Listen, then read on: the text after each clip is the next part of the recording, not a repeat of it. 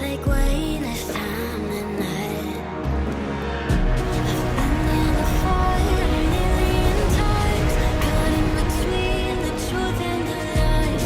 Can't hold me down for a minute longer. What doesn't kill me makes me stronger.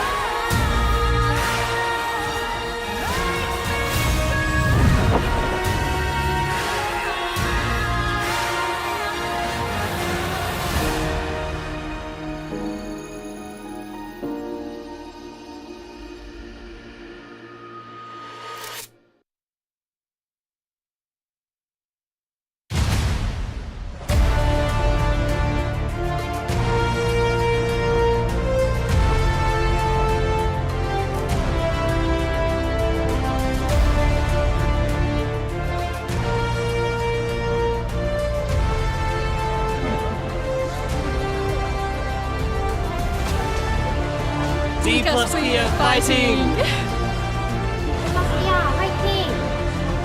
DRX 파이팅! DRX 오늘은 이기자 파이팅! Welcome, ladies and gentlemen, to 2025 LCK. I'm Atlas, I'm joined by Chronicler for the final day of Week 3. And it is time for us to delve into the world of the unknown, to figure out the unfigure-outable, and to just generally be confused with the games that we're going to see today. It's a guarantee. So KT is playing. Yes, as is D plus Kia. I think they'll be fine. Oh, the optimism. I trust them at this point. You know, I think they're going to be okay. Well, there's no way that backfires, right? Absolutely not. Let's have a look at the standings here, see what we are up to, because of course, these two teams, these two matches, I should say, don't necessarily look very close on paper. But we've seen some games so far this week that don't look very close on paper, and they were going the other direction. So you don't necessarily know. You cannot count chickens prior to the hatching of said chickens. The more we've seen, the more I'm like, you know what? What really gave me pause was DK dropping a game to BNK. Now that we know what we know, maybe that wasn't that big a deal, because BNK have actually looked good. Yeah. Ended up getting a huge upset win this week, and DRX are also not in the best of form right now. Yeah, they're on a 9-match loss streak against DK in particular, but the problem is this team doesn't seem to manage to pick up very many wins against anyone in the LCK at the moment. DRX there was some shines of light at the beginning of this season and in the LCK Cup. Outside of that, it's kind of gone dark for this squad, unfortunately. As Showmaker versus UCal, this is a fun one, because it's been a really, really long time since the, well, I mean, LCK Cup did exist, but it has been a really long time since they faced off in the LCK. This was when I started in the LCK. It's the last time these two players played against each other. Yeah, it's insane. That's a good amount of time ago. UCal, he started this year on a crazy tear. Was legitimately contending for one of the best mids during the LCK Cup. Yeah. Thus far, have not seen that form in the LCK, unfortunately, and I think they need to, because they've been relying on them really heavily, and one of the big weaknesses that DK do still have is if you shut down Showmaker. We've seen this. It's one of the reasons why the LCK Cup series against Gen G was such a one-sided affair. Well, Aiming is also approaching 300 wins, as we can see here. Just need to win the series. and he's going to be able to get there. The 5th highest in victories here in the LCK as far as AD carries are concerned. He's up against the guy with the 3rd most wins, who of course has been around for basically forever. Let's see what's going to happen here as we welcome D+ Kia and DRX onto Lol Park stage. I'm looking forward to seeing how this one is going to go, because this is looking like a new and improved DK, but there is always a downfall. It is always imminent. And to be defeated by a DRX that are looking down in the dumps would be one of the most D+ things we have seen in a very long time. I am going to I'm going to keep facing headstrong. And if I turn out to be colossally wrong, then we can all make fun of me again for saying curses aren't real. As is my... You said if. Did you mean when? If, as is my officially held position. Oh, God. DK have looked great against teams that they are weakened. This is an ongoing thing for this organization ever since they lost their throne, right? We're talking about after 2021, when they kind of started slowly falling down the ladder. The DRX really needs to win. The team is really looking for one. And we are gonna have to see some significant solo lane improvements, because I do truly believe that right now, Zeus exists, and he is in a league of his own. He is. Well, he's in the LCK. Well, yeah, okay. But as far as players go, yes. I think he's built a little bit different. But the solo lanes for DK have both been performing admirably. And again, UCL here, if you include LCK Cup in this, I think we will be still talking about UCL. The lost stats. So good. Yeah, he was. He was, and thus far he just hasn't really been. Showmaker's stats will never be that impressive just because of the role he plays. Wait, does that mean there is a player with a DPM of 673? Because they were 5th and that must be 3rd. That's crazy. I want to know who that is. All right, 600 games. This is going to be Showmaker's 600th, because of course they 2-0'd extraordinarily promptly last time DK made it onto the Rift. And now Showmaker will get there. That's a lot of games. I'm sure he's not happy. That number could be lower. He could be he could have had more 2-0s, who could have gone home earlier a bunch of times. And maybe today they will fall into that same trap again. Maybe UCL brings out some of that flair that we saw during the LCK Cup. Because if he doesn't keep Showmaker down, this man right here is what I was building up to earlier. I don't think Rich is going to have a good time. No, I don't think so either. I think that Shiu has been absolutely phenomenal here in the LCK. And Rich, he started with a bang, much like he did in the LCK Cup, or at least the season opener, right? That Pyke performance was out of control. But ever since then has kind of felt muted. I think we've had a lot of the over-the-hill conversation start to crop back up, when before people were welcoming him back with open arms because it looked like he was adding something to the top side of the map for DRX they hadn't had for the last little while. It's interesting how these stories can evolve purely based on how the results come in or do not come in as well. So Sponge and Lucid there as well, obviously faced off against one another even before they made it to the LCK. Was generally not a very competitive matchup, unfortunately, and Sponge to me has been one of the parts of DRX that when they're winning, he looks like an essential part, but when they're losing, unfortunately, he also looks like one of the big reasons. The player just hasn't been able to find the consistency. Yep. It's really just Teddy at the moment, and some glimpses of UCL, right? But given if he didn't have such a good LCK Cup, I feel like we would be like, oh, that's fine. It's just how it goes. Yep. But we know he can do more. And now we're looking at Beryl. There were 2 changes that were made to D+ Kia moving into the 2025 season, and it was to take out the world champion top laner Kingin, and to also separate both Kellen and Aiming from one another. And it just seems that they've figured it out. And it's something that Damwon and D+ have known for a very long time, you know? Sometimes things don't work out, sometimes the team doesn't mesh, you know? Sometimes they're immiscible, you could say. But then the grand emulsifier comes in. It's Beryl. And it's Beryl. And he holds the team together the magic like glue. Exactly. Creates the emulsion that is D+ Kia. And there you go, Dig, on that yeah, and unfortunately, just like any emulsion, DK does have the nasty tendency to split when you least expect it.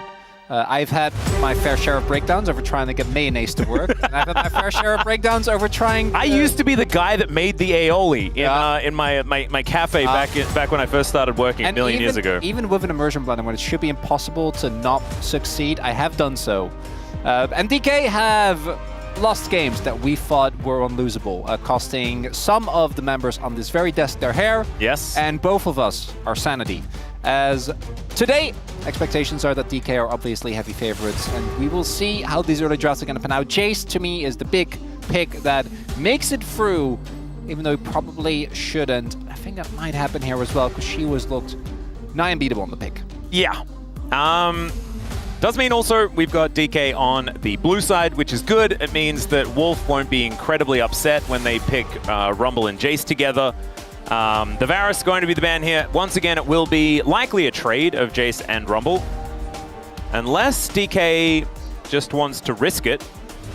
But we'll see what they do decide to do. I think just a Jace lock-in is so incredibly comfortable. Still a flex pick because Showmaker is so good at the champion. And there it is, understandably taken away. The Rumble in answer because they know D+ will just pick Ivan and Rumble and cook you. As they did.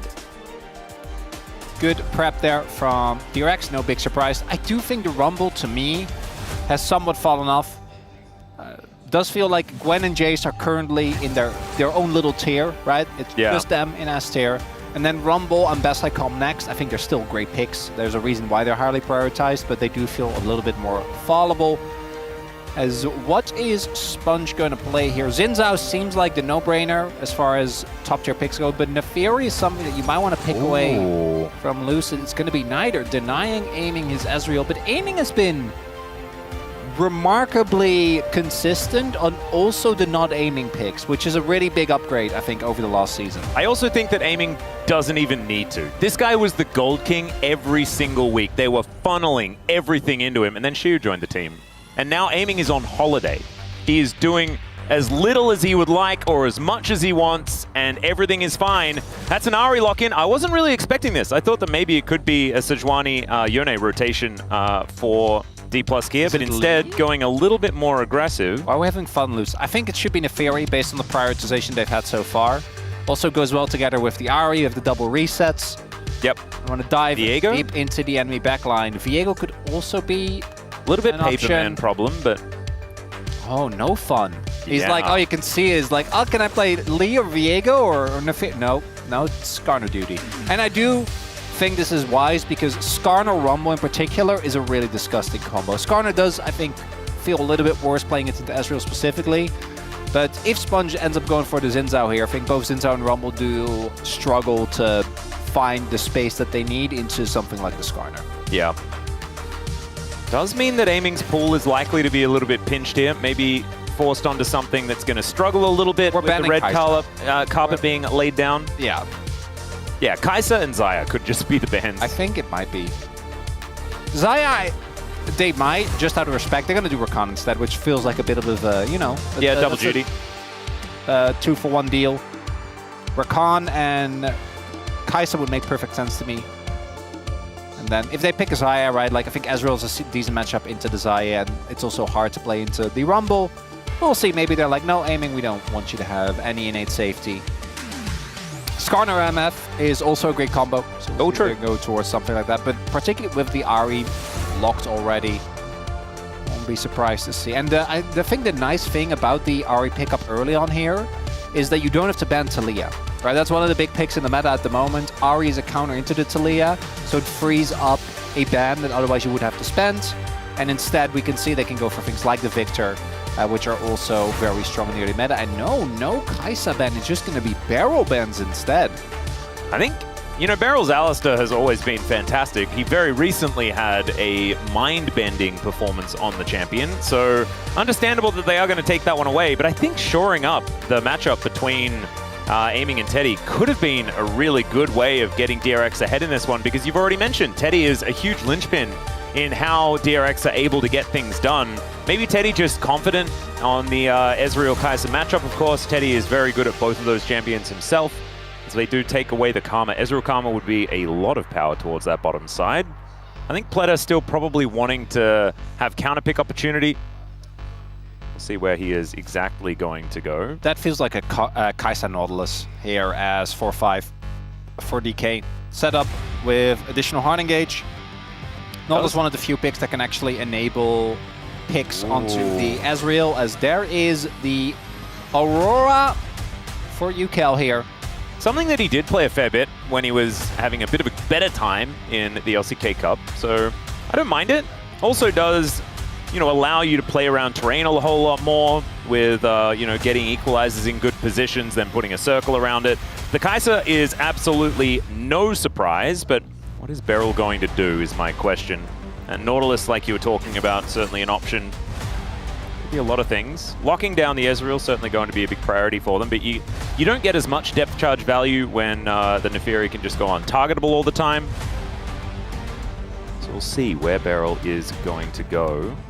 The other option would be Rel, which would also be somewhat of a pick away. Their Alistair is also taken away, which is one of the big counters to play into it. And I'm pretty sure Plata is going to be looking towards the Rel. Just Nico, obviously.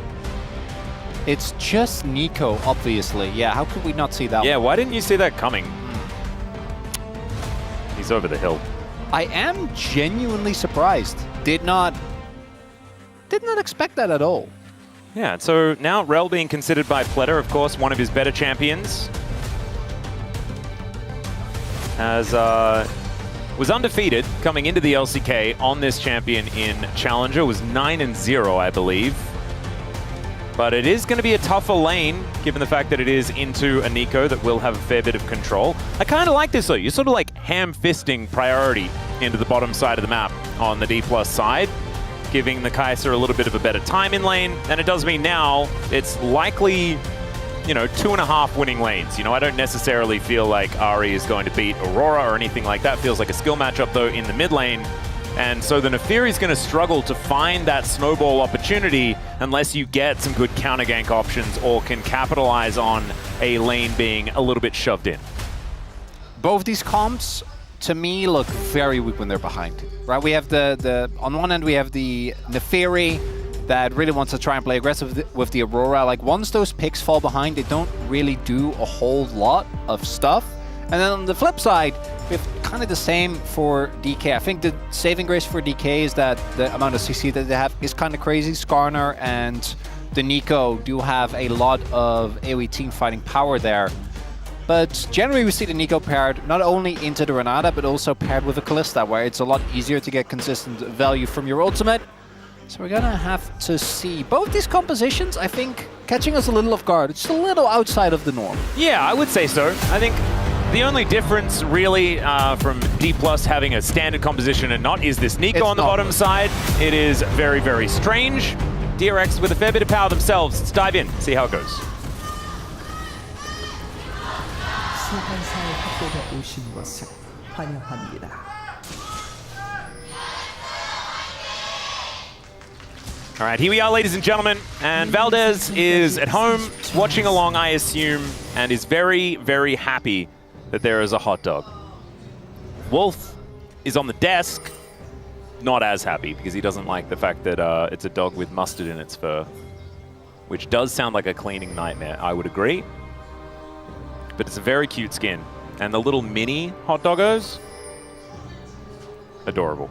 There are a lot of skins that I wish were more popular, and I feel like this Neferi skin, I don't even, because the other one is the Okami one, right, which I think is crazy cool. Yeah, I love that skin.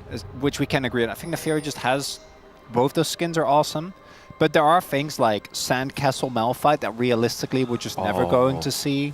Yeah, which makes me sad, and this to me is like the best we're gonna get. Yeah. Yeah. You know, it's still standing for a little bit of fun. So UCal has already, it looks like, electrocuted Showmaker. As I say that though, it's not on cooldown, so maybe just getting a really good trade there early on with the cube of them going Resolve secondary, as is expected. Outside of that, no real surprises when it comes to the rune setups here. Yep, I think Showmaker also took a little bit of damage as he face checked, so that might have something to do with it. Still neither here nor there. And UCal, actually, there's the electrocute. And this is what he did throughout the LCK Cup. He played Aurora, and he put so much pressure on you that you really could not do anything. As we can see, the Ahri on a bit of a tear at this point in time. Some great players playing it. Yeah.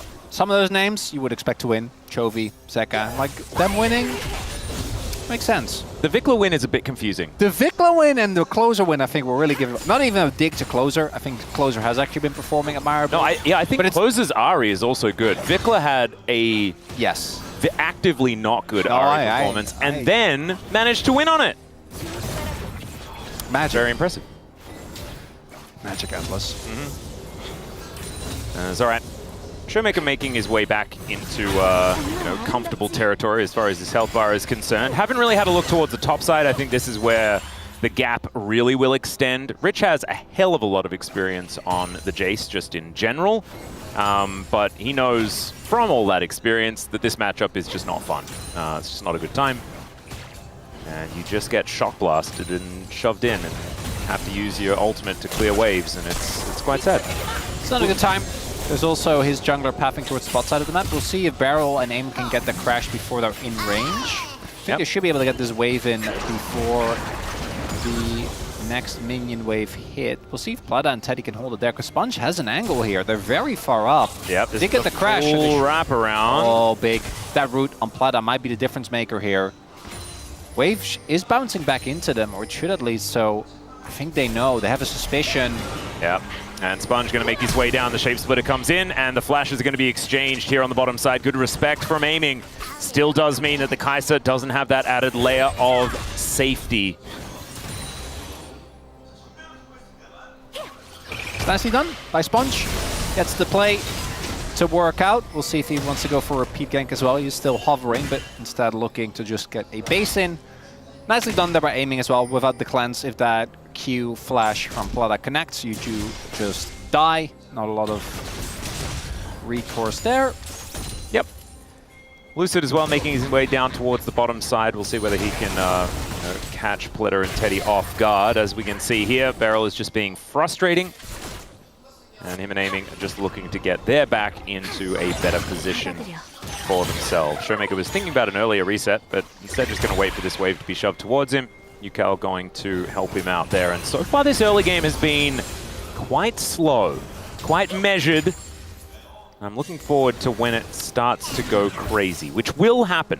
I guarantee this is DRX versus DK. This cannot be a normal game. While we wait, so we're talking about sources earlier, right? Yeah. If these two teams were sources, what sources would they be? Ooh.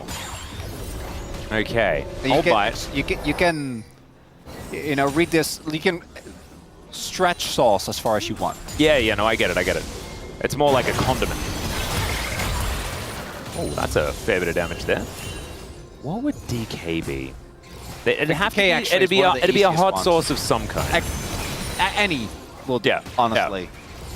DRX, though, is a little bit more nuanced. I feel like there's not something that just jumps out at me, you know? No, it's tough. Yeah. You know, because you can go for the current team, or you can go for the orc. Because the orc has been a staple for a long time. You know, can go for like a certain type of gravy. Yeah. You know, it's still quite popular. Yeah, if it was the org that through time, you know, back to Longzhu as well, then they'd be Mara sauce. Ooh, that's what they'd be. That's good. Yeah, an old timer. Yep. Maybe not as popular now as it was. I feel like it was a real hype.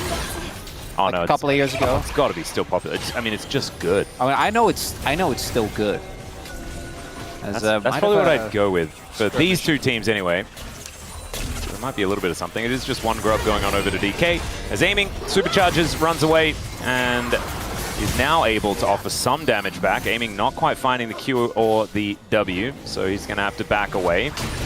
Sponge taking some damage though, as two grubs actually going over to DK. And Smite's still up for Sponge, so he will be able to get this last one. Boulder's being thrown down. Crab's not going to be claimed by DK, but they're not going to be too worried about it. Still have a decent gold advantage coming out of not a whole lot of very much happening. Who do you think would be Mayo and Ketchup? I want to see if you have the same answer as I do. Mayo and Ketchup.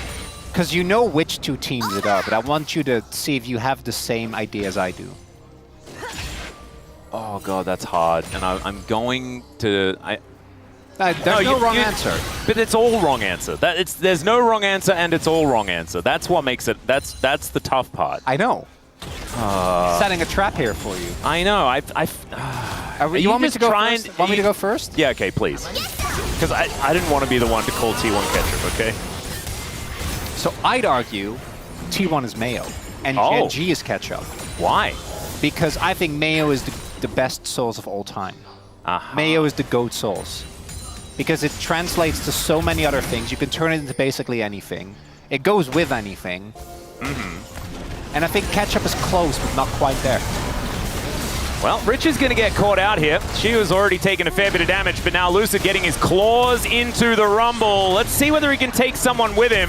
As even a grass proc going down, as Showmaker goes in, and the Dragon actually is what helps end this Rumble. So first blood going over to DK, and I'm going to avoid this mayonnaise ketchup conversation for as long as I possibly can. And the flash charm from Showmaker is going to help as, oh dear!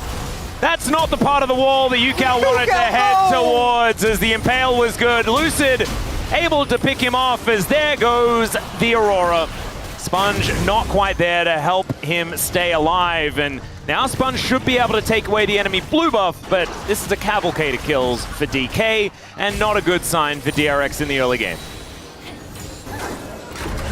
Well, the action that we wanted is there. You in particular are safe from the Source conversation, which is a big win. Oh, that was a painful sequence of events. Rich survives longer because I think it was a minion tanking the shock blast from Shiu there. Flashes, still dies. Then Showmaker sets up a play on mid. Yugal flashes, still dies. As we take another look here, Rich trying to get the crash. Just perfect setup there, right? Like Shiu setting up the bait, as he does then immediately shock blast a cannon, which is not too impressed with him. And then Showmaker doesn't have ult, and I think that's why Yugal feels safe with Showmaker. The flash melee setup there with the right charm. on the edge of the crash into the wall from Lucid. That couldn't have been played better. Back-to-back, Lucid. Great timing on the gangster, but both his laners set him up literally perfectly. Both of them in the exact same angle. He just comes in, hits him into the wall. Here he has his ultimate as well. Didn't have to use his ultimate on previous play. Uses it there. And now Showmaker's ahead. Shiu is ahead. And Lucid is fed. And I can hear Dandy backstage saying, yeah, that's why we picked the Skarner, okay? I can hear it. It's already happening. And Lucid's like, damn it, I'm gonna have to play Skarner for the rest of the season. Must be very frustrating that it's actually just so good. If Banky says something, you know, and you're a jungler, Barrel, people don't fall for this anymore. Yeah, there's the 4 minions. We can see the ping. It's just bailing. It's like, oh, well, I have more important stuff to do. Yeah, my people need me. Which people? I don't know. But they do need it. Someone needs Barrel. It was DK as a whole, as an organization. And now it might be the minion people, but we're not sure. Teddy and Aiming fighting one another here towards the top side. Things very even between those two, as Pleta has discovered a lawnmower. And yeah, not really too worried about it. Lucid has a 10-minute hard steal. Yeah. It was very early. Oh, by the way, I've got another suggestion for sources. I reckon Humble Life Esports, tomato relish.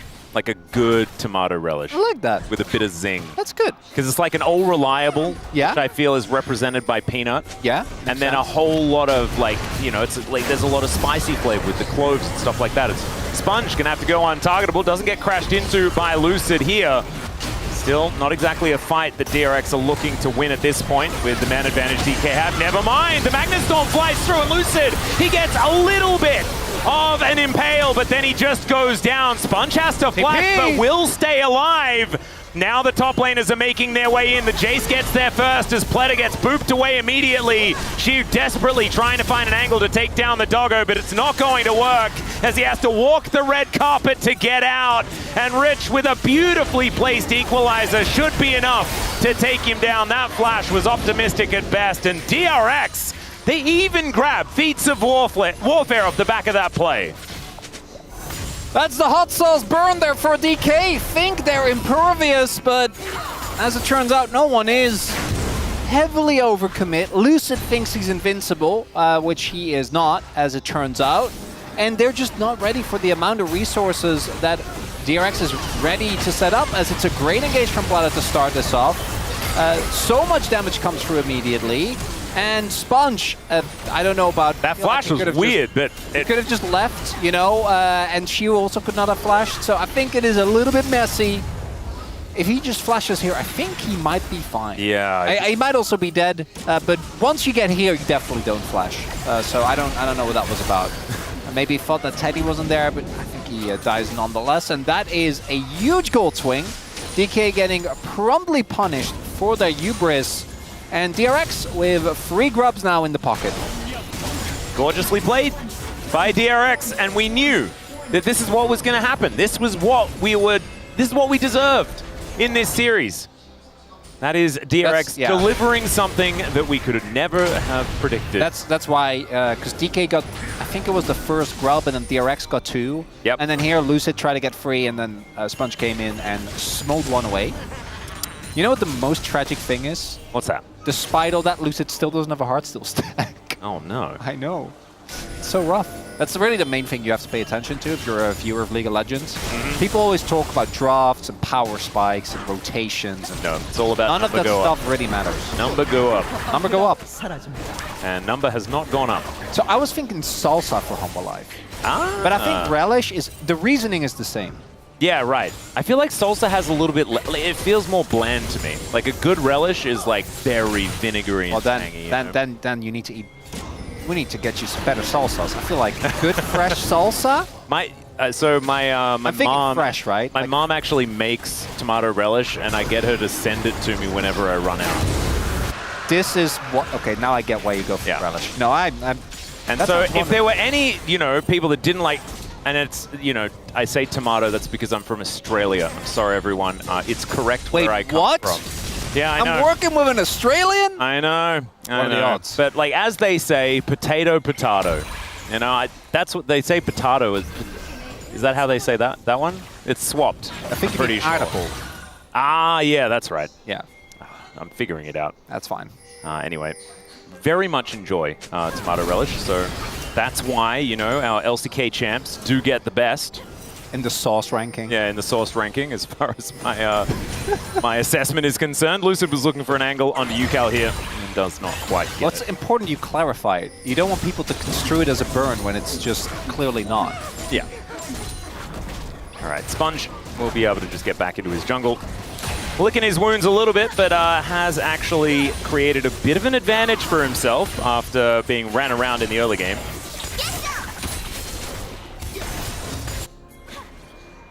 This game is exactly delivering so far what we wanted. Yeah. Like DK getting a little bit too far ahead for their own comfort and then promptly losing 3 members, which they didn't have to. They could have just... Like, if you just let Lucid die in the play, you're fine. Yeah. I think she also getting caught off guard by how slow the TP is, which he should be at this point. Now, the one thing I am a little worried about for DRX is that basically all their money is on UCal. Well, isn't that kind of just the normal thing? Is now Beryl is going to get discovered by Sponge. A bunch of his buttons are on cooldown, but he does get his shape splitter back. No, it's really good when it comes to who's been playing well. I mean, more so as in... such a doggo mentality, by the way. Did you notice, like, Sponge immediately is like, oh, shiny thing. Quick, going in. Let me kill it. I just mean if you target UCal and he dies, I think the rest of the fight is a lot weaker. Oh, yeah. Not in a gameplay perspective. As we also do see... Teamfight Sponge is going to take this, it looks like. Yeah, Lucid nowhere in the area, so not going to have to deal with any sort of smite battle. So the Rift Herald will just be claimed. Pleta just trying to get rid of Lucid as best he can. Still no stack, by the way. Yeah, hopefully we see that at some point. Rich throws down an equalizer for some reason. Base skin Rumble, by the way. That's a choice. Never see that. You don't. It's Super Galaxy or just barely anything at all. You sometimes see Rumble in the jungle. At least Peanut did it when he was playing it as Rumble in the jungle, which was absolutely fantastic. Love to see that. Really committing to the bit. I do think that is the best Rumble skin. I love it. You lay down the pineapples. Oh, so good. Vibes are immaculate. Yeah. It reminds me of Little Nicky. You know that scene? In Hell. It's a good one. I don't. You don't? Not really an Adam Sandler movie guy? No.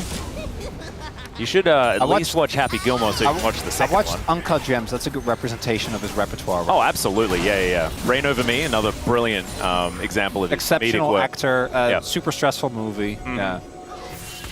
Yeah, no, that's going to give you exactly the experience to ready you for Happy Gilmore 2. As Pleta is behind enemy lines, ladies and gentlemen, and Beryl is going to hold him in place, and so is Lucid. He'll take a fair bit of damage as the Impale is going to go wide. That's a bit unfortunate here. Pleta is going to be able to escape, though, as DRX still jostling for position around a non-existent dragon. A Sponge who is doing well. That's a really good sign for DRX. Yeah, that's kind of where you want to be. Thus far, grubs are even, but the early Drake did go over to DRX as Showmaker. Oh, just Almost. barely playing with the fog of war, but Yukal gets wind of it. Yeah, one thing we haven't talked about, aiming now level 11, will be able to get set up inside by both his solo laners as well as his support and jungle. So everyone has plasma enablers. Really easy to set up some of these possible plays. All right, one more objective over to DRX, and they will be able to secure feats of strength as well. Upgrading some shoes going to be important when the game is this extraordinarily close. And you spoke already about the fact that both of these compositions don't play very well from behind. Well, neither of them are behind. And what happens when they just stay even forever? Do both teams suffer? All right, Beryl going to get engaged on here. Remember, he's just an eco, and he's just dead. This is, I'm not seeing the genius in the pick just yet, Chronicler. We're not witnessing yet. Some might say that showing complete confidence in DK just before they're playing a very underwhelming game one is indicative of stuff.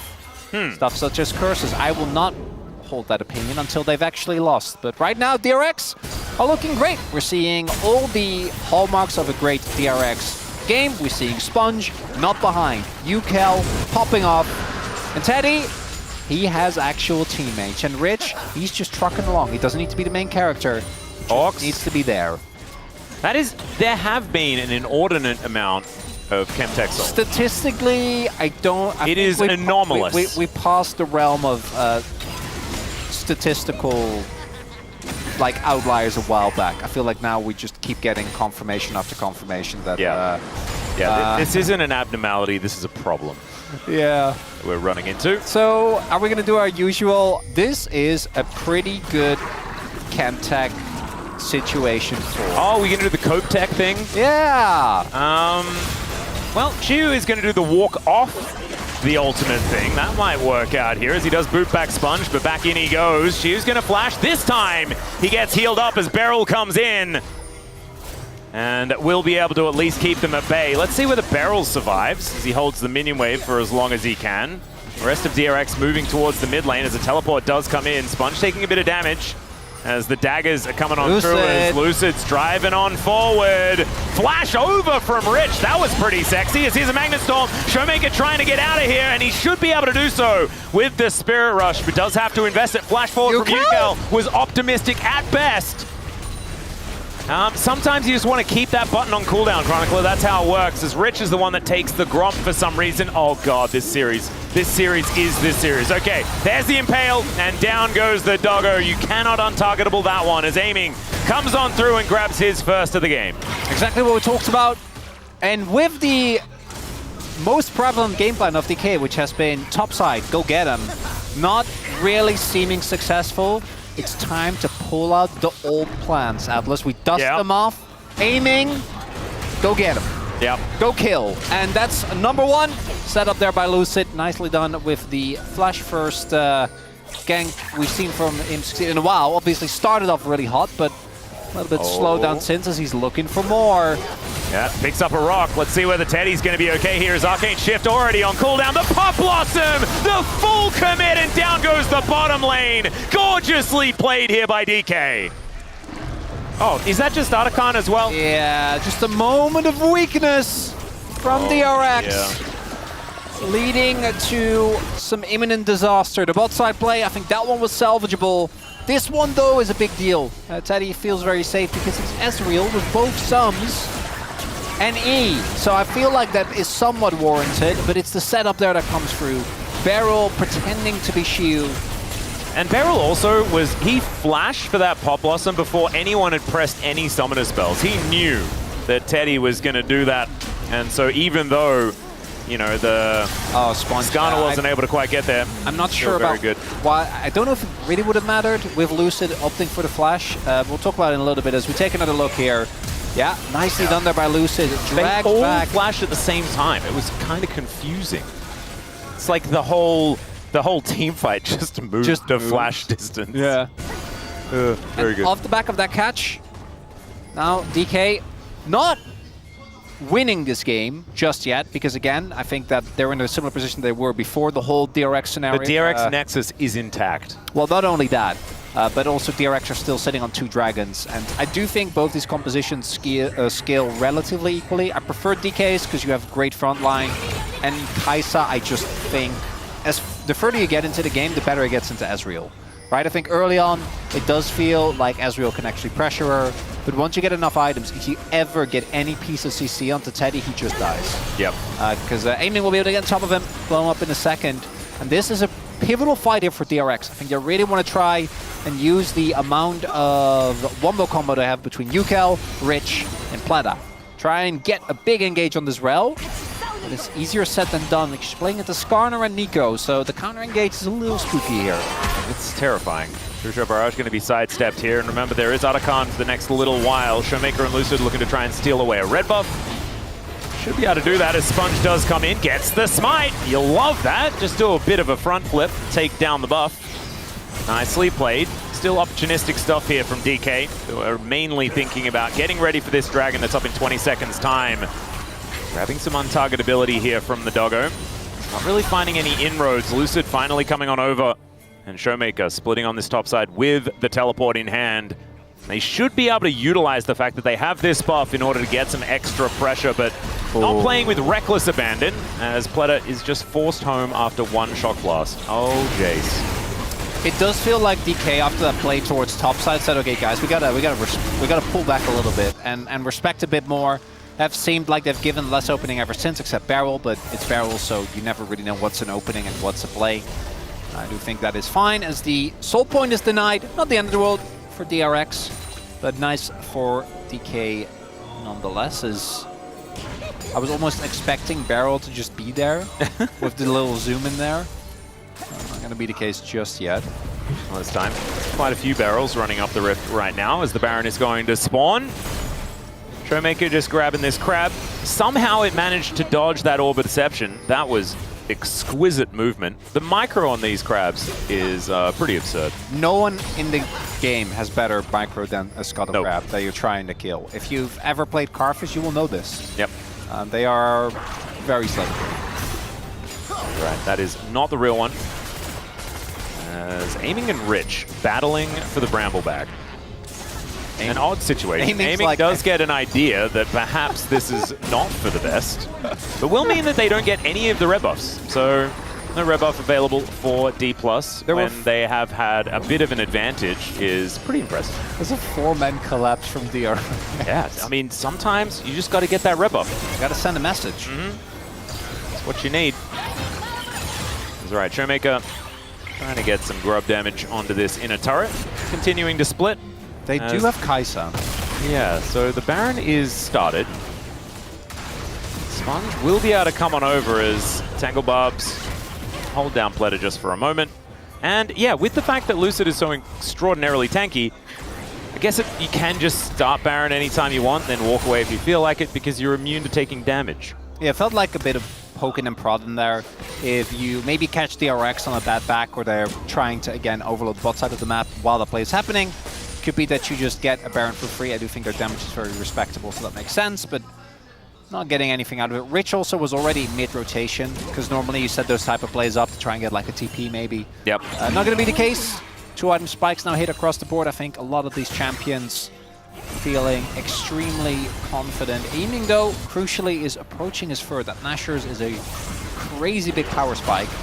They're gonna want to hit that before the next fight, and maybe we're just gonna keep giving over dragons to DK and look for one deciding team fight to end it all.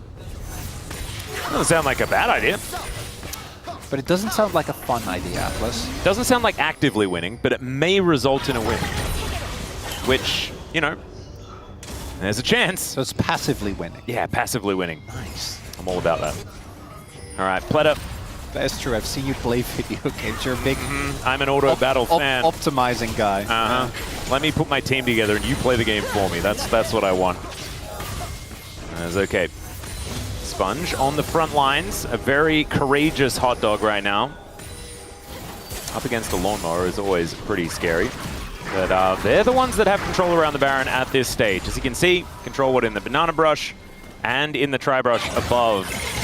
So DRX in a pretty good spot, even if they haven't been able to pick up anything outside of the outer turret in the mid lane. Okay. Inner is, yeah, outer and the bottom side at the same time. So yeah. 2 turrets. Yeah. That's where we're at, Atlas. We're talking about how many turrets they have. Yep. The fact that the outer is still up in top lane is kind of nutty. But that is, I think, about to fall down, which will make it so that the gold is entirely even. Never mind, it's not going to fall. Because Showmaker's going to get here, and it is all just going to even out once again. Interesting, interesting.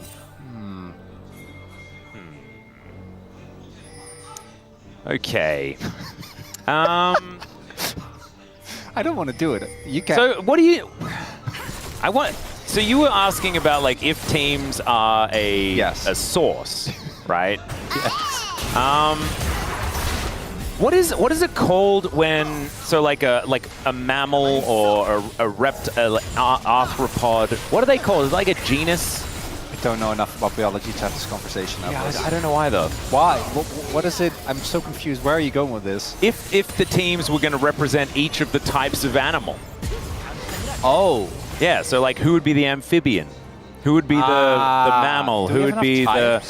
Yeah, there's plenty of types. So DRX is dragon, which isn't real, but no one cares. Okay, mythical. We've had this conversation already, didn't we? No, that was sources. No, like way back, we talked about which animal which team was. Oh, no, but we're talking about the genus. Animal, gotcha. not an actual animal.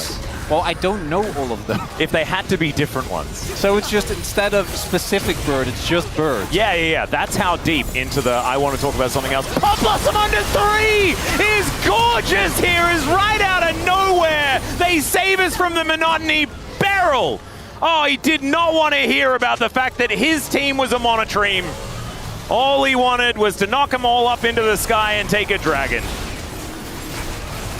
And DRX seemingly caught more off guard than Atlas, that has full vision and saw Barrel go in, ready for the Pop Blossom. What an engage here from Barrel. Obviously the follow-up nicely done.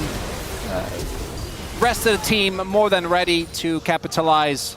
And this is what we have to do. We have to talk about weird questions to one another so we can bring out the action. And it finally does happen. It's going to even out the dragons. A few extra kills going on over to DK as well, which will put them about 3,000 gold into the lead.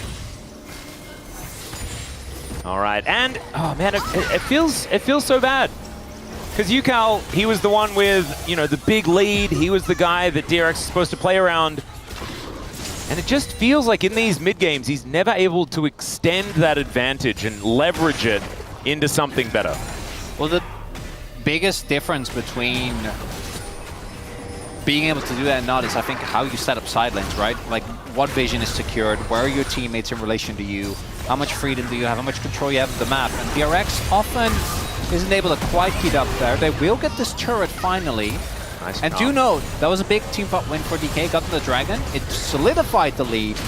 But that's not enough just yet to make us go back to some of the aforementioned conversations, even for us. Oh, Sponge. Yeah.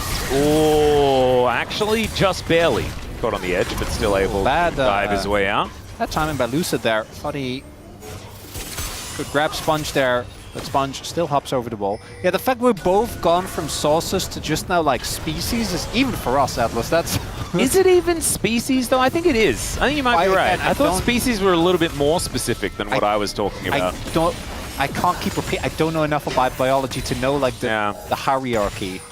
It just doesn't. I'm sure someone can figure it out. Degon's asking chat which genus and species the LCK broadcast team is, so I think he's on board with us. He's trying to figure out some content for the space to come in after this. That's a good question. Yeah. So how are we going like mammal? I Are we want to be going- an amphibian. Can I be an amphibian? Because that means I can breathe I underwater. don't That know. sounds You dope. are Australian, so aren't you just lizard? Do I have to be a snake? I'm a monotremes like a platypus and an echidna. That's cool as hell. Why are you complaining about that? Oh, no. They made a mistake with those animals.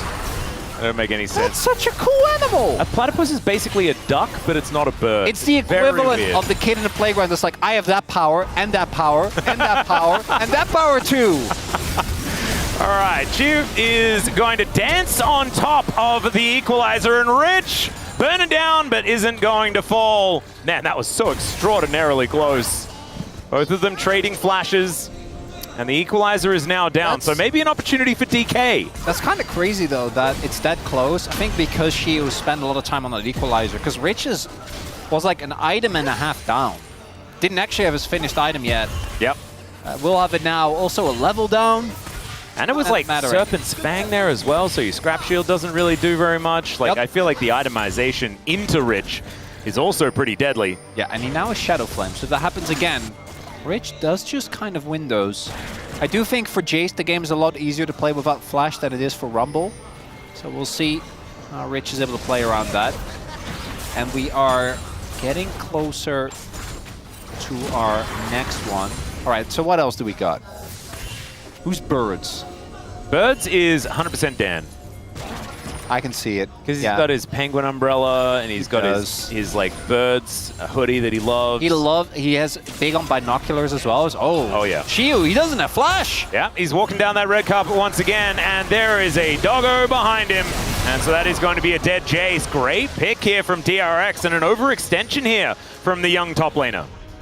Shiu misreading the map there.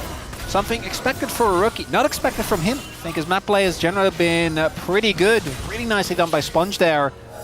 Rich punishing the lack of Flash on the DK top. Now the timing here is not perfect, which means that they don't get a guaranteed dragon. Still nice to get that kill, get a little bit more gold into the team, as we do see, yeah, those two have just been, they've just been punching each other. Yeah, just walloping one another the entirety of this game.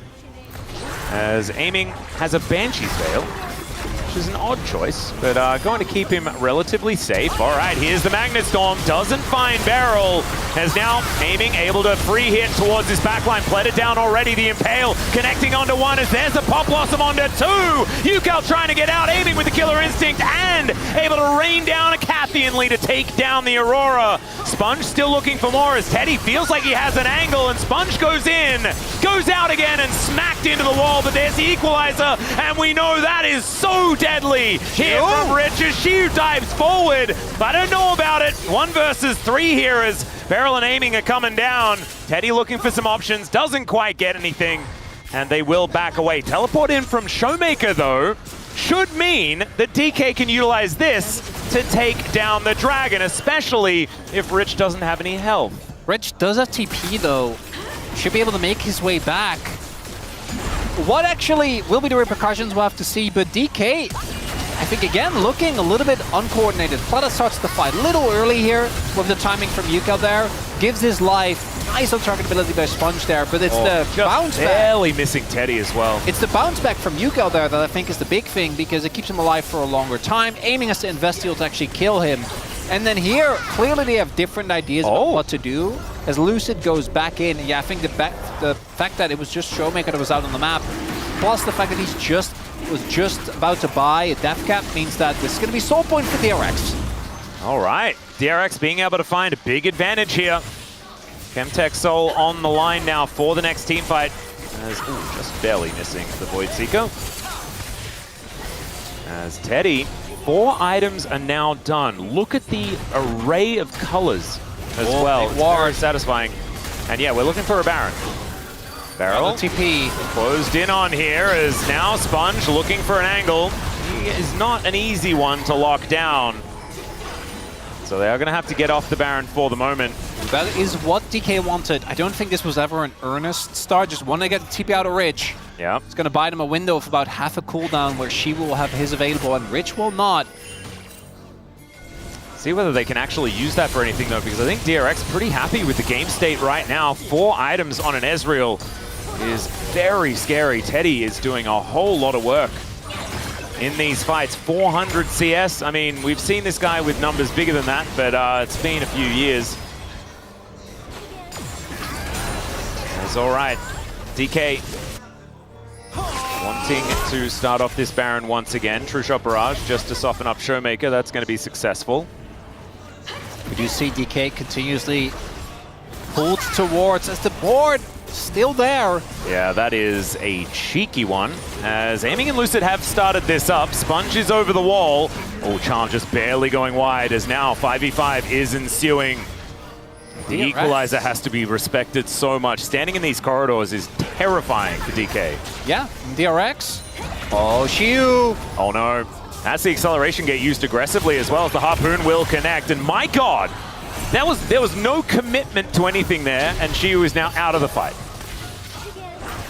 Shiu really struggling here. UCal punishing him. I think you can force the Baron here as DRX. I don't know if you should actually commit. Shiu's TP timing is still a little bit off, but it is close as Barrel.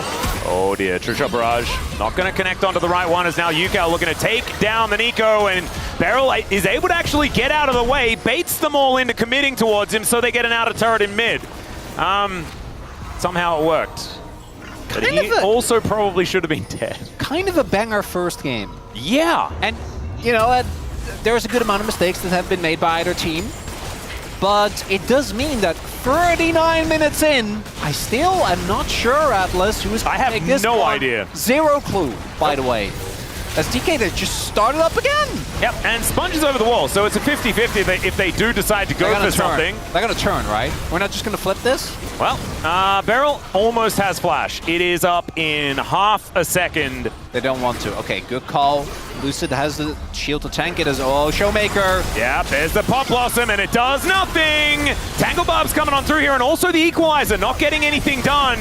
Showmaker continuing to get them out of here, and Beryl is safe for the moment. So some big cooldowns now just kind of thrown into the nether. Oh, flash for flash traded there, but Barrel's flash a lot more valuable. Sponge, obviously not having it means he's a little bit more susceptible, but with his dash as well as the targetability, he's not going to be nearly as bothered. Barrel not having the flash available means a lot less effective range, and I'm starting to think DK, they do actually have great poke. We just haven't really seen them use it yet. I want to highlight, it's full AP for aiming, as well as Shiu with a lethality build. And even though his KD doesn't look too impressive, he's still sitting at 4 items right now. Yeah, aiming also, like, there's no Zhonya's or anything like that. We're just building a death cap 6th item. Impressive. Really trying to go for the max amount of it. Also, again, means that the W's from aiming hit like a truck.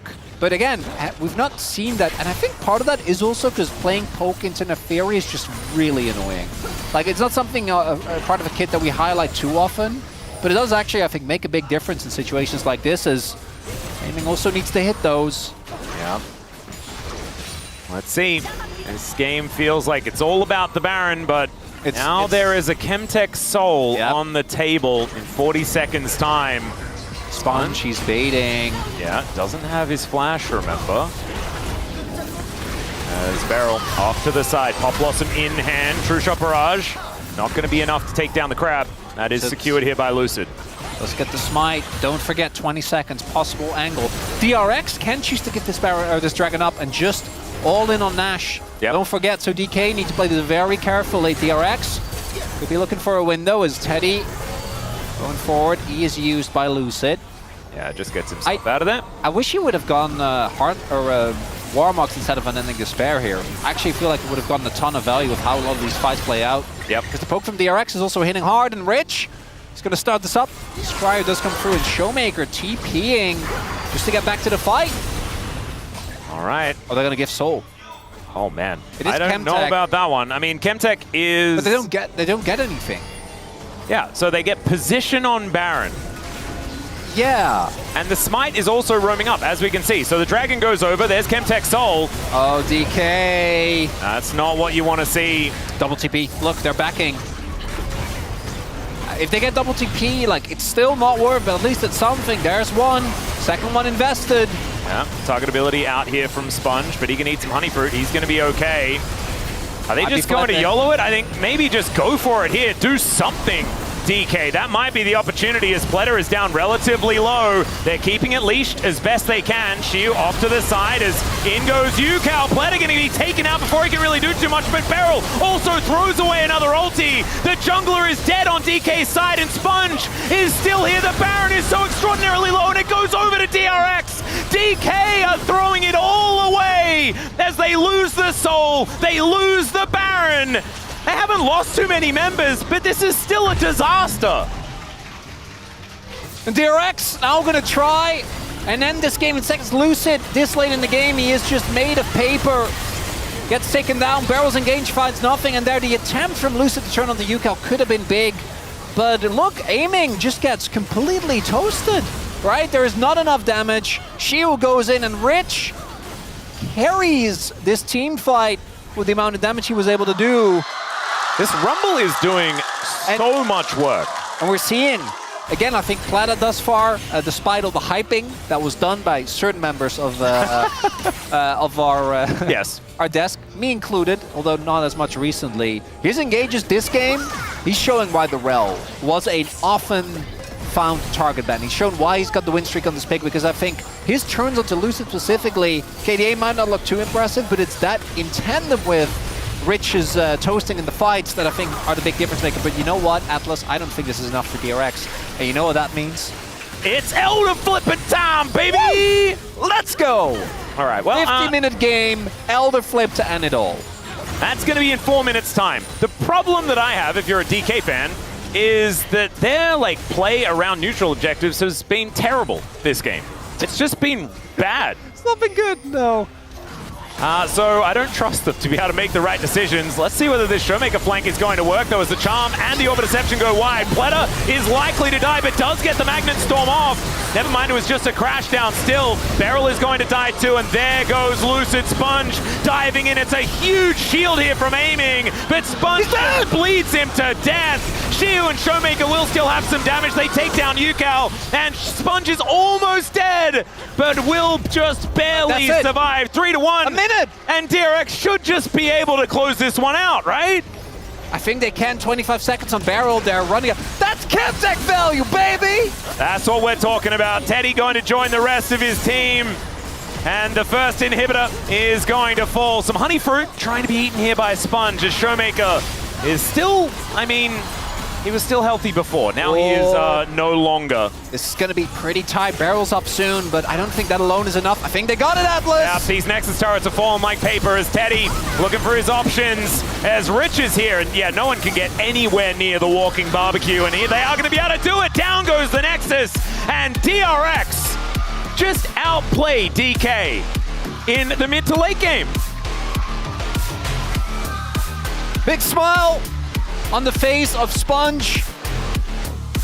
And at this point, it's going to be Sponge's law holds true. If the man is not behind, he's gaming. Yeah. That Neferi able to catch a ton of key cooldowns.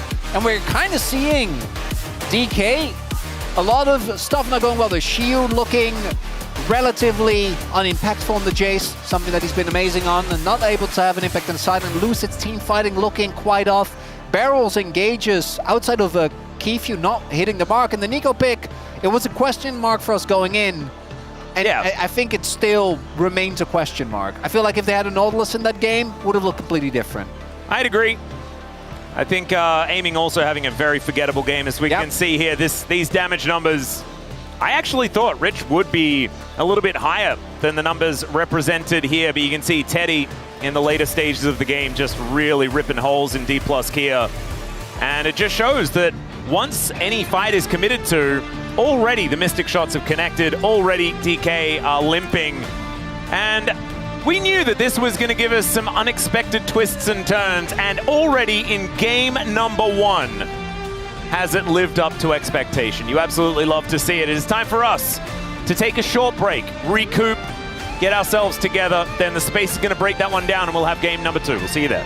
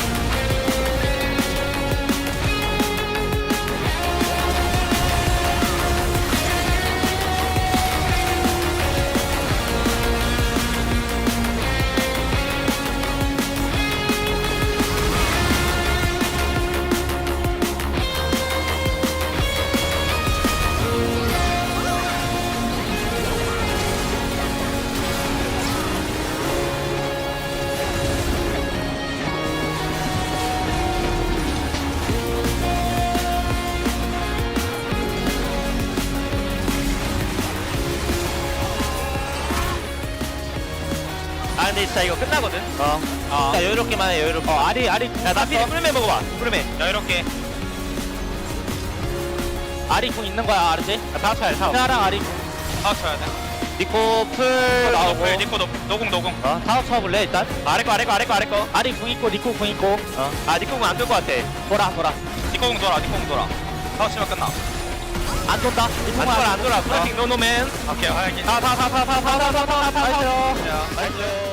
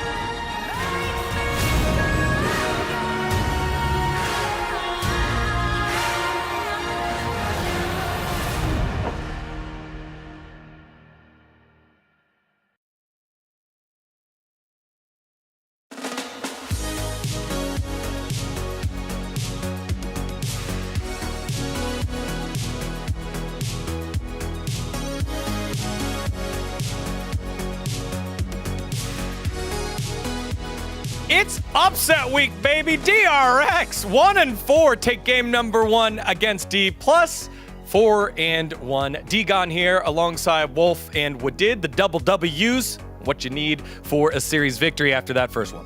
Yeah, this is why I don't trust D+. This is why I don't trust. You have games like this where you've got solid win cons, you've got a pretty decent draft, you've got solid lanes, you've got the Jason to the Rumble, you've got the Nico, you've got solid engage, but we can't close it out. Few errors. Yeah, I mean, at some point I felt like DK had the lead with their vision control and the team fights materials, but I think DRX kind of bounced back after those rough early game.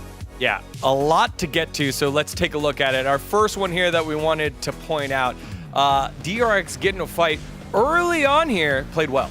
Yeah, I mean, DRX here in this situation is a bit of an overchase by Lucid. Pleta has this cross angle, and the only person that can really stop him from getting in is Barrel, but he actually is able to find this Magnet Storm. The follow-up from Sponge is instant. Even Teddy dropping his ultimate on top of it here. Very great fight here for DRX after what was a pretty rocky early game for them. Yeah, this is point where Lucid had such a huge early lead, by the way, and I think those kind of overstepping was kind of disrespecting DRX. You know, whenever you see Ral in that position, you gotta be careful, right? And also, you can see Jace just walking through the red carpet, right? I think D+ in this moment really overcooked. You know, there's an overextension there, there's a Jace flank, but if you go that deep on that type of play and it backfires, like the Jace is gonna die too, and Shiu didn't even misplay, he's just like, oh, this is bad, now I'm in the wrong place and I'm gonna die as well, and it just snowballs against you so fast. And a little extra XDD there with the flash at the very end, which, you know, we know that he knows better. But then in the mid lane, you find a little bit of a comeback here for D+,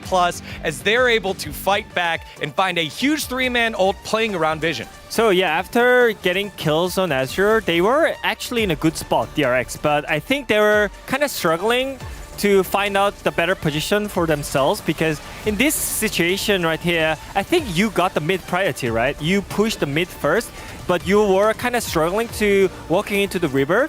Then I think DRX, they literally could walk to the Nashor side instead of just walking into the blind, because they had no ward, they had no control on the poking side. So I think after the getting mid priority, you push out the Ahri from the mid lane, and then you just decide to just go on the Nashor side, because you already got the 2 directs in the early game. So it was no rush on the Drake, right? So I think they could decide. Yeah, and it felt very clear that there wasn't a unified voice in that moment. Like, you could see Rich on the side, and he's just tracking Jace. He's like spinning around, and they're like waiting for that Pleta engage, because all the big wins in this game came from Pleta engages, but they didn't have vision, they didn't have any control. And you see Shiu is not looking for the Rumble, man. His Shock Blast goes right where Barrel is going at the same time. Really clean engage there from D+. So then D+ take control of this game, but kind of what we're worried about from them, closing it out. It stalls out time and time again, and all of a sudden they get into a situation where they have to trade a little bit, and it's a dance here that they're forcing D+ into. So we take a look at highlight number 3. At 41 minutes, finally the decisive play comes on in. Yeah, again, a huge priority on the mid lane, because they got the pokes, they got the Azure in the mid lane, so I think this time around they had the better option here. So they push out mid, and then getting a Drake by soloing, and also they could control the vision on the Nashor side. Yeah, I think that was what they needed from the last replay as well. They could actually push them out with the Azure pokes. I feel like the only wrong call here for D+, like in a very technical standpoint, is to actually go over here and start Baron this slowly. You know, if they had tried to collapse on the Drake or wrap around with the Ahri, look for a pick, and then come over and try to stop a slow Baron take from DRX, I think it would have worked out way better. And with this comp, they feel so reliant on the Nico engage, right? And Barrel's got this Mega Cone. He's like trying to find the angle, thinks he can cross the distance here. And while his engage is actually pretty solid, there's just not enough control. There's not enough follow-up. Even though he gets in, no one else can follow up consistent damage-wise here to actually win the fight. Yeah, I agree on that, especially when they have a Nico. Like, you can only focus on Nico. Like, if he goes on me, you can just disengage with your skills, and I think that's what DRX did really well. And I think DK should engage more with the Ahri ulti, not really just relying on only Nico ulti, because that makes so easy for DRX. So yeah. I think they could be more creative on their engages. I think if you try to go in with the Ahri, you look for a charm engage, that creates a situation where DRX want to collapse on Showmaker. When they collapse in, then Beryl has the second follow-up engage with this Pop Blossom. Yeah, I think just the impressive thing here by DRX is the patience. Maybe a little bit too much patience that led him to a Baron take and just this dance, but we've seen so many teams kind of just get antsy, pull the trigger when they don't need to, and then they just get blown up by a hands fight. Here, they play patience. You see D+ be the one that falls behind and use a great job using the Aurora ult.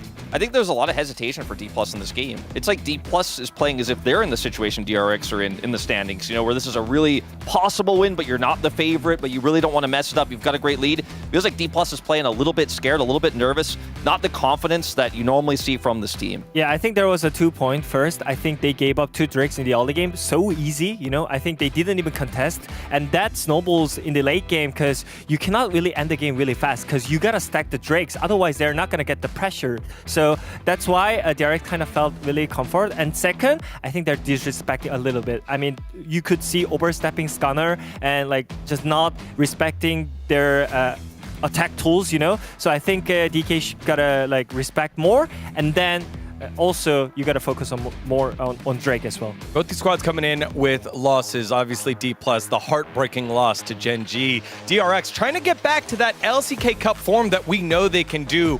Will they be able to do that and continue upset week all the way through Sunday? Or will D+ gain some stability and force a game 3? Let's find out. Thank you very much, gentlemen. Absolutely fantastic breakdown. Only one thing missing, and that was there wasn't enough complaining about these little doggos eating every single bit of poke ever throughout any part of the neutral. And I felt like Sponge had his best performance all season. I popped into the good old Reddit thread, and a lot of it was just sometimes Neferi looks completely useless, but when she's good, damn, she looks broken. If only there was another jungler that had shown us how broken the pick is and could have picked it with Ahri. Yeah, that could have been good. Right? In hindsight, maybe. Yeah, it's always 2020 though, isn't it, Chronicler? As now it is time for Dandy and Song to bring us into a draft for game number 2. The best thing about this season is the fact that it's fearless, so we don't have to deal with Neferi again. We'll just have to see what else they have ready for us. Bengi, right? Sorry, Bengi, yeah. Bengi, yeah. Just making sure. Bengi and... Yeah, what? Did I say Dandy? It's just a different jungler from a different era, you know? They were playing at the same time. There's way too many junglers that are coaching as well, which makes perfect sense. I mean, there's two... We have another one today! There's Hachani and Bengi both on the same team. Yeah, and there's also Score, who we will also witness later on. Oh, God, don't tell me that. We don't need to be focused on the fact that KT's playing later. We've got enough of it here, okay, Chronicler? There is enough insanity happening in just this series. I have a great tweet lined up if both DK and KT lose, so that's kind of, what I'm aiming for right now. All right, well, we'll have to see what aiming is aiming for as we dive into this draft. Already, it is the same bans on the DK side as they stay on blue side. Remember, this was a blue side loss for DK as well, to make matters worse. One final ban for DRX. I want to say. Could be. It's like a priority pick here. Still the Varus. Yeah, that should come as no surprise. And Bessa is the only top tier that is still open. Gonna go for the Xin instead. One of the strongest junglers on the patch. And we also have seen that Lucid, sorry, adapted it. Wouldn't quite say he consistently reaches the highs of players like Peanut or Owner. Owner, I think, is particularly exceptional at the pick. Yep. I feel like, yeah, Peanut and Owner are the ones that just want to play it at all times. I do think Sejuani is just a better champion. And Sponge has been really good at this pick. And now they can pick it alongside, like, Jax, Yone, Camille, anything like this to have obscene amounts of permafrost value around the Rift. It's a teddy pick. I can feel it. It's DRX. Aha. But what is it? No, it's not. It's Ambessa. So taken away from Shiyu. Renekton feels imminent here for Shiyu. And Showmaker, they can also go over like Renekton and a pick for aiming and then flex the Renekton around and have Showmaker play that again. Remember that? Yeah. That happened. That was a thing that transpired once upon a time. Ahri already taken off the board. What about new LeBlanc Showmaker? Oh. Like Renekton, new LeBlanc? That's kind of the direction I'm looking in. Talia is another, and I think Talia is the one that's actually going to get picked. Yeah. I just like to dream. Yeah, we're staying a little bit Shuriman here. Skating on rocks seems to be the idea. Side, right? It makes sense. It's also very DK. Yeah. Now, this doesn't look like a lot of messing around, as the Talia will be locked in. And what is UCAL going to do? Does give them a lot of options. Like, it kind of prevents UCAL from going straight towards something like a Yone. Victor? It's also hard to play Silas into it, so a lot of the melees that a Sejuani wants to play with are going to be denied. I'm thinking Victor. Does have a good matchup in Talia. Is able to outrange her pretty consistently. Talia doesn't have too much early pressure either, which is, I think, one of the things where Victor can struggle. Although Victor, for me, is slowly reaching Azir status, where it's like, he does everything, except he's a little bit easier to punish. Still not easy because of his W, but easier compared to Azir, who is a very, very slippery pigeon. I do think that DK certainly angling towards the earlier stages of this game as far as where these champions want to go. And some snowball potential certainly going to be there. UCAL needing to get online, but his Victor has actually been very good here in the LCK and in the LCK Cup prior to that. So I think DRX feeling very happy moving into the next round of picks. Some bans to come through first, though, as the Alistair going to be taken away from Beryl, as you'd understand. And the Ashe also denied from Teddy. He's a great Ashe player. Does make a lot of sense there. Ashe Braum, man, that would have rounded out this comp. I wouldn't be shocked if they ban Braum here. Now, I wonder what the setup is going to be, because I was expecting Beryl to go for Nautilus. Maybe they pick Leona on 4 here for DRX, and then counter pick for Teddy. I think if I'm DK, Beryl picking Leona feels extremely likely because it's one of his most iconic champions. It works well with the rest of the comp.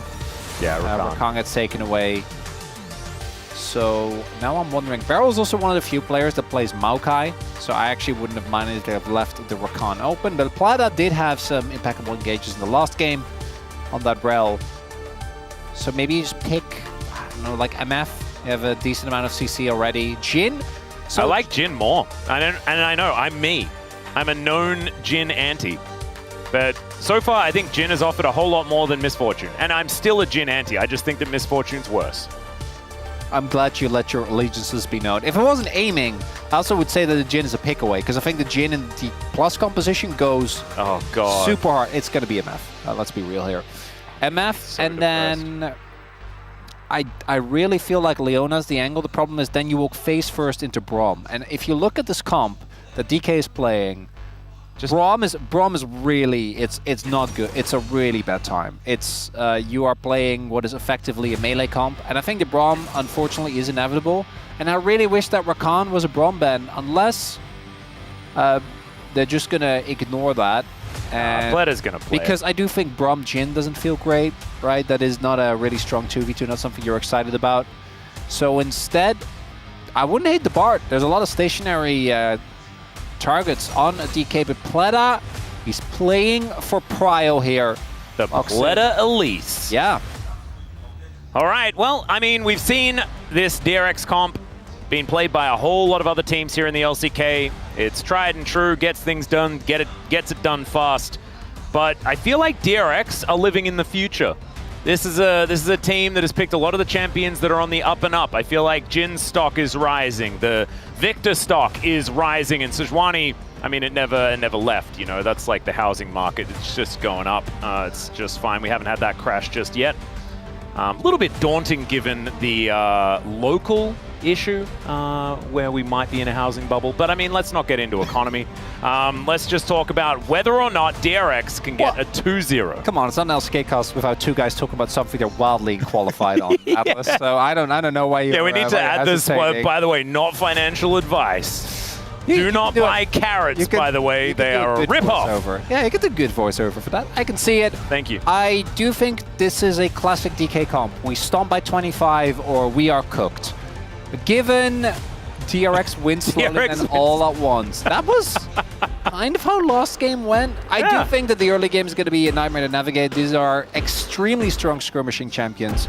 But DK did not look all that coordinated in the previous game. And if you get to mid-game and it's even, I think DRX are going to feast. Yep, and last game, DK didn't have a whole lot of damage. This time, they've got damage coming out everywhere.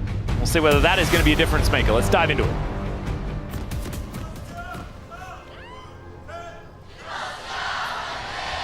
소환사의 협곡에 오신 것을 환영합니다. All right, here we are, ladies and gentlemen, onto the Rift for game number 2. As no one's even running, that was actually very, very funny. There was a whole lot of champions just sort of gliding out of the fountain. Very, very cool stuff.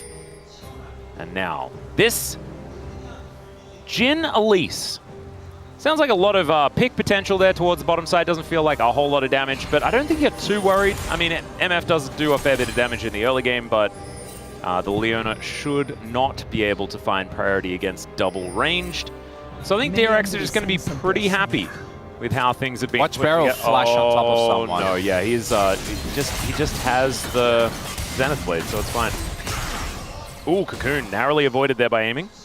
That's a really big deal. That is not what you want if you are in Elise lane. That was a really good sidestep, though. As a Teddy, aiming.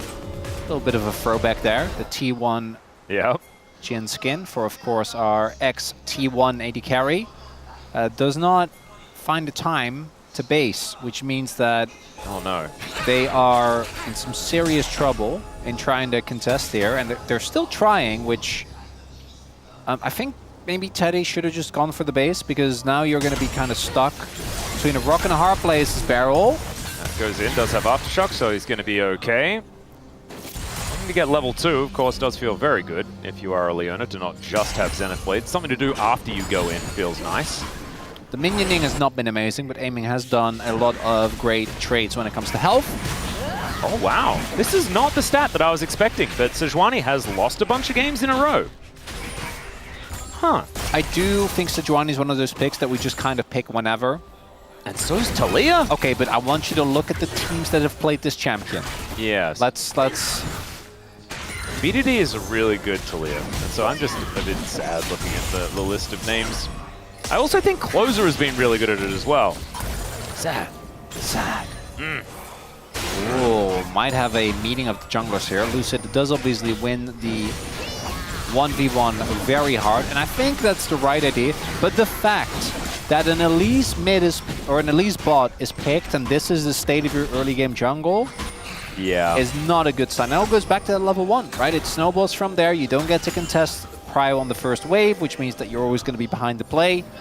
Now, Showmaker also had Prio on mid, so I think that Lucid again is quite strong. Obviously, one of the big reasons why you picked him in the first place is they did spot this on the ward earlier, so this should not be anything too risky. Like, again, DK, there are a ton of wards. They know. Also, Sponge doesn't get to go anywhere else. Ooh, nicely played there by Shu. Also slices through the cannon as Aiming and Barrel able to just deny Sponge his entry. And no summoner spells need to be invested here towards the bottom side, but still some priority being gleaned from DRX. Maybe they can turn around their fortunes here, because it's a bit problematic when you've got this double range scenario. This is where you are hoping to have priority and you don't have it. Does mean that the game plan has to change and evolve just a little bit. And you can see as well, Showmaker is hovering towards the top side of the map. They know that Sponge is at the very, I don't know if he actually showed them the ward, but definitely they will be towards the bot side. Scuttle is the trap. Okay. Do they use their skills? Yeah, there's Eclipse. They don't think they're here. Oh god. They're gonna walk close. Yeah, aiming. Oh, I'm very frightened. And they're both just backing in the middle of the lane. We haven't seen, is the window shopping going to occur? As there's the Cocoon. They wait for Barrel to be gone. The instant cleanse there. He was not shopping. Teddy's just given up on it. He's like, all right, well, we got a summoner. That'll be enough. I mean, that wasn't enough, though. They gave up basically, like, a good, what, 2 minions? He even missed a good amount of XP as well. And aiming just cleanses and walks it off. Yeah, well, I guess he's fine, as Shu and Rich fighting one another. Rich getting a good old shield because he's Ambessa. And Sponge not going to opt into anything. And it feels like DRX, even though they won a great game, they are still playing without the same level of like, I don't know, just being confident in this game that they should have. You know, it just feels wrong. I feel like afterwards you should get like a buff for your confidence. But instead, it seems like they're playing in a defeated way just because a cocoon missed at level 1. Well, then Teddy also, I mean, it was Teddy just walking up. Yeah, right. Like and that happened. Yeah, I think that was the main. He was what, 40%. But can't you just reset after that? You know, and well, I could have, but then he like the real issue is that even if he mental reset is what I meant. Oh no, yeah, that was I'd argue that's still necessary. But if he resets there, it doesn't change the situation, right? Like, because you're still going to be behind on the wave. You're still not going to get the contest cryo, and if you're perma shoved in as Elise Jin, it's just not going to be a really good time, which is why the lead that we're seeing here has materialized. Chiu is a little behind this play. We'll see what his plan is, because someone needs to catch this bot wave. And maybe they just don't swap. Guys, we need oh, the flash. Yeah, they get the flash out of Showmaker. That's maybe certainly good Showmaker news. ult spot. Because you can see as well, aiming is like, what do I go? I think Showmaker goes. She was here, level 6, big crocodile, fighting for the grubs. Yeah, they are well and truly investing hard into this one. Oh, he steals it! Oh, that was very cute there by Teddy. Gonna deny some feats of strength there as well. Speaking of denying stuff, a whole wave is just gonna die as aiming is finally going to move down there, and the macro woes of DK continue. Are they macro woes if it feels like there's no macro involved? Aha, can you have woes when the thing isn't there? That's a very good point. Yes. Yes. Yeah, the absence of thing is also a definition. It's all plata. Yeah, nice cocoon. What goes up must come down. Seismic Shove needs to be flashed there, but he flashes towards Yucal. Very nicely done. Shiu and Teddy fighting one another as the gravity field is fantastic. And another deadly flourish. Now the curtains are being called, and down goes the Talia. Lucid, that permafrost is well and truly stacked up as she was just trying to be a wall as he flashes in and manages to cut down Little Miss Piggy. In goes Beryl as well as Teddy's overstepped. He's forced to flash away, and this crocodile is so scary, but the public execution to try and lock him down. Shiu gets another Q, but it's not quite enough. Finally, Pleta falls as Lucid gets a few autos off, flashes over. He's running. Find the knock-up. Let's see whether he can actually get out. He gets the movement speed. And he's going to be all right as Beryl, Showmaker also with the assistance of the Wind Becomes Lightning, might be able to make it out. Does he have a Q, though? That's the question. Yep, in goes Showmaker, and the Ambessa should also be... Never mind, it's Ambessa. When I said Ambessa, I knew she probably wasn't going to die. Great knock-up, though, as Lucid will finally fall. Yucal makes his way in. The longest team fight at 7.5 minutes we have ever seen. But I think finally it has concluded. What a mess! Oh, Atlas! I would say clean, calculated, crazy. So we go all the way back to Teddy. This is a big deal. They really wanted free grubs. They gave up so much for this, and then here, we can kill Pleta if we actually commit. Right, like Teddy's being kept out of the fight by Shiu. I think they can win this 3v3. They have a level lead on Lucid. But Showmaker just isn't that strong right now. They're fighting in a choke point. Teddy actually gets to set up, and then the only thing that saves this from being a complete disaster is Shiu having a very similar play that he did before against Humble Life, where he just goes in, gets the big turn. But crucially, they don't get Teddy, and the DK fighting just seems all over the place. And there is Rich arriving in time, and then we'll see how much of this we actually get to play. The one upside for DK is that while all of this is happening, I want you to look at the bot lane and the amount of waves that aiming just shoves into the turret. And then here, understandably, they think they have a turn. Showmaker doesn't have damage. He just has Catalyst. The sustain from Rich is enough. And the re-engage ends up costing DK good amount. We'll see where, now that the dust has settled, the actual leads are. Because I do imagine, again, with the wave that, even with that, DK still slightly behind as... Shiu is... Yeah, I think he knows he might get dove, so he's just setting up so he has Fury. And tries to go for maximum wave clear just so he can catch his waves. Well, he will be able to do so, slice and dicing. And even the curtain call going to connect all of the bullets. And Shiu is going to give him the good old thumbs up, but he only lost half his health bar. Is now looking to go back home. Trade of ultimates between the two of them. Ooh. Going to be able to interrupt that as well, so more tempo.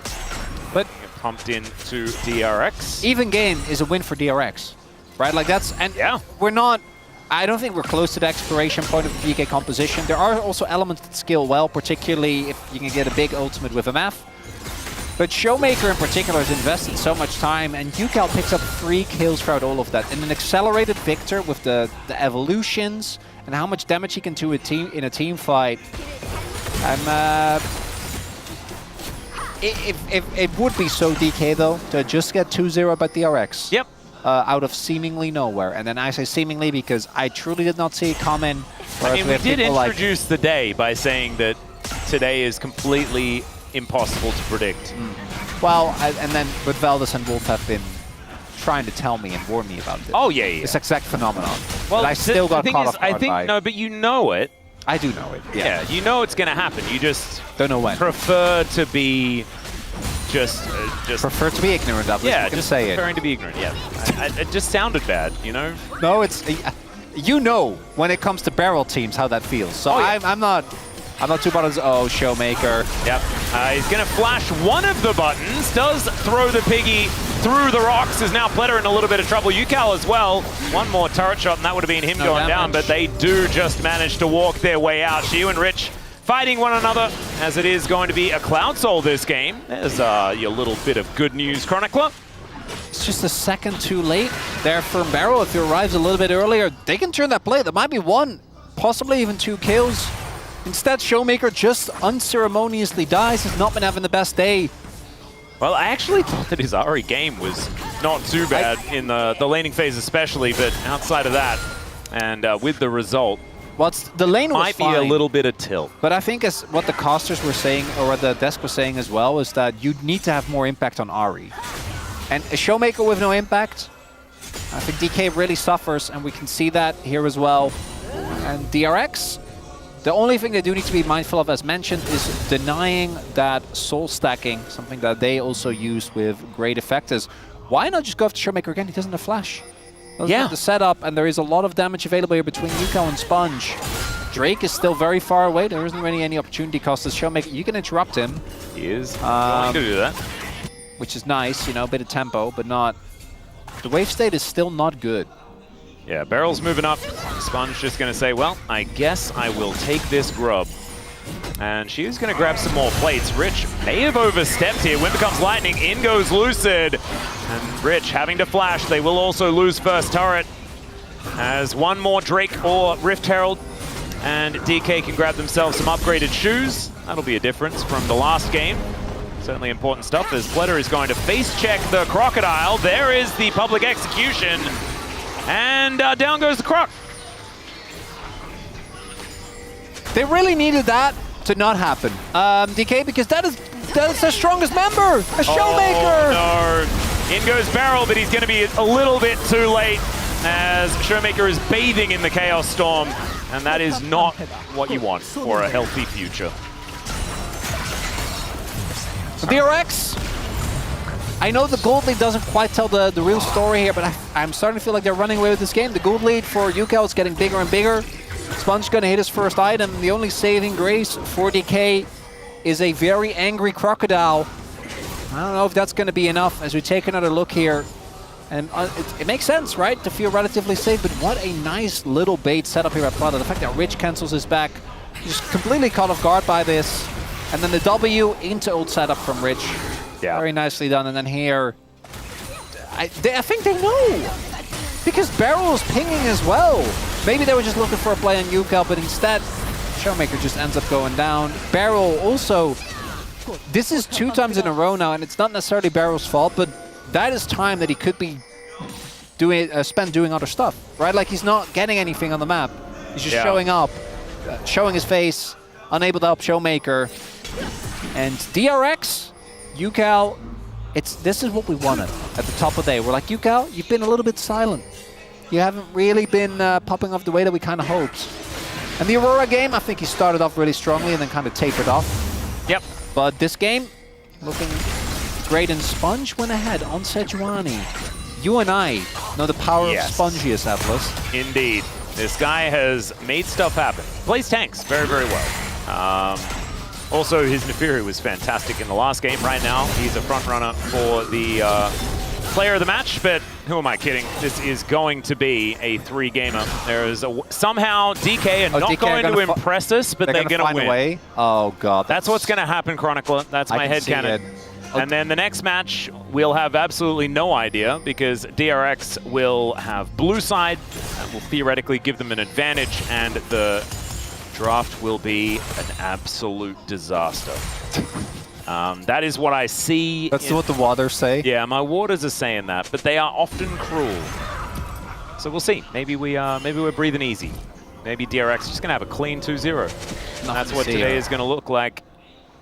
Teddy going to walk up, grab himself a red buff barrel, continuing to clear out vision where he can find it. There can only be so much chaos in the universe, so maybe if DK get 2-0, then KT don't get 2-0. Yeah, I mean... Right? I'd like to huff whatever you've got, Chronicler. Is that I'm trying to see the line, type thing? I don't know. As all right, Rift Herald, that will be feats of strength if DK can lock this one down, as now Beryl could be in trouble. Pleta gonna go up into the sky as the curtain has been called, aiming, able to tank that one for his support, and there goes the feats of strength. Over to DK. Wait, they just give it, they don't even go for the extra fight? This is not my DK. What the heck's going on here? Hey, they might. Dragon is up. All right. Well, actually, no, I think they're just gonna sack this, let it go, and instead go all in. It's Soul Point. As Yukao, they spot him waiting in that brush. Pleta over here as well, wanting to throw a cocoon at anyone is okay. Now DK, they're committing to it. We have to. This is the way. Hex Splash in. There's the bullet time as well. Sponge not going to be spiting this one. Never mind. He gets in with the Arctic Assault and down goes the Ambessa. I don't know whether it was necessarily worth it, but it was a very huge fight. And Showmaker taxis in on the wall. He'll get the flash out from the Victor as well. Very, very important. And you mentioned the fact that the Crocodile was big. One thing we didn't mention was the gigantic lead that our Gold King had. And Pleta, that is not what Dan Orcs Harrison wanted to see. Oh no. Yukao now no flash, remember, and Beryl is going in. Another seismic shove, another death, and sometimes it is written, Chronicle. And I swear, Atlas, I've seen, particularly with these type of composition, I've seen this exact thing happen so often. And what I want to highlight is, when we talk about a comp like that of DK, we're talking about early game, right? Like, they need to win in the early game. Yeah. But point and click CC, burst comps like this, remain so strong up until like, what, 20 or like 30 minutes when you actually get enough damage. And look here, one by one, these people get segmented, blown up in seconds, and crucially a couple of votes also weren't available because they tried to get the pick on the barrel earlier, right? So DK, they just set up as unfortunately, even if that can't be missing that. Even if that would have hit, I don't know if it would have been enough, but it baits the rest of the team in. And then Beryl goes back in, no fear of his own life, and that's a big, big shutdown going with the Showmaker. And yeah, he'll still be behind, but now that gold lead is looking a lot more manageable. And DK still down in kills. Didn't get the Dragon, crucially, but that did feel like an important moment if we do want this to go to 3 games, which I'm with you on the waters on that one. Yeah, no, there is there's almost no doubt. However, this is Xiu possibly in trouble. You can see Sponge wanting to put him into handbag mode. Not going to be happening right now. Showmaker getting to work on this outer turret towards the top side. Xiu does have his Dominus. See whether he is able to stay alive, as there it is. Glacial Prison comes down, and they're not wanting to tank this turret. So a bit of an over-investment here on the bottom side for DRX. Can DK actually capitalize on the cross-map? Cross-map has not been their strongest suit, but Elise has not been Pleta's strongest suit either, as aiming comes on in. That's a love tap. And I guess if at first you don't succeed, let's just go again. This time with a teleport towards the bottom side as well. So it's 1-for-1, as both turrets are going to be falling.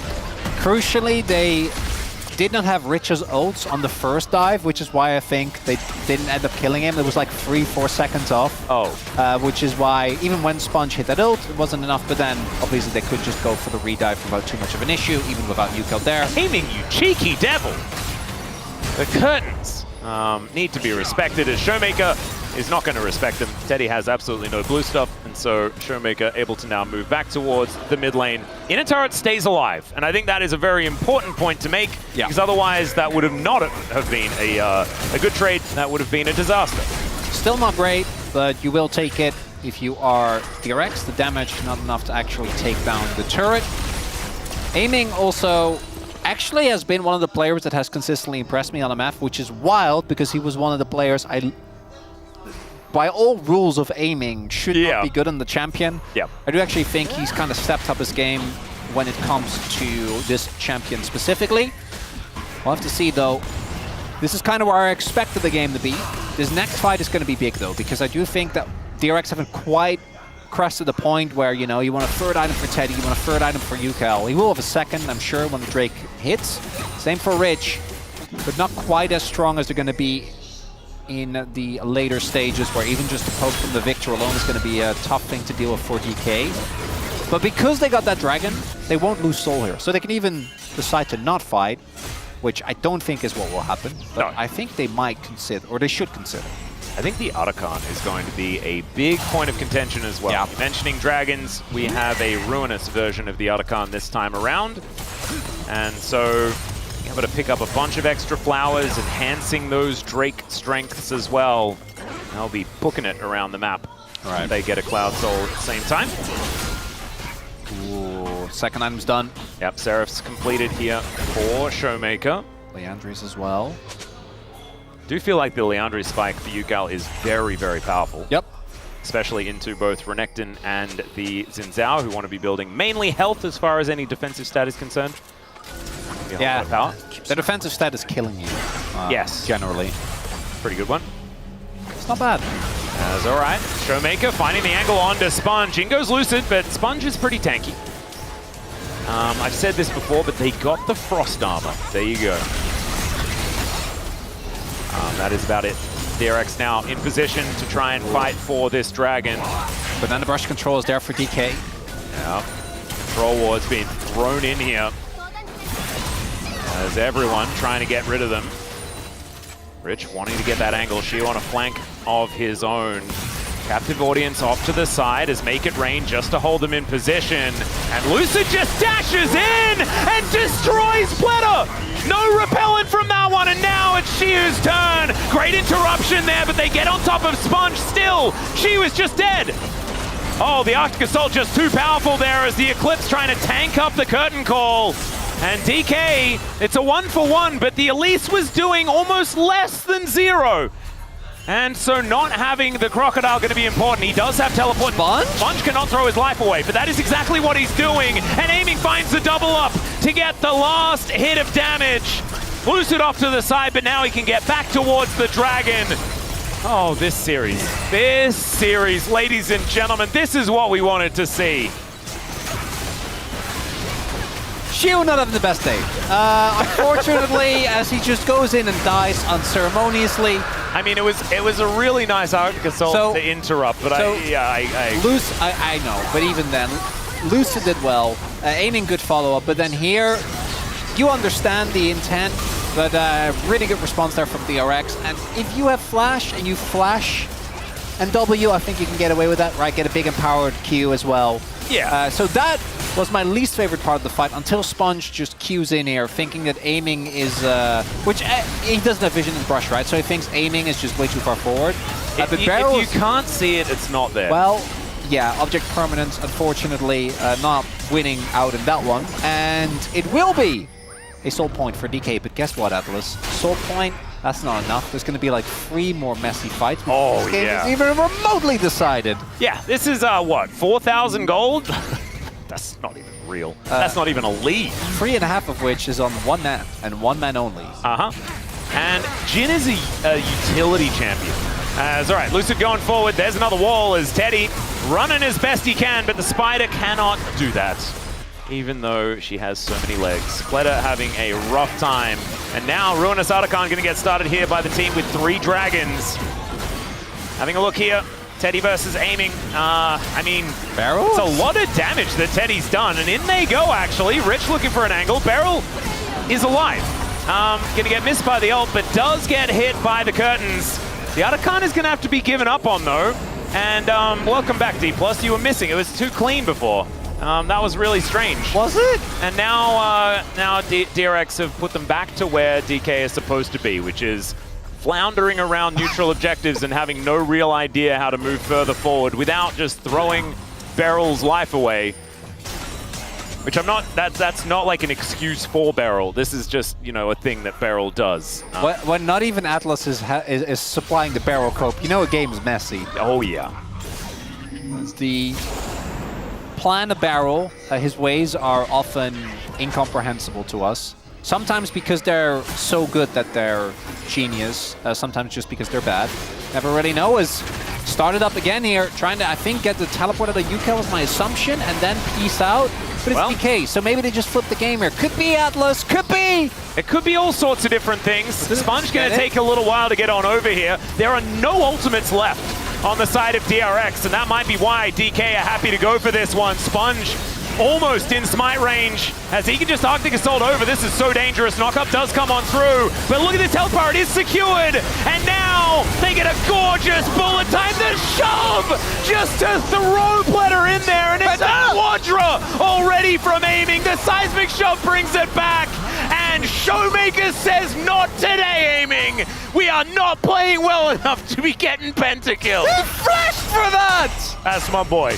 That's my boy. That's why you love this team, ladies and gentlemen. Now, I do think Teddy probably would have ran it off and not died. Good guy, Teddy. Wanted to give it to aiming, you know? No, I think he could have been able to. He could have just he could have just left. No. He wanted to see the Penta. My God. Well, and then it was stolen by Showmaker. Well, this ensures the game free. And to the dismay of, I think, both DK and DRX fans, means that we'll get a third game, and who knows what will happen in that one. Oh, no. Everyone wants a third game. DRX fans want a third game. As we do see Beryl, unfortunately, getting blown up. Felt like DK, their team fighting has been one of their biggest strengths.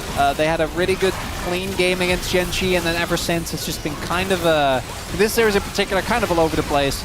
But all they need is one good team fight in here. The smite secure is nice, but it's that flick onto UCal, who then immediately gets tagged. I thought Pletter was shoved in, but he dash cannoned in. Oh my God. I don't know if that matters. Let me take a look at it again. But the fact that UCal gets that's it. That's the end of the fight right there. Well, giving his life for the Penta, I respect it. Well, Sponge and Yukal now in an awkward position in this one. Shiu now just chasing them down. A scary Crocodile, but he's going to get CC'd. Still, Lucid now diving forward, Rich in the back line. Showmaker down to 50%, but the shove is gorgeous once again. And if at first you don't succeed aiming, try again, as it's another Quadra, and it's stolen again, this time by Lucid. But you can see aiming not quite able to get there. Look at that! Oh man, if they could turn on friendly fire, you know aiming would. He definitely Look at Lucid's face! He knows what he did! Oh my goodness. Twice! If this was Ruler would have like tried to pause the game or just left the stage. He would have ran into the turret. That's oh yeah. How did this game go from an even mess to 2 denied denied pentas and a 12,000 gold lead? Oh! A 5,500 Rebel Baron power play. And Lucid just gonna solo this Cloud Soul with Ruinous Otacon buff. Let's have a look at it one more time. I'm sorry. I'm sorry. 몰라. Good. Aiming just doesn't care at all. Wait, next! We need to know!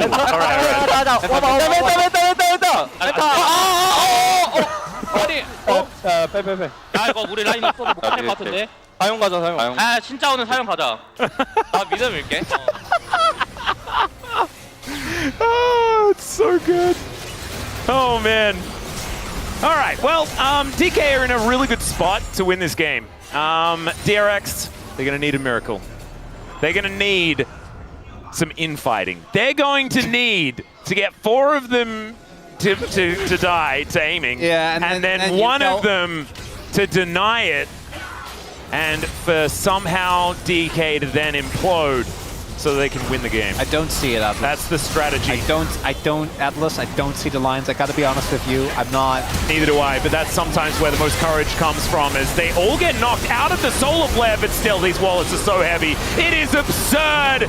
That is Aiming getting 1 kill this time around, but there's already a double for Showmaker, and Shiu just chasing Teddy down. It's in fact a solo kill.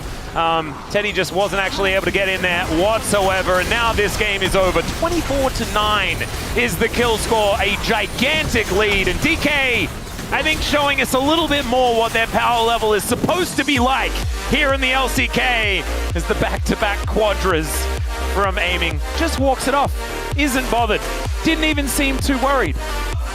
Was happy to accept Showmaker's I'm sorry.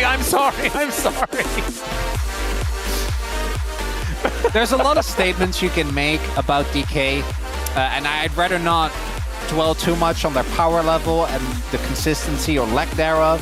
Yeah. But this team is very funny on a lot of levels. They are.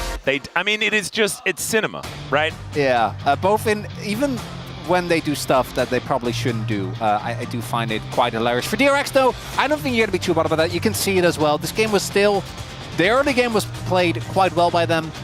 It's again, I hate that he did so well on Misfortune, because I just don't like this No, he's champion been really consistent. He's actually been, I think, our best MF consistently. It's like, for me, the 30 is where you actually reach the point with a comp that outskills like this, where you're good, where you're like, okay, Mbess has 3 items, Victor has 3 items, we got this in the bag. Up until that point, you need to be extremely vigilant, because once that gold lead comes through, it's very hard to play into this composition. Free gamer, Atlas! Oh yeah, this is exactly what we wanted, and we knew we were going to get it. Thankfully, this Easter, we're just blessed, and it's fantastic. Time to go to a short break. When we get back, the space is going to break that one down. Then we will have the deciding game between DRX and DK. We'll see you there.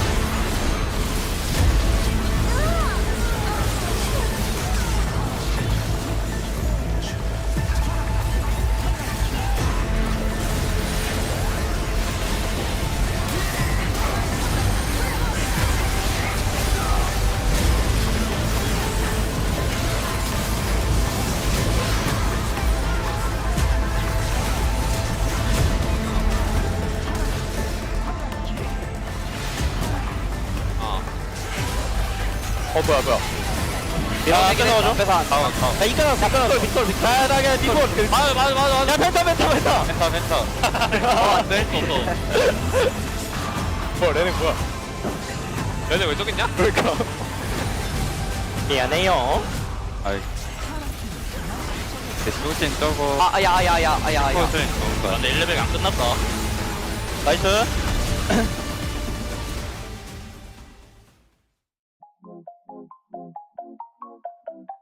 좀 도끼가 생긴 것 같다? 좀 더 사악하고 도끼 있는 뭔가 그런 컨셉에 맞게 바뀐 것 같아요. 원래는 좀 마술사 느낌이 좀 들었는데 흑마법사 진짜 엄청 쓸 것 같은 무섭게 바뀐 것 같습니다. 픽할 때 좀 무섭더라고요. 원래는 일반 몬스터 같은 느낌인데 중간 보스 같은 느낌으로 바뀐 것 같아요. 몇 개 스킨들만 이펙트가 많이 바뀌는데 기존에 안 바뀌었던 이제 사악한 르블랑이나 마술사 르블랑, 산타 르블랑 이런 것들은 이번에 이제 업데이트 되면서 스킨을 다양하게 활용할 수 있을 것 같습니다. 뭔가 좀 터지는 이펙트가 있는데 예전보다는 그 마법사의 느낌이 살짝 나는 것 같아서 좋은 것 같아요.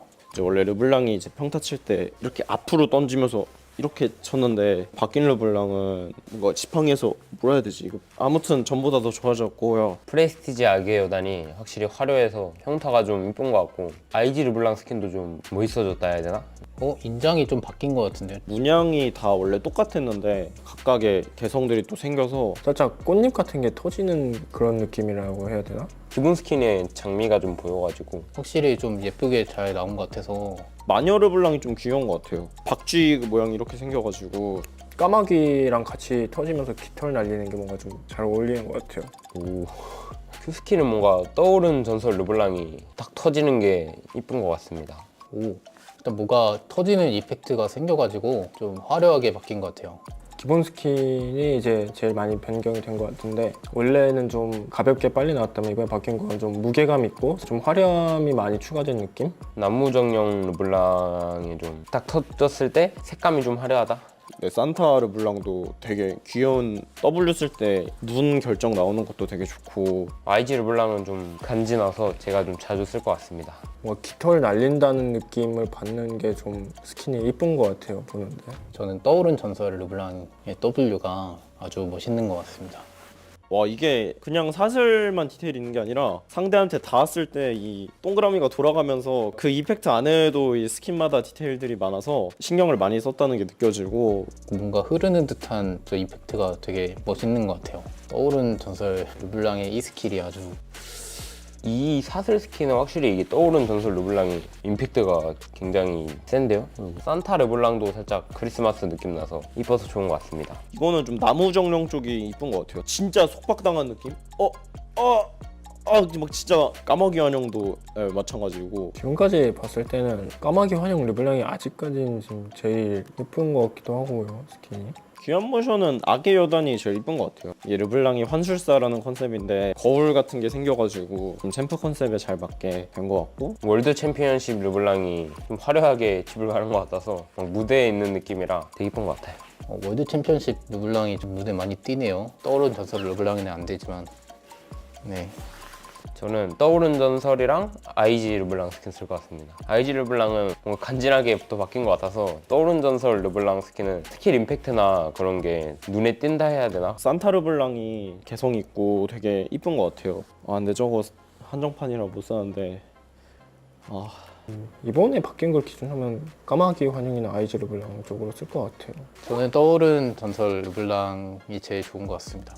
그리고 당장에는 저는 옛날 게 좀 더 이쁘다고 생각하긴 하는데 제가 또 이제 적응하다 보면은 괜찮지 않을까 싶고 그래도 르블랑도 한번 업데이트가 필요하다고 생각했어가지고 처음에는 좀 적응하기 힘드실 수도 있는데 적응하시면 괜찮은 것 같고요. 저 르블랑을 참 좋아하는데요. 네, 르블랑 디자이너분 감사합니다. 바뀐 르블랑은 제가 아직 플레이를 많이 안 해봐서 잘 모르겠는데 화려한 거 좋아하는 분들이라면 좋아하실 것 같습니다. 바뀐 르블랑 많은 관심 부탁드립니다. 지금의 저들을 봐. 환영을 위해 목숨 바칠 준비가 된 녹사스를.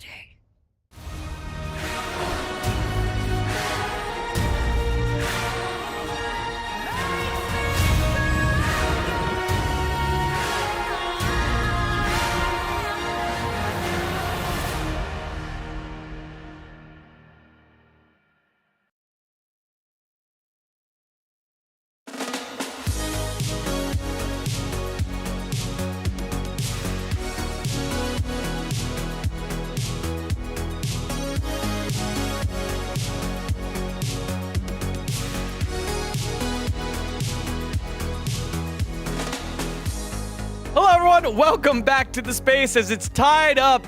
Two almost pentas get taken away from aiming, which means we have to go back to the Rift for a game number 3. Digon here alongside Wolf and Wadid to break down that game number 2. Less so action here in this one, but big moments in decision making. Yeah, I feel like D+'s draft was really tough to actually pull off, but they ended up getting a little bit of control, and there were some big errors made by DRX in terms of how they wanted to take some of the team fights, and some big individual mistakes from players like Plata, for example, that really cost them big.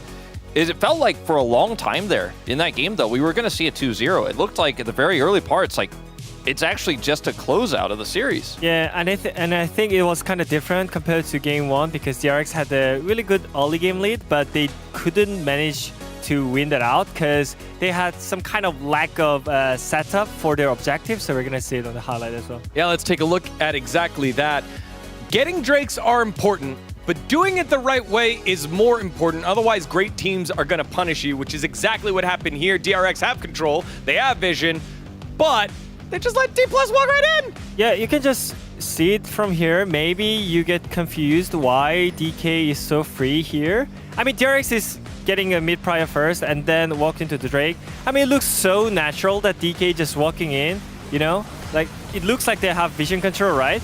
But if you can pause here and go back and just put the blue side team vision here, then you can clearly see that they had absolute no vision control and they just walked in. There's so many different ways you could play this. You could actually take control of the river brush and Like, look for an look at engage it! there. You could go pull the dragon out and actually play around that part of the fight. Look at the angle that D+ gonna do. Aiming, by the way, basically does like 5% of Sejuani's health with his ult. Like, it doesn't actually do anything. It's the fight is won in the pit. With Beryl and Shoemaker setting up the pick here onto the Ambessa. Sponge ends up, going incredibly low here as well, and down goes the dragon, but at what cost? Like, it just was, I think DRX didn't fully realize how many tools they had to actually try to snipe an approaching D+. Who were so late to the dragon. Like, it's insane.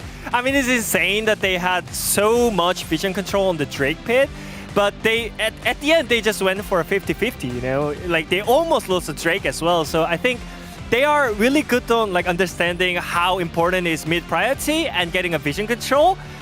I mean, you gotta do something with it, you know, just stack somewhere in the brush, you know, they gotta check every brush if they want to enter. And as you mentioned, you can actually pull the Drake and then pull them out, coming into their spot as well. But yeah, I mean, it was kind of poor. Especially with that Sejuani who can lock down an immobile AD carry, which is what Miss Fortune is. And another opportunity to do so while around another objective. And you can see DRX just in two minds here yet again. Pleta, he's Hex flashing.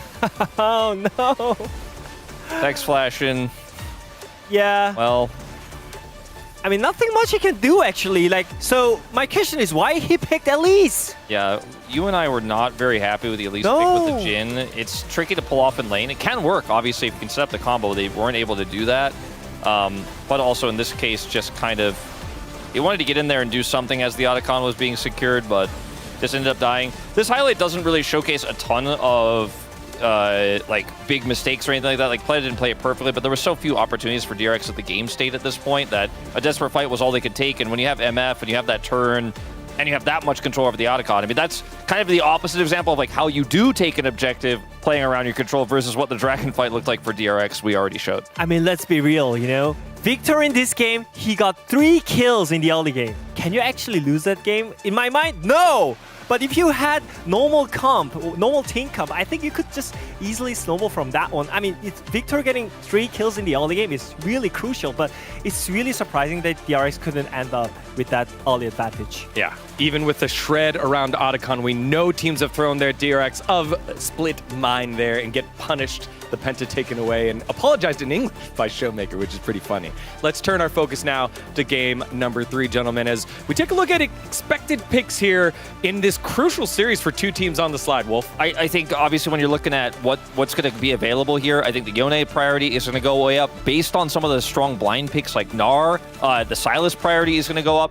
And I think with Zeri, if you have a strong front line, with the AD carry pool thinned out, I think Zeri stocks also going way up. So those are the 3 picks I'm focused on going into game 3. Yeah, for me, I'm more focused on the engage tools, and I think Sion is great pick after like when Rumble Jace is out. And it's really great blind pick and an engage tool as well. And also some patapam in the jungle as well, some Woods, you know, Maokai and Ivern. I think they made out really great position after Xin Zhao Sejuani is gone, so I really like to see them. Yeah, those trees have been crucial. Generally seen against Skarner, but we saw Skarner earlier in this series, so a unique pick here that maybe Sponge can pull on out. DRX trying to stop the slide, whereas D+ trying to get back to their winning ways. Will they go 5-1? Will it be 2-4? Let's find out as we send it to decisive game number 3 with Atlas and Chronicle. Thank you so much, Digon and the boys, for breaking that one down. And yeah, I agree. I do think that the Zeri priority is going to be something that does go through the roof, not to mention trees. Oh god, I can already see the DK double tree angle and like Barrel's like, pick me, Maokai. Oh yeah. Wow, that'd be so much foliage. Where would you put Zyra in that composition? Mid Nowhere lane. because Zyra is trash. And No. Mid lane Zyra. You've got Ivan in the Atlas? jungle. Into the compost bin. No, I'm okay with Ivan. I'm okay No, but with. how do we get how do we get 5 trees? Where are Okay, the other so- trees coming from? So we have Zyra. Yeah, We have Maokai and Ivan. yeah. They're the obvious ones. But there's got to be more. Are we? There's got to be like skin. You're looking at skins then, right? No. No. There's no tree in the bot lane. There's got to be. Yeah, there already is. We've got a Maokai tree in the bottom lane. Yeah. Okay, but Oh, 80 carry? yes. Yeah, that'll be hard. I'm just going to look through the Well, I entire think you roster do skins, of... I think you can do like. What about Lumberjack Scion for top? That's the opposite of a tree. That's killing trees. It's phonetically How consistent. dare He would you. be at the tree. Gardener. No, this is a conservationist Okay. Well, team composition. do we have gardener skins? We have like Milio. That's like the. Oh, Milio's actually a rainforest. pretty good one. All right, so Rainforest Milio Maokai. Milio? That's going to be What the do you bottom mean? lane. What do you mean Milio Maokai? Oh, Milio Zyra bot lane. What do you? Let's do that. Okay, I can live with that. Yeah, that one sounds all right. And then Maokai mid or top. Maokai top. That's a top lane champion. Yes. And we only need a mid laner that's a tree? That's going to be so easy to find. Yeah. What are we doing? What are we doing? Oh, Teemo grows mushrooms. Mid lane Teemo, easy. Well, he doesn't grow them. He forages them and then throws them. Yes, they grow in the mid lane. They grow when you put them down. It's fine. We're including that. No, I'm splitting hairs, Atlas. All right. What else? What else could it be? Nidalee is a. Nidalee and Nico are actually like kind of like they've got the right vibes. Like it could be. If we count Milio the skin, then. Oh, Lilia. No, it's Malphite. Malphite mid. He's a rock. He's a mountain. You know what is on the mountain? Trees. All right. You know what? Sounds good. All right, that's the comp.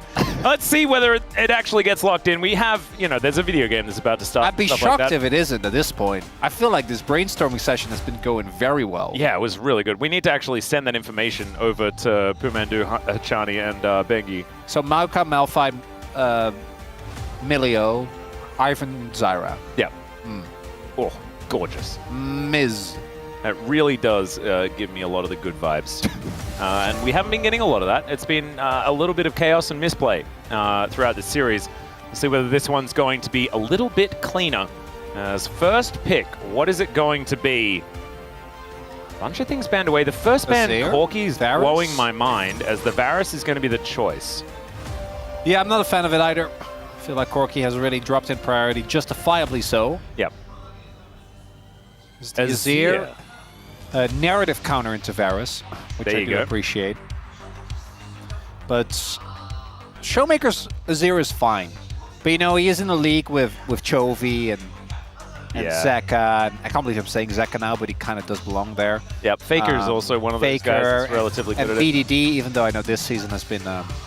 yeah. So Poppy and Azir, I think, makes a ton of sense here as an opener. Makes the game very hard to play out. That also gives you a lot of flex potential. Poppy can go top, Poppy can go jungle, Poppy can go support. Poppy isn't a tree. Well, neither is... I guess the bird goes in tree. Yeah, I'm just bothered. They're not going with the draft that I was expecting. So that's throwing me off. Sponge, will it just... I think a Maokai lock-in would actually be really strong here. Just because you got Chains of Corruption, like the follow-up, actually kind of huge. I like it. Also, into the Poppy has been something that's worked. Twisted Advance has been very powerful, and alongside that, the Yone, really good stuff here from DRX. That's an Iron Slam, I would imagine. We'll see. That's if Lucid isn't already just playing Poppy. Well, could be the case, for sure. But Poppy to me is so flexible that I think you'd be perfectly happy. I also think Ivan Azir feels great. And this is going to keep kind of in the dark who is going to go where, so we're not giving anything away. Blind Jax here for Shu, and then I assume spending like maybe a Gragas ban. Rich would also, I imagine normally in a matchup like this, gravitate towards like Aatrox. This is Nautilus going to get taken away here. Yeah, Rich could also go for something with a little bit more magic damage theoretically, but not a lot left, right? You're not really going to be playing much cannon or anything like that. I mean, there's players I could see pull out cannon into Jax. I don't think Rich is one of them. No, I don't think so either. Well, he might, but I hope he doesn't. Well, the Alistar going to be taken away from Beryl as per usual. The Nautilus bans are going to continue, and maybe that means that the Zeri is indeed going to be coming out. Zeri Lulu. Yep. 4-5. That is the Renata already taken away. So, last ban, likely to be something like a Rakan. I do really enjoy that Renata ban. It's both really good with Varus, and also Nico's gone, because remember that barrel picked it in game 1? That did happen. Yep. Still don't know why 2 games later, but that did transpire. Rakan gonna come through, which is interesting. It clearly signals that they're not quite sure where the Poppy is gonna go still. As we're gonna have a lot of fun, and then we're gonna lock in Zeri, is my guess. Although I do feel like there is a good amount of backline threat, and I think the matchup can also be a little hard to play. That's a Pantheon. Still don't know, by the way. Yeah, so all 3 of these could be junglers. Yeah, two of them could be top laners. 2 of them can be support. I am confident that Jax will not be support. That's the only one. Yeah, that's the only one that I know as well. So definitely keeping things up in the air is the Braum. If you are confused, just Braum. Well, Braum Maokai as a frontline is amazing, so I do kind of enjoy that. And then, what is the final lock-in going to be? Not a matchup you're excited about, but a matchup that I think is good for Rich. Because even though Shio hasn't been playing that well today, still scary to play that 1v1 is what is aiming going to lock in here. Is it actually... They've been hinting towards the Smolder. It would be a very solid late game insurance. It's Fearless, so they can't play Taliyah Pantheon. Bottom lane. Yeah, true. Just Zeri. It's just Zeri. Yep, there it is. So, pretty it is dangerous late game composition from D+, but let's see where all these champions are going. I'm gonna have to see. My guess is that it would be the Pantheon jungle. Yeah. And not the support variety, because I think trying to play Pantheon jungle into Braum is actually not... Yeah, like support Pantheon, yeah. That's kind of miserable. I think Poppy is fine, you know. You still have some playmaking potential, whereas I think with Pantheon you actually are not going to be able to get a whole lot done. So the DRX comp, I think, has a lot of power, but I also can see it struggle when it comes to damage, because it only has 2 threats. If one of those 2 threats gets taken out, it's going to be tough. And the backline access for D+ Kia is definitely there, right? And you're going to be playing on-hit Varus, because you have to, I think, just for damage consistency. Oh, that guy was committed. Into Jax. It was a 2-1 the whole time. He didn't cross out a 0. Very cool. Damn, really good for him. Money's worth out of his ticket. You love to see it. What you also love to see is that both of our analysts got 2 out of 3 for their, picks to look out for. Because we had Sion and Maokai out of Wadid's choices and the Yone and Zeri out of Wolf's choices. So nice work, guys. Impressive stuff. A little shading there on the letters. That's pretty cute. Nicely done. Good fan sign. Yeah, the unbreakable spirit being represented here by DRX, but they are going to have to continue down that path. It was a tough game 2. And what is that? Well, I think he has an S. Oh my god.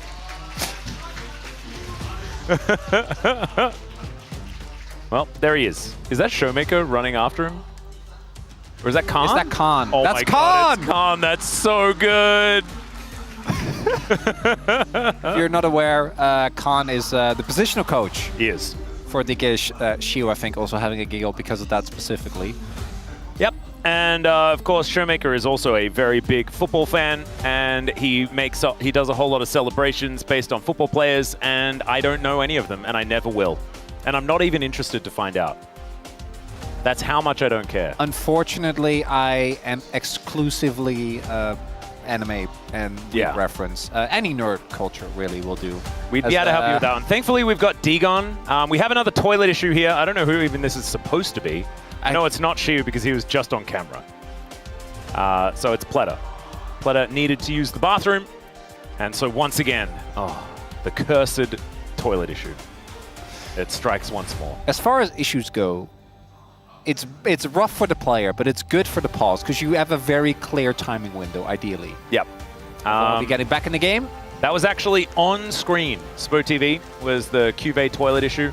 The best one, because they were the first to really just make a lower third of what the issue is. The best one was when Crazy had a skin issue, and then written down was just Crazy skin issue. And it was really weird. I swear, every single player makes the same face when they're like, sorry, guys. Yeah, whoopsies. Understandably, Yeah, I don't know if Crazy Skin issue ever gets topped. No, it doesn't. It's too. There are too many layers as to why it's so good. The fact that the guy's name was Crazy, and the fact that skins in the game are in the game, and so that's what it was, right? They picked the wrong skin, and like that's why something went wrong.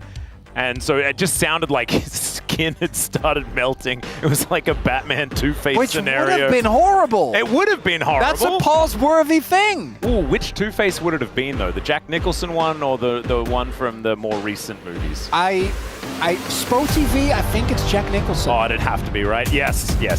All right, let's dive into it. 소환사의 협곡에 오신 것을 환영합니다.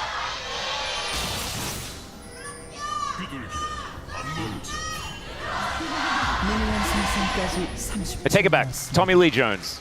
Definitely would be the Tommy Lee Jones version. Because that's like, you know, that was Tim Burton, you know, like that sort of vibe. And I feel like that's super Spo TV. That's the way. Shu and Rich, neither of them are breaking. Oh, Digon actually pact. Digon tried to tell us what that huge that's thing what I'm was. assuming, yeah. I say that I absolutely didn't care? All right. Yeah, please I put that respect it. away. All right, this is League of Legends. Atlas? Yes. Be honest with me. Is this because you're still mad about the ice cream? No. I just really don't care about football at all. No, I mean, I'm with you. You know that. And we even have our own version of football. I care so much less. Like, my country has their own football that I don't care about. And this is not even my home country's football. Which is what, rugby? No, Aussie rule, AFL, Aussie rules football. It's the game where you can get a point for missing, which is great. Interesting. I feel like it's like the participation award in our national game. It's just so good. Tried to be a good teammate, says Digon. If he was a good teammate, he would have listened. Didn't have to cook him like that. He's trying. Give the man a break. You work smart, not hard. That's how I'd say it. That's all right. Here on the bottom side of the map, we have Beryl and Aiming. They're going to struggle, I could imagine, a little bit in this matchup. Oh yeah. But, right now, they're able to walk up, don't get the level 2. And as far as our solo lanes, things getting shoved in on the DK side of the map, and Lucid should have a field day.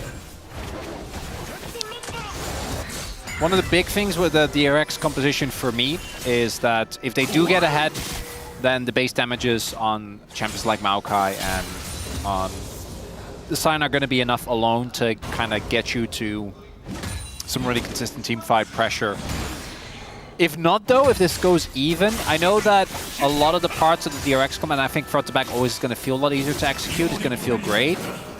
But I do truly believe that running 2 carry compositions is always an inherent risk. And there are great ways to take these people out of the game on the DK side, right? You have Poppy, you have Pantheon, who is great target selection, although I think Pantheon's job gets increasingly hard as the game goes on.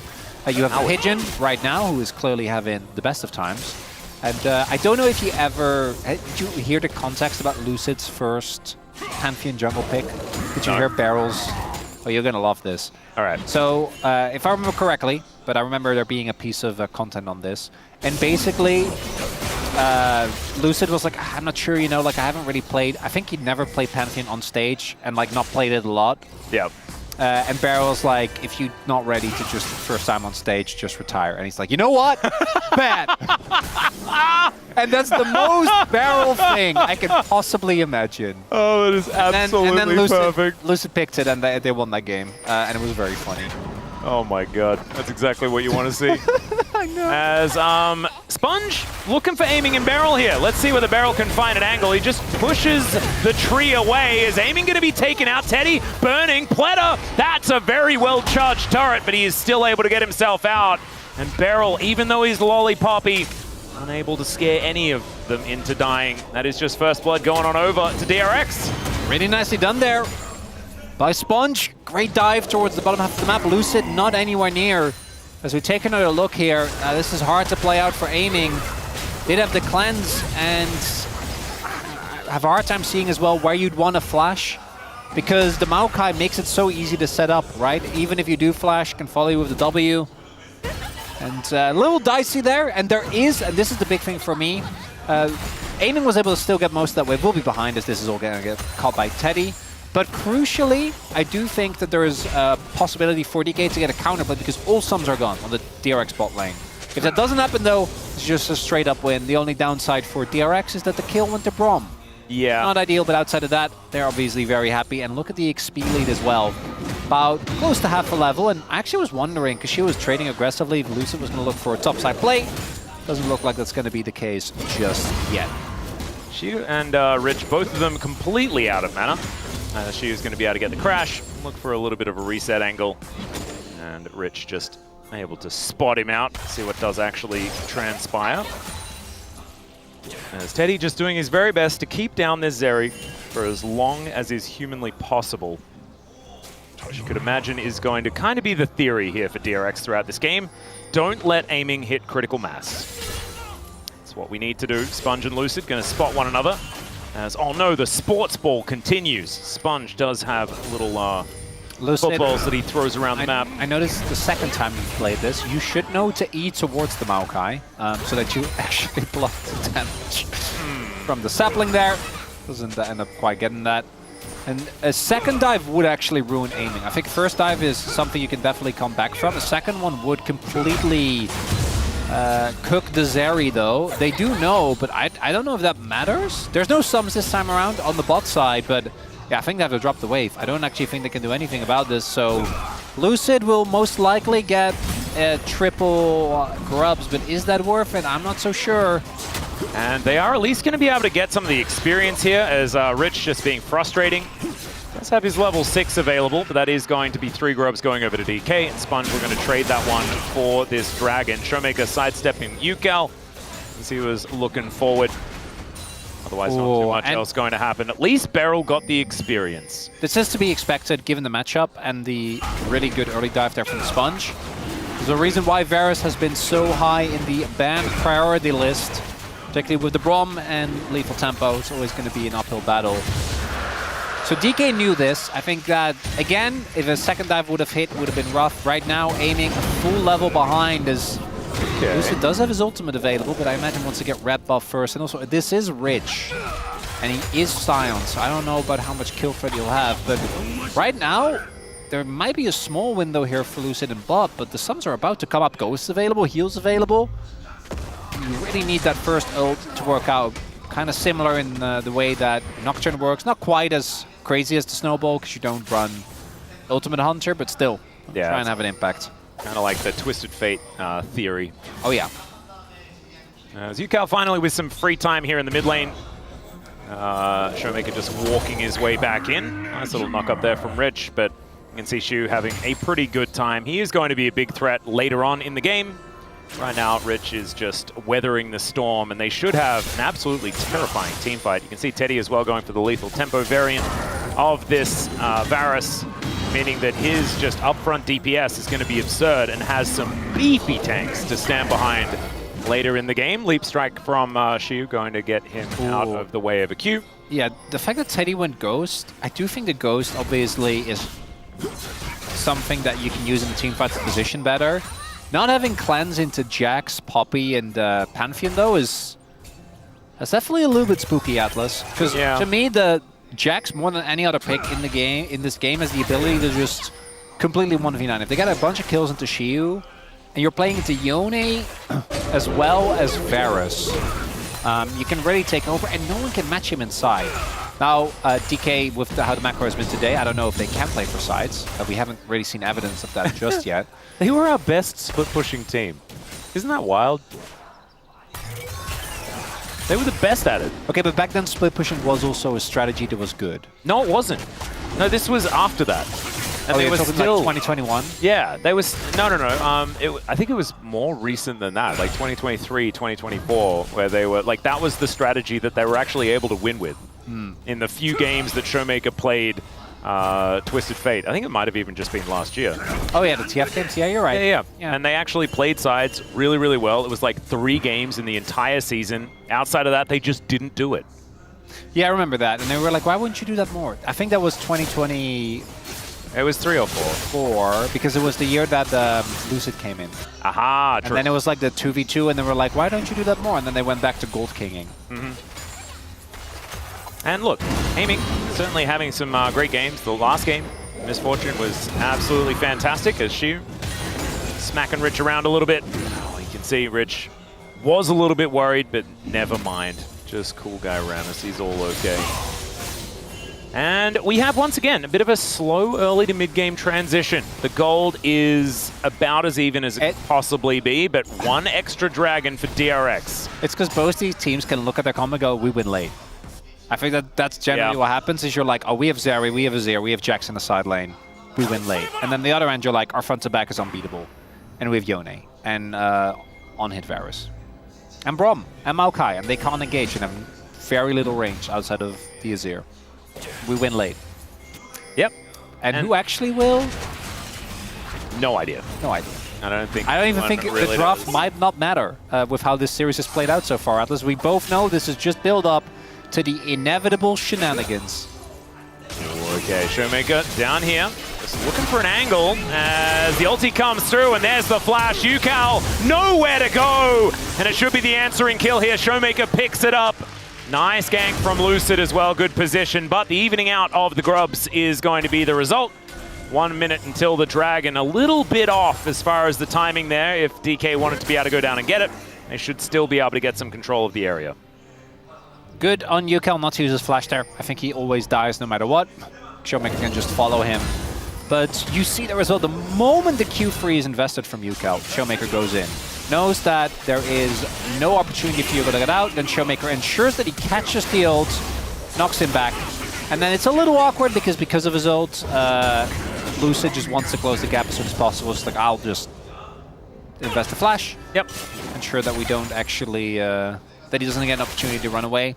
An early kill for Showmaker on the Azir, definitely big because he needs to be big because otherwise they do have issues blowing for these tanks in a reasonable time frame until we're much later. Like eventually Aiming will just kill everything. But we're talking like, what, 3-4 items? Because it'll go Yuntal, then it'll go, like you have to go Yuntal, IE, and Lord Doms. Often Runans comes. Well, that's the point, right? So it's like your 4th item. Yep. So that is very far away. But if Showmaker had Leandri's, we're feeling a lot better. Yeah, Rich has an item and Shiu does not. The Triforce is very expensive. Yep. So, and Rich is just yelling at him over and over again and tanks the tower with his shield. Everything is absolutely fine as thankfully Shiu able to get out of the way of that one, does grab the experience from that last minion as Barrel's making his way in. Lucid to follow as well as Yukal finding himself the center of attention right here. Sponge coming on over. We'll be able to get to work on this dragon by the looks of things. Oh, a fight on our hands? Maybe. She was teleport. Rich does not, but Rich basing. Swifties in hand, ultimate at the ready. Yep, Showmaker has Flash ult, both available. I'd let this go. Aiming doesn't have a first item yet. And yeah, actually, this is really good timing for DRX. There is a window where if Rich is a little bit slower, Shiu gets the crash, and then they actually have to give something up. But here, if Shiu TP's in, I don't think the fight's looking all too hot. So not going to run the risk. Yeah, and it's going to be a Hextech Soul as well. Good news for DRX fans, already a couple of Drakes towards that one. Also helps with their damage issues. If they do pick more of them up, both amplifies Yukal and Teddy and gives a lot more base damage. Sponge did go for Leandri's, but I assume it's full tank from here on out, which in this scenario I think is warranted. Yeah, don't have a lot of just damage in general, to be perfectly honest, but especially no magic damage. Yeah. So get a little bit more available. Ooh, she was a champion now. All right, has a Triforce. And who is going to pick up the feats of strength? That is the question. I think as far as getting your first turret is concerned, you'd think the team with the Jax might be in a good spot, but also there's a Yone who wants to spend time in side lanes. And the Azir also gets through them relatively quickly if he gets some spare time with a turret. Yeah, it's interesting, interesting. I feel like we're about 2 minutes of inaction away from another Sauce debacle, Atlas. Oh dear. I hope we don't get there. No, I hope it's not an excuse to have to talk about football. That would bother me. The reason I got into esports was because I cared so little about other sport. I don't want to talk about football either. I don't know anything. Thanks, Chronicler. Well, I know Dutch players from like 6 years ago. I don't know if that helps for the conversation. I don't think so. And I didn't even know, this is the worst part, I don't even know which football you're talking about. Actual football. What is actual football? The one with Is that the one where Ronaldo they and all hug at the beginning? Ronaldo and Messi and... Is that the hugging at the beginning one? I don't- Or is that the one with the you can't use your hands one? No hands. No hands? Football. All Are right, you because thinking you of use your American feet. football? Is that not football? Well, no, that's American football. That, American. It adds a different layer. does it though? Yeah. Oh man, it does very much confuse me because when I grew up, we also said football, but that meant running around and bouncing the thing and then kicking it if you felt like it. That's the sport. Yeah, and having Lucid. Lucid goes in. I don't know about that one as the knockoffs are pretty huge. Still aiming, trying to live up in this chaos and make something happen, and it just doesn't work. The flash gonna have to be used to get out of the way of Yukal as the Emperor's Divide pushes Pletter under the turret. Rich alongside him, but he's pretty tanky. Now aiming is alone and getting closed in on by everyone. Snapped up by the Yone as in goes Shiu to grab the kill onto Rich, but the Zombie Scion is gonna lock down the Jax. He finally gets the counter-strike as Yukal outplays him. Still, it's gonna be Showmaker able to lock down a kill onto the tree, and who won that fight? Nobody knows, Atlas. You don't. I don't. I don't know if the team does. Well, it's not over yet, I guess. Lucid is ult. He's been ulted. Oh God, is Beryl? Well, it's a 3 versus 3, but the puppy has baited them all in. Yukal's able to get one of them with the help of Teddy, but now Lucid gets himself the stun. Showmaker able to lock down both of them. He didn't know, he couldn't decide, and instead they're gonna kill both. Thanks, Beryl. Well, now I know who won. Yep. I still don't know anything about football, but I know that was better League of Legends out of DK. Interesting sequence of events. Would love to break that down as we get the replay. So there's a lot of layers to this. Lucid, the idea I get, you want to set up for the poppy fight, right? Like, it feels like Teddy's out of position, Barrow goes in, but aiming crucially isn't there immediately. Ends up having to blow his cleanse. And then Sponge and Teddy actually do a great job of not going down, extending this fight. Rich being there and just being a giant meatball is actually really beneficial. And then this really weird wraparound from Teddy and Sponge. If he catches aiming off guard, he ends up going down. Then Shio goes in again. This is only going to get worse. I think this Jax is going to run the fights, but crucially jumps into... Yeah, Yukal playing that nicely. Jumps on top of Yukal, but he does still get the Maokai. And then... Guys, it's Beryl. It's Beryl. They Beryl. saw everything. I know. I'm just... And then 3 people die. And so in the end is what, like a 6 for free trade? Yeah, who knows? It was I think a few more on DRX died in the end. Yukal flashes as well. That's a big flash. Yeah. It's a big cooldown. They do get Shelly. I'm not sure how that happened, but the only thing that matters is the Drake. Yeah. For DRX, that's a big deal. Showmaker does already have Leandris 18 minutes in game, so he's going to be feeling quite good. This Drake fight matters a lot. If DRX has the soul point, I think the last fight didn't matter at all. It's only 1.5 goals for DK. It's not that big a deal. So this next one is a big one, but Teddy doesn't have flash, Yukal doesn't have flash, and Showmaker does have his. Big opportunity for playmaking here for the Azir. Well, Lucid going in once again, and Showmaker, spotted. The train is going to go by, and Showmaker gets himself out. Some funny business here as Barrel took Subway. Yeah, he did. He took a little bit of a... There is a lot of different modes of transportation here on this map. That's all right. Lucid eating some honey fruit. Should be okay here. Someone... All right, DK. Grab the pedals. Shove out the waves. That's a giant crash in bot. Big crash in mid, and look at the possible angles of attack here for DK. Yep, aiming has that first item. Is now Teddy's in trouble. Aiming finds the ulti. As now I don't think the door is quite going to be enough. Empress Divide, and it just squashes the Varus. Still, it's a huge stun, but it's not enough. Here on the side of DRX, and aiming is able to play in the front line. Yukal pushed around, and DK, they can take an outer turret, they can take a dragon, they can take whatever they want. And he's been struggling today, but it's Shiu that starts up the fight there. No flash on Teddy, crucially. And this is the one weakness that we mentioned. Front to back, DRX, their comp is amazing. But look at this from DK. Literally, there's 4 angles of attack, and Shiu is the one they don't catch. So even though Teddy stays alive for a little bit longer, the Ghost not enough, and then Showmaker ensures he actually goes down. Yeah. Even if Shiu dies in that play, it's a win, right? Teddy's down. That's one of your 2 damage sources. So aiming can go unchecked in the fight. And that flash timing ended up being absolutely pivotal, will be available again for the next fight. It's just a single Drake for DK, but now that gold lead is starting to slip. And Showmaker now 4-0-4 on the Azir, just picking up more and more of these kills. Sundered Sky done for Shiyu as well. Yeah, we are hitting some breakpoints on the side of DK. Not to mention the Mikhail's now done for Beryl as well, as if one cleanse wasn't enough. Aiming is going to have a lot of safety in these fights. There are a lot of knockups, things like that, to be frustrated with, so I don't think DRX are too worried about the array of CC still connecting. But this is still going to be a very rough time for DRX, as Yukal having to use the Unbound Soul just to farm safely. Thankfully, he is Yone, so he does have access to that. This is a tough one. I mean, this lane is only going to get harder and harder for Rich as time goes by. Yep, no one can match Jax inside. It's more about how can they use it as a Showmaker. He does have a turret, but that's a lot of people. Double TP. Yeah, Beryl's coming down. There is a grand Starfall. And now Beryl finds himself in an awkward spot. Never mind. He turns it into a triple knockup. A huge engage as aiming comes over the wall. There is a kill onto the Azir for DRX. They get a couple. But now I think it's certification time for aiming on this Zeri. As DK, they go 3 for 2. But the more chaos there is and the more aiming gets, the more scary it is for DRX. This should be Otacon as well.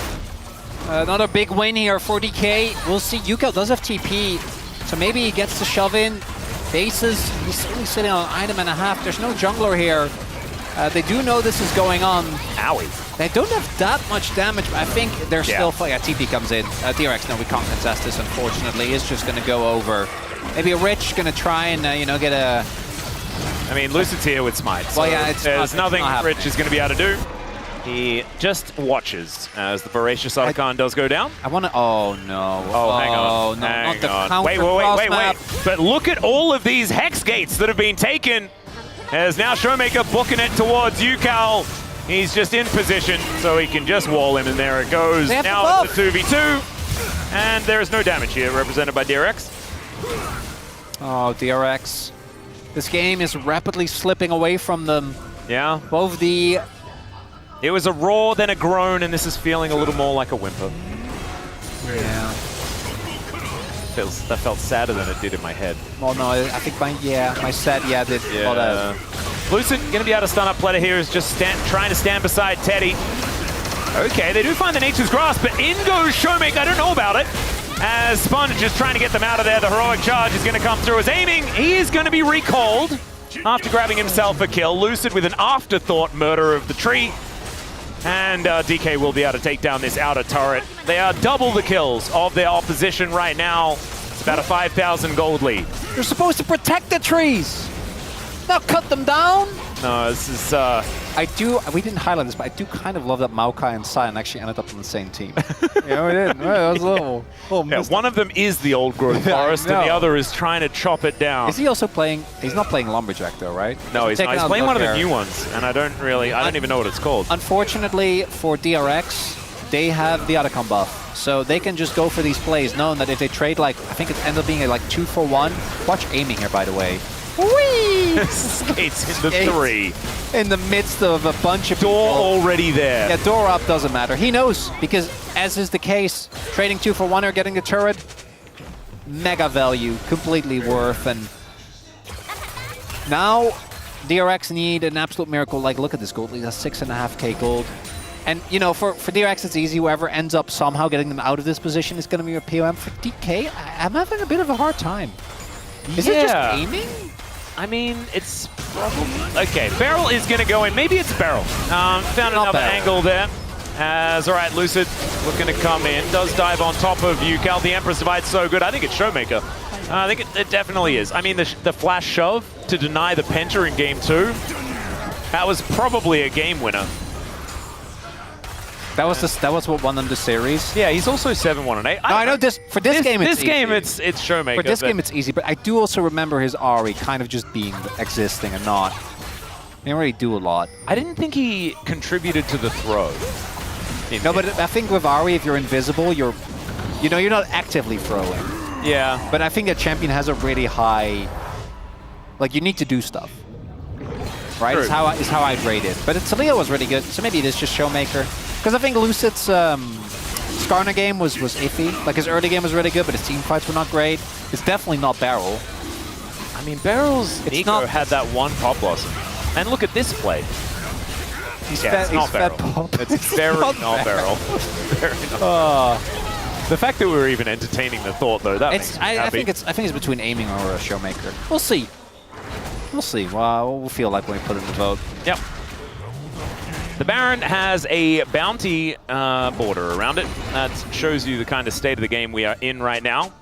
We're moving towards a 7,200 gold lead. And yes, the things that we were talking about as far as late game potential, things like that, and front to back team fighting, all still remain true for DRX. The problem is, it's Zeri with an 800 gold lead, the rest of the team with a gigantic gold lead, the biggest of which being the 3,200 for the 3-item Azir.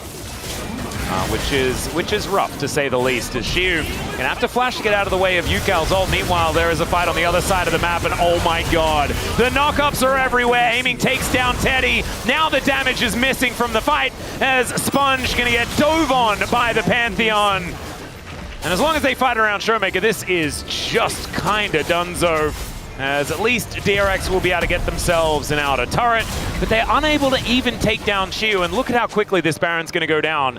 Aiming, it's just like missing the Merkwolf with a burst fire. That's all he really needs to do this game. It was a beautiful dream for DRX, but even an Unbreakable Spirit can't stop them from looking at this game state and going, oh god. Yeah. What do we do? Look at the itemization. This is what I was talking about as well.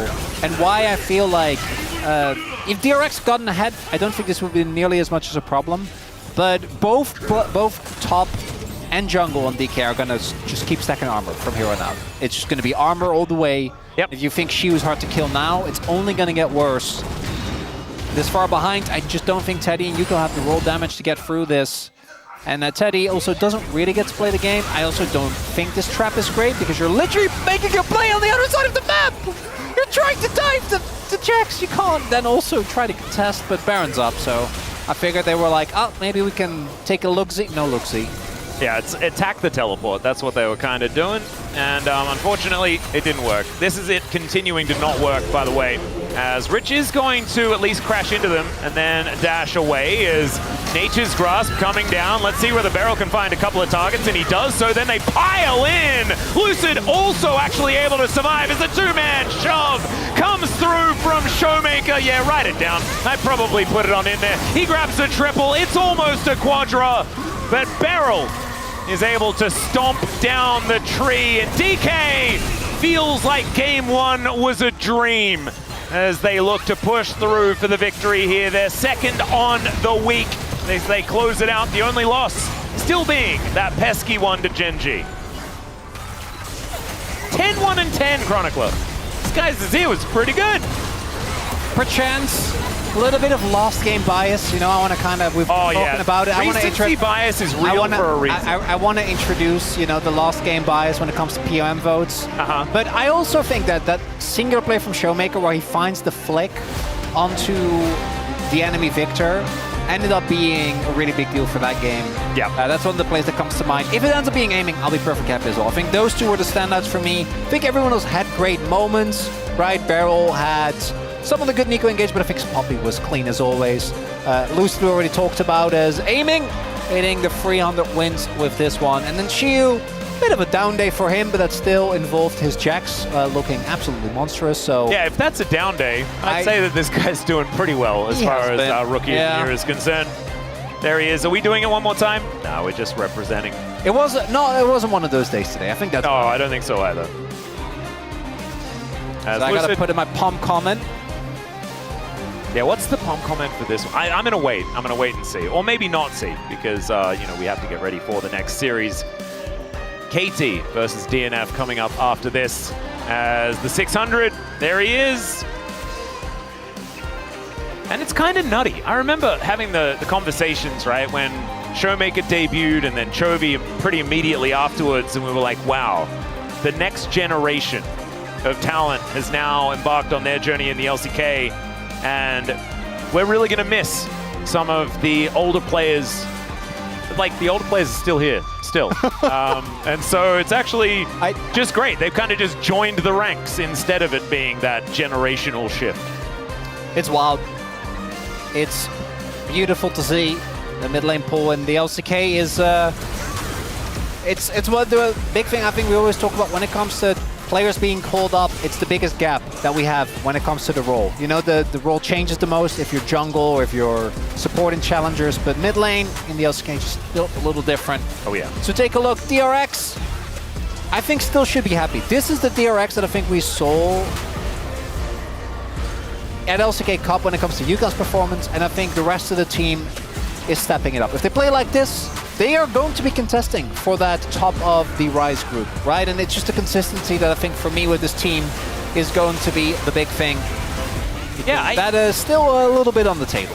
Yeah, I think that there's a lot to be excited about. I think only the DNF fans that have been left out to dry when it comes to the hope. Oh, good. A great setup. You know what I'm saying? Yeah, no. Yeah. Build it up more. Tell me again how hopeless DNF are. Oh, they are extraordinarily hopeless, chronically. Yes. And what they could do with is any sort of victory, something to show us what they look like when things finally do work, when the stars finally align. You know, but I just don't know whether we're ever going to see that because all of the other teams here in the LCK have been so much more consistent. So consistent. Yeah, and really have been able to find the victories when they need them. Kind of like this week in the day that didn't exist. As it's actually so true, and I was being somewhat facetious setting up for the next match, but the fact that KT are coming off a loss against Bro, that was Bro being able to find their moment, you know, where they get their angle. As Showmaker having a really good time, you can see Lucid very happy about how his mid lane is playing. And they were yelling for the Pentas. Showmaker obviously joking about it as well. Oh, so good. And for DK, it was a little worrying after game number 1, the way that played out, but in game number 2 and 3, I think we did kind of see them come back. As UCal, yeah, I mentioned, I think his performance, particularly in the first 2 games, was great. This Yone left a lot to be desired. That's 9k damage on Yone. That's not what you want. Yeah, that is, if there were 3 amounts of his damage, it would not equal Showmaker. Because Sponge is cheating, you know, because he's Leandris and he's percentage health damage. Yeah. But there it is! Yep, Showmaker gonna get it. They lost game 1 and he didn't die. I didn't even notice that. He realized the way you win is by at least dying at least one time. This is his first POM as well, which is kind of nutty. There's a lot of players on, in fact, it's everyone except Aiming that's got one here on DK thus far. And Aiming has been playing well, so it's not even a gameplay problem. Nope. They've just been spreading the wealth when it comes to the good performances. Lucid with a couple of them, which is definitely impressive. But now it is time to hear from Showmaker himself. So let's throw it over to the interview. Thank you very much, guys. This is Deer for the POM interview translation, joined by Showmaker on the side of D+ Kia. You guys are back on track for win streaks, and you also reached the huge 600 all-time LCK games milestone. How do you feel? You know, I was able to reach 600 LCK games, and I'm really happy and glad that I'm able to secure it and celebrate it with the victory. And in game 1, the early to mid game was going your way, but the game was overtaken later. So what kind of feedback was there after the game? I think we were just trying to figure out, you know, and we noticed that we were supposed to make a lot more plays and be proactive with the comp that we picked. So I think that's what really ended up causing the loss in the end. And in game 2, you were against a Fed Victor, but we were able to come back. So how was this possible? You know, all mid laners would agree with me when I say this. You know, Victor taking 3 kills in the early game. And you know, like Aurora was able to get 3 kills as well. And in the end, I think we just ended up thinking, hey, it's actually playable, even if it looks like it's kind of doomed. And we had some sappy moments in game 2. 2 quadras in one game, and we could feel Aiming's rage as a result of missing his penta. What was his actual reaction like? You know, in game 2, in the early game, I really misplayed. And you know, we were all so focused on trying to win the game, and I actually didn't end up hearing aiming. I really didn't hear him say penta penta, but I feel like if he did better, he could have gotten the penta. So what would you like to say to aiming? You know, aiming, you should try a little better to get that kill. Yeah, let's do better next time. And in game 3, you took the victory after that play in the bot lane. And this was your first time playing Azir today. And how come have you not played him when you're so good with him? No, Azir is a pretty complicated champion. And I think it really is very situational. And you have to be super meticulous with Azir, so I think this is just the one time that I was able to pick him, and you know, I feel like, yeah, it's like such a high-risk champion where if you make some mistakes, it actually impacts the game really negatively, so I think that's what it was. And not only did you reach 600 LCK games today, Aiming also got his 300 wins too, so can you congratulate him? Aiming, congratulations on 300 wins. Let's get your penta next time. And you'll play T1 and Hana Life Esports back-to-back next week. You'll have to win to secure the top of the standings. What are your resolutions? Just hearing those team names makes me so nervous, but I will have to make sure that we are able to win and that we're well prepared. And that's the end of the interview with Showmaker, and back to the space. Thank you. The big 600 for Showmaker, 300 for Aiming, and a 2-1 for D+ over DRX. After a shaky game number 1, they find their way back and sit 5-1 after 3 weeks of battle. Digon here alongside Wolf and Woodid to break it on down. And the POMs felt like you could have gone 2 major votes, but Showmaker gets his first one of the season, which is kind of crazy to think about. I thought Aiming took over the game as MF in a pretty challenging MF draft and ended up doing a ton of kills. For me, like, he took over that game so much. He was the player of the game for sure. And then it was a bit of a toss-up. Obviously, if we did POG, I would have voted Showmaker for the last one. Surprised I'm the only person who voted for Aiming. Yeah, that's weird. I mean, I think nowadays AD carries are more rough on a roll because that they only play for lane priority. So that's probably a hard one, but yeah, I think mid laner, they are the emperor. You know, they have a right to deny a penta from the easiest role in the league. So yeah. Wow. I do think it's a little bit more of a challenging role than I think Woodid thinks, but I think that's easiest role. Let's be honest. I also think a lot of I voted for Aiming. Gold King is back, but I do think a lot of that game was people setting him up for success and him getting the last hit, getting the last kill, which is why I mentioned him being the Gold King, but he took over the game so hard that, like, I don't know, there wasn't any other standout player. For me, although Showmaker had a fantastic game in the end. We'll see what the rest of our voters set up. Curious about the Lucid comments, if we get any. I would love to see that. Yeah, Cronny should have his up in just a little bit after that dominant game number 3. What does Chronicler have in store for us? Does he have one? Waiting. Cronny went, didn't Cronny go Showmaker? Yeah, he did. I'm sorry for stealing your penta and trying to steal your The deeper meaning here, though, is that he's actually saying sorry to Lucid because he didn't vote for him. Oh, that's true. Right? Shifting sands, man. He's hopping on the Sandstorm train with BNK Fear X and hopping off the Lucid train, man. That's kind of sus. Let's see what else we had from the Korean side here. Which building? Which basement? What on earth is the second-year jungle? What on earth is hidden in the basement of that building? The D+ Kia building. They keep unearthing D+ talent. Oh. Yeah.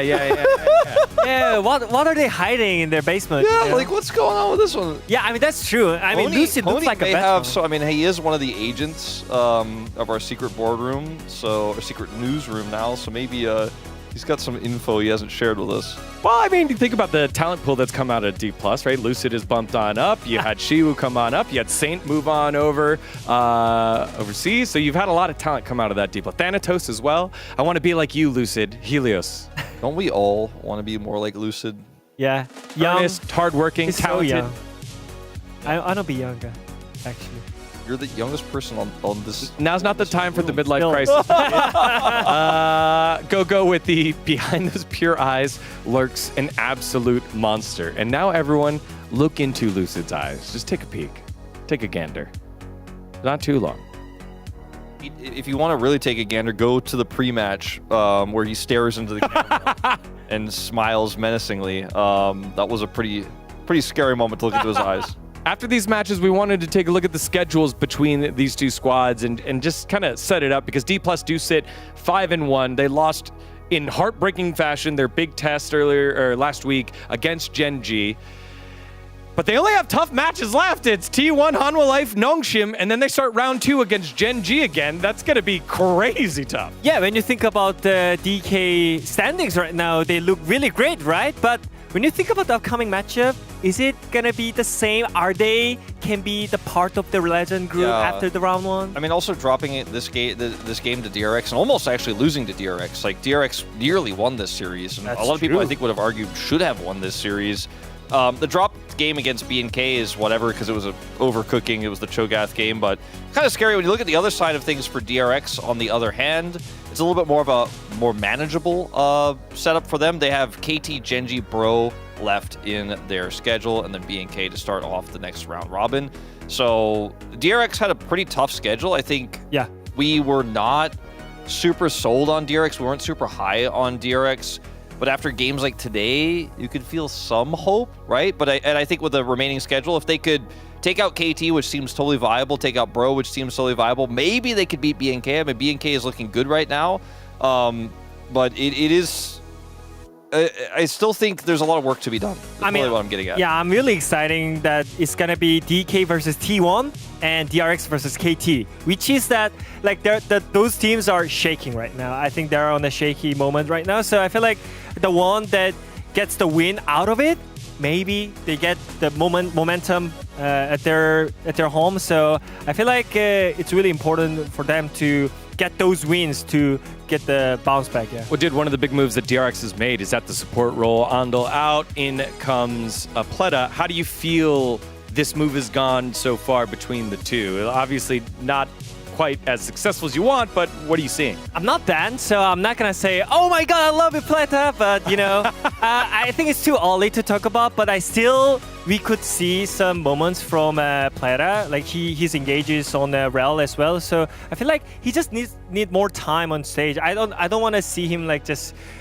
kicked out again, like after a few games, you know. I think he need at least a round, you know. I do think that Pleta definitely seems like he has a bit of an experience issue, even though he's actually played quite a ton of stage matches in his career. It's sometimes an error of judgment I'm seeing, but I'm seeing a lot more confidence in Pleta than I'm seeing in Andil. Like, Andil won't make a bad engage necessarily, but he sometimes just won't do anything at all. And I think Pleta is looking for those angles, and I think as you fail to try to find those and you make those attempts, you learn. And I think Pleta has a bright future ahead of him, even if he's struggling a little bit right now. Yeah, well, he has opportunity next week against KT and Gen G as we take a look at the standings. After this series, it was a victory for D+ that puts them up the leaderboard, sitting at 5-1 now. Clearly in second, a game ahead of Hanwha Life Esports, but we know they have that match against them and T1 next week. A big week for D+ as they try to shake off the cobwebs of being fourth, maybe third. They want to prove they're a contender. I think if D+, you know, the rest of their schedule is tough, but T1's kind of slumping right now. Nongshim not looking super clean. If they can pick up half of those wins, you know, including the Gen G start of the second round robin, they're still going to be at the top. Yeah. I mean, kind of impressive that DRX got 5 losing streaks. But yeah, I just want to hope them bounce back because they played really well today. And we're going to see how KT performs because they're going to play DRX next time. So yeah, we can check who's going to win the next one. Yeah, well, they play next. KT versus the DN Freaks. These two, close on paper, looking for a win. DN Freaks looking for their first series win in the LCK regular season. Will they be able to do it? Find out in just a little bit.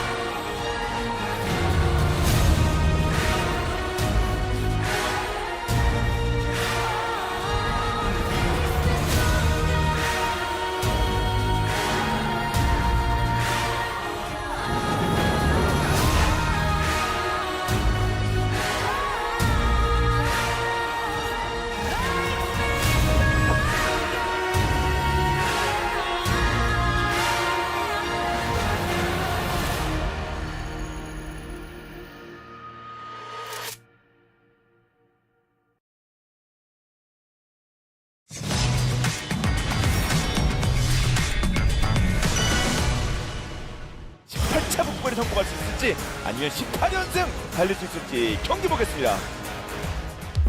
건부 정글 할 거. 제드요. 야 근데 제드 괜찮겠지? 저도 모르긴 해요. 아 근데 개맛돌이긴 해요. 나 백스 할래 백스. 아 근데 괜찮을 것 같은데. 질이긴 한다. 나 카밀하고 싶어. 베인. 그냥 오늘 카밀 그러면 카밀해. 네 베인. 너무 우리 요번 판 수액인데. 화이팅. 버스야 믿는다. 얘들아 화이팅. 그 피 한번 갈자. 카밀. 나 먼저 해줄게 먼저 해줄게. 길어지면 사이 갈만해. 야, 일단 바텀 무빙을 찍을게. 한번 빠지고. 뭐야 나 몸이다. 나 프리 피좀 많이 걸렸어. 나 빠질게. 잘 살아났대? 와우. 아 까비. 얘네 그냥 용 볼 수도 있어 이러고. 그럴 수도 있어. 우리가 용을 치던가. 나는 그냥 크산테나 니코 마칼 니코 필공 생각하고. 에 카밀 붙어있다. 카밀 붙어있다. 나 가는 중. 신다 6천. 이거 카밀 그냥 좀 쳐내봐. 그냥 그만 싸움 안 하게. 먹었고. 나 봐줄래? 상태부터. 상태부터. 다 갈아놨어. 볼게. 카밀 보자. 카밀. 나 녹여줘. 괜찮은데. 야 백스. 나 더블 없어. 잡았어. 이겼다. 나 계속 따라갈 수 있는데. 가보자. 형 옆에. 알아. 맞아. 니코 앞에. 야 불었어. 이거야. 잡아야 돼. 나이스. 야 이거 미드 다 바루스 볼 수 있긴 한데 바루스 공 없어? 없어. 가는 중. 이거 니코. 텔. 니코 노플. 빨린다. 싸이. 야, 개 빨랐다. 야, 갈게. 이거 빼면서 싸우면 이게 빼면서 싸우면 이길만해. 보자. 미탈 없어. 칼리 높을. 칼리 볼게. 맞았다. 야, 와봐. 천천히. 갈게. 클렌즈 아직 없어. 오케이. 아, 좋았다. 아직 우승이다 없어. 가본 듯? 나이스. 너무 깊었나? 좀 깊었긴 했어. 산테는 자를만한가? 이거 살짝 볼게 다음에. 우리 아래 쌈날 수도 있어. 쌈나고 살짝. 야, 크란텍. 아래 쌈날만해. 다른 듯? 잡았어. 괜찮아. 못 빠졌어? 카멜이랑 쟤는 야 우리가 이때 한번 아타카 건드는 건 어때? 치자 이번에. 사이드 뚫려. 이거 부활이다. 마트가 체크 안 되고 우리 지금. 체크돼. 야, 이 빠서 지금 카밀 지니까 없어. 야 카멜 뒷자리야. 카밀 마크 해줘야 되는데. 야 근데 못 뚫냐? 니코랑 뭐 백스? 이거 설마 같이 쓰면 좋은 거 같은데? 건배 생각해. 2000에 쓰자 2000에. 확인하기. 자, 아야. 하나, 둘, 셋. 야 나삐야. 야 사이. 이거. 이겼어. 앉아. 우리 가인이야. 야 사태. 괜찮아. 나 맞아. 사태 노플. 건배야 이거야. 좋은데요? 세이브로 하는 거야. 나빈. 네 아타카. 우리 바람 버프는 없는데 그냥 사이브를 시원하게 박아도 되려나? 바람 버프 없어도? 나갈 거 없어서 해도 되긴 해. 근데 우리 다 죽으면 끝날 수도 있는 거 생각해라. 시원하게 다이브 하다가. 이번에 얘네가 그냥 무리하는 거 지가 한번 잡아먹는 게 제일 좋은데. 백스 공포만 생각해. 뭉쳐있지만 말자. 밀었어. 탑 그냥 백스도 궁각 나오면 궁각 봐도 되고. 볼게. 칼리. 칼리. 괜찮아. 역으로. 오케이. 라인 없다. 야, 끝났대. 백스 스택 빠지면 나 미카 있어 형. 괜찮아. 안 줄어도 돼. 타워 게임 끝나긴 해. 타워만 치자. 너무 교전을 안 한 거 같은데 이거. 이렇게 쏘죠. 진짜. 제이야. 결국 호랑이 군단 젠지 18번이나 북발을 실패하게 만들었습니까? 이번 북발 결과적으로는 아쉽습니다만 다음 2라운드에서는 한 번 더 노려볼만 할 것도 같습니다.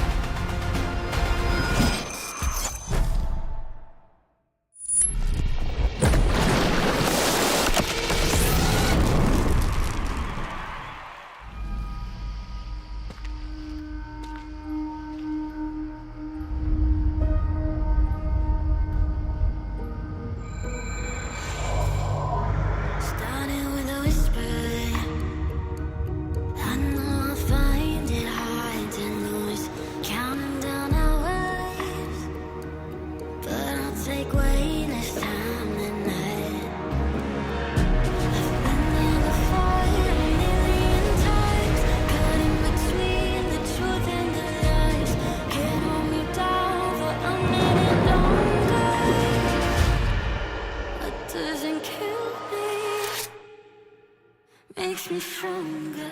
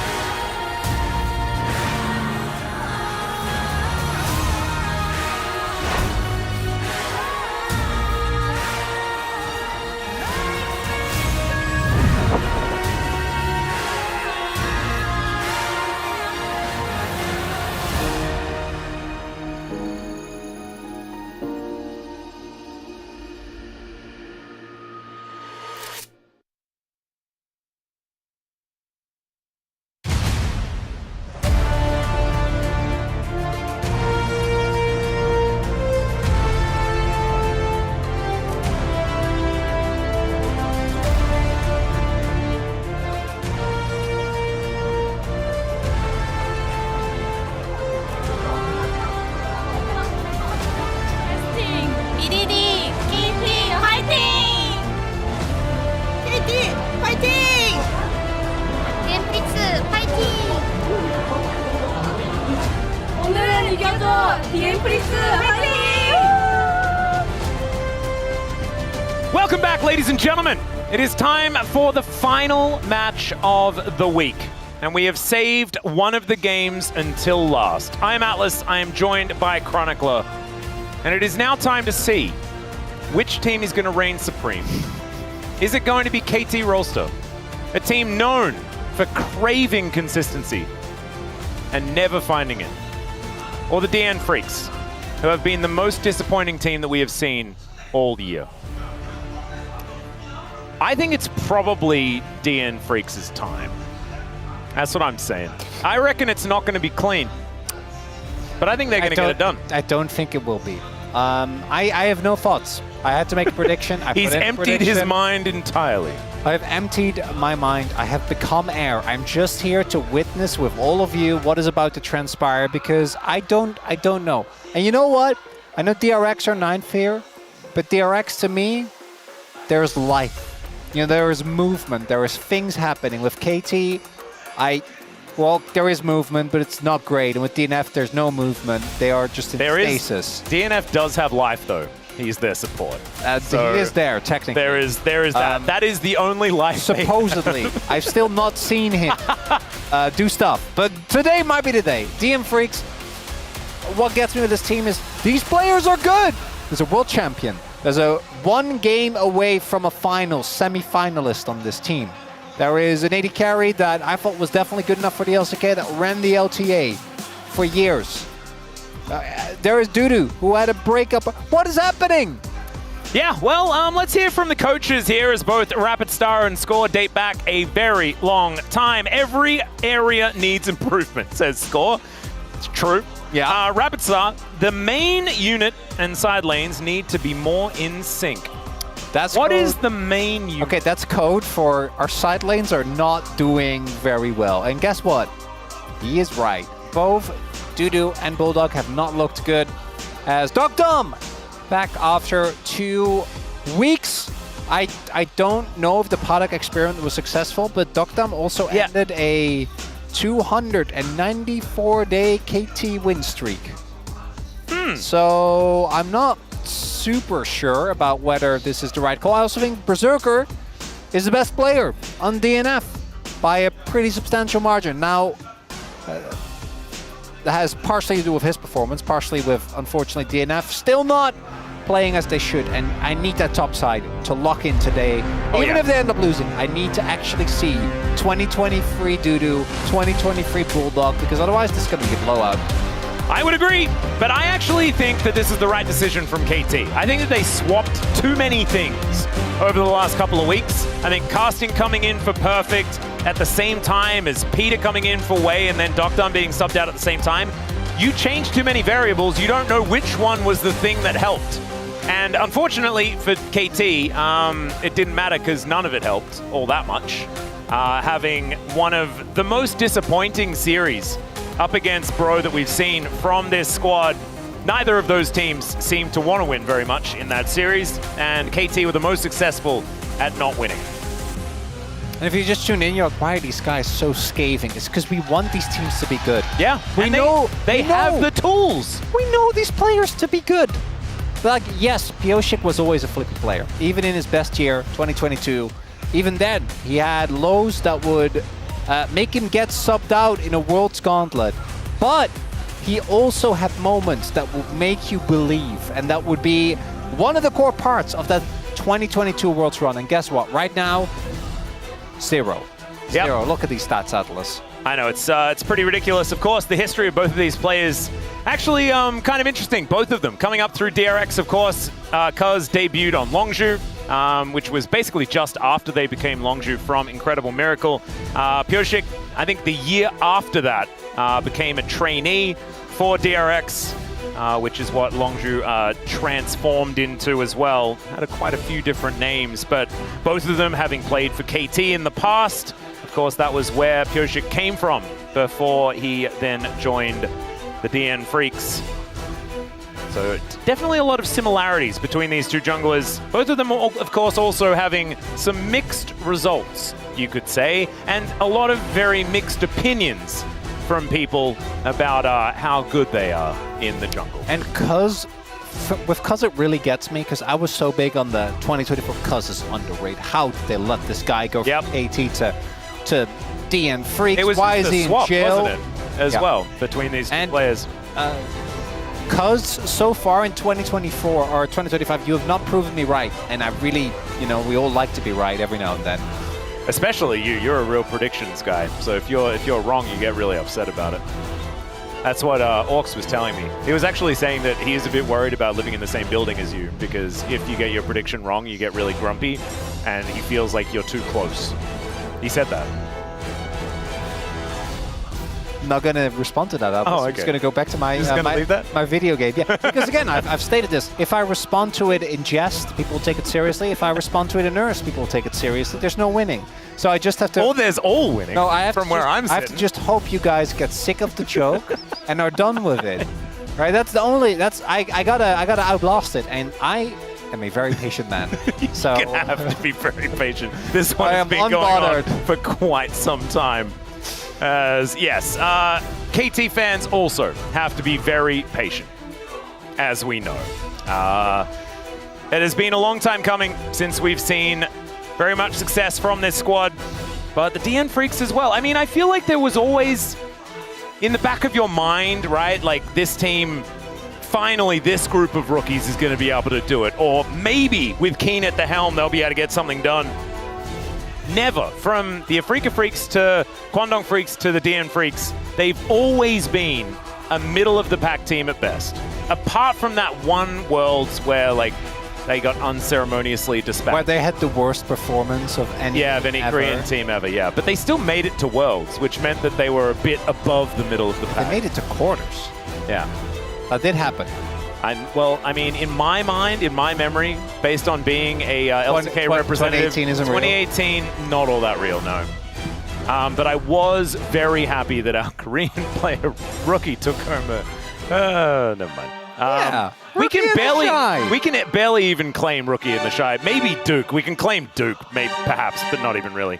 Never mind. KT going to be on the blue side to start us off here, as they're going to be banning away the Varus. The Azir going to be taken away from BDD. Understandably, I can feel the desperation, Chronicler, between these two teams already. I can feel it in this building. Oh, they're all giggling a lot, but it's like, you know, good giggling and bad giggling? Hysterical giggling. It's bad hysterical giggling. Oh, yeah. And you know you're in for a series when I could realistically go 3 hours into the future, come back and tell you any score and you would believe me. Yeah, yeah. There's no score that you wouldn't believe. Nope. And I wouldn't even really think very much about it. I'd be like, oh, okay. And then I'd move on with my life. There's just blind accept. Yeah, because if you try to understand it, it takes too long and the payoff is not there. However, we are going to be here to witness it this time. With all of you. And we can pray for some enlightenment as we get to some results. As KT going to be insta-locking the Kalista. This is a champion that Dom hasn't actually played yet this season, but Podok found some success on. KT have been able to play around the early priority, largely because Peter is the GOAT, okay? This guy is really good, and he has been finding the engages. Him with an extra tool in that Fate's Call, going to be a big deal. We also need to make sure everyone is aware of the culture. Peter, if you haven't seen it, has a segment. Well, you watch after this series, obviously. You gotta watch the series first, but put a reminder. You gotta watch the Rookies on the Rift content with him just so you can see his dad. Because if you think bros are Giga Chats, you're not even remotely ready. As we don't have, I was expecting a Varus, or sorry, not a Varus, at least an 80 carry lock in here to try and deal. And maybe even a Renata pickup, right? Ash Renata was kind of what it was going for. Yeah. And now KT is not going to go, because I was expecting they can also pick the Renata and just accept that the matchup isn't great. Now the Renata is just shut out. I actually love this from KT, by the way, because I think that Galio in these Kalista compositions is really strong, and being able to pick it without having to commit BDD to it is extremely powerful. It's 100%, yeah, going to costing. Yeah. I'm with you. What is the lock-in for Bulldog going to be? Bulldog, a player that I truly championed as he was promoted in 2023. And 2023 had a lot of moments that made me, not consistently, but there were a lot of picks. And then let's just say he played not like this. He did not play, no. And then in 2024, it started to kind of taper off alongside Dudu. And now both of them just make me wish we had a time machine. Yeah. So that we could see their true forms again, because thus far in 2025, we have not witnessed it. Thus far, we are not seeing anything too crazy. Now, bot lane bans are, I was about to say, definitely going to come through here. The Caitlyn Ashe, maybe? Yeah, Caitlyn Ashe, Caitlyn Draven, if you think that Berserker's going to pull that one out, are kind of the ones I'm looking towards. I don't know about... I think Draven's actually kind of scary in this comp. Yeah, so maybe that is a really good idea. Yeah, you like hold them in place with an Impale and just like force feed him the cash out. That feels pretty good. So I wouldn't mind a ban there, but it does mean that the Ashe will be likely available. You're only going to be taken away from BDD. Understandable ban there. Score, he's going to have to pick his poison, so the Ashe is what they decide to do. And now Berserker, just do it. Just Draven. Don't be scared, man. It's going to be like Corki, and we're going to be very upset. I'm like, it's not banned, right? God, why would you say Corki? Well, Ezreal's better than Corki. Yeah, marginally. Still doesn't feel like a checkmate, I've got you. It might be S Karma. Come on, Berserker, you can do it. I think it's S Karma. Atlas, I think that's what we're looking towards. Oh, okay. Instead, they're going to hold on to it. So maybe Xayah Rakan? Oh no, it's Draven Rakan. I'm not throwing away my belief. I will not throw it away. Not throwing away your shot. Nope. What is going to be the setup here mid jungle? Zinzo made it this far, which is kind of insane. Yeah, does he even want to play it though? Does he just want to like Paperman? He could just play Viego Ari as well. And that could be like crazy amounts of like I like Xin Ari. I think Xin Ari's good with the Nico. Yeah. A lot of knockups, a lot of circles, really good early skirmishing. Ari's great into the Talia. You can also, both of these champions dash in and then get Galio ulted and are pretty happy about it. I like the Sylas angle as well though, because the quickness is available. Quickness is really strong, but Talia is pretty good into the Sylas matchup. It is going to be Xayah Rakan, so I'm sad.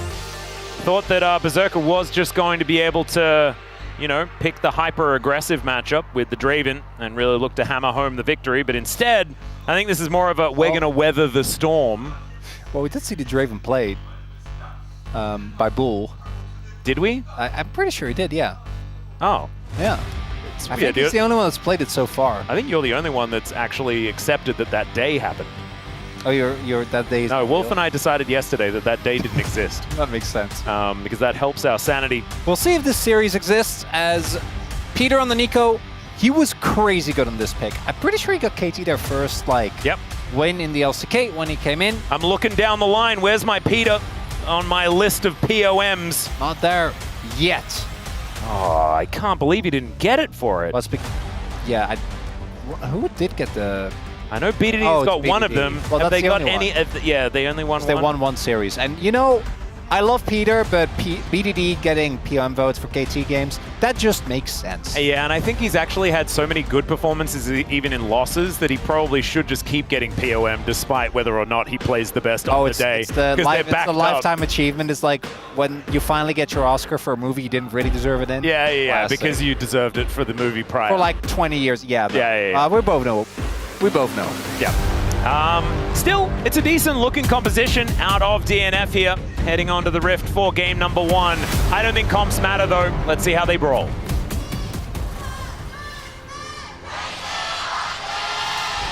소환사의 협곡에 오신 것을 환영합니다.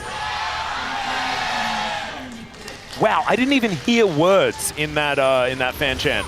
The DN Freaks are so desperate for a victory, they have lost the ability to make words coherent. That is brilliant. I love to see it. All right, let's truly, do we want to analyze this and really get into the nitty-gritty? I kind of don't. Yeah, neither do I. I also don't think it's relevant. I'm with you. I don't know if it is. Because we can say stuff like, oh, Zyra Khan, pretty good at level 1, and then scales pretty well into the late game. Oh yeah, we have Ari into Talia. Ari early on, just needs to get to level 6, and then she can get away from the stones and kill her. Two really good for KT. Yeah, Galio pretty good into Rumble, was considered a counter matchup at the beginning of the year, and has been seen flex to top lane for that reason. Every now and then we see the Galio, it's fine. It's not a hard counter, but you should be able to get to the lane unscathed, which against Rumble is hard. Team fighting, early skirmishing, objectives, none of this matters. Yeah, I know, it's so irrelevant, isn't it? Because it's KT versus DNF. I don't want to lie to our viewers. You know, sometimes there's games where we do all that and we add value. So you know how we add value here? Oh, by making them stand on a blooming burst? We did that. By just accepting what is about to happen. Accepting that we have no impact on it. Yep.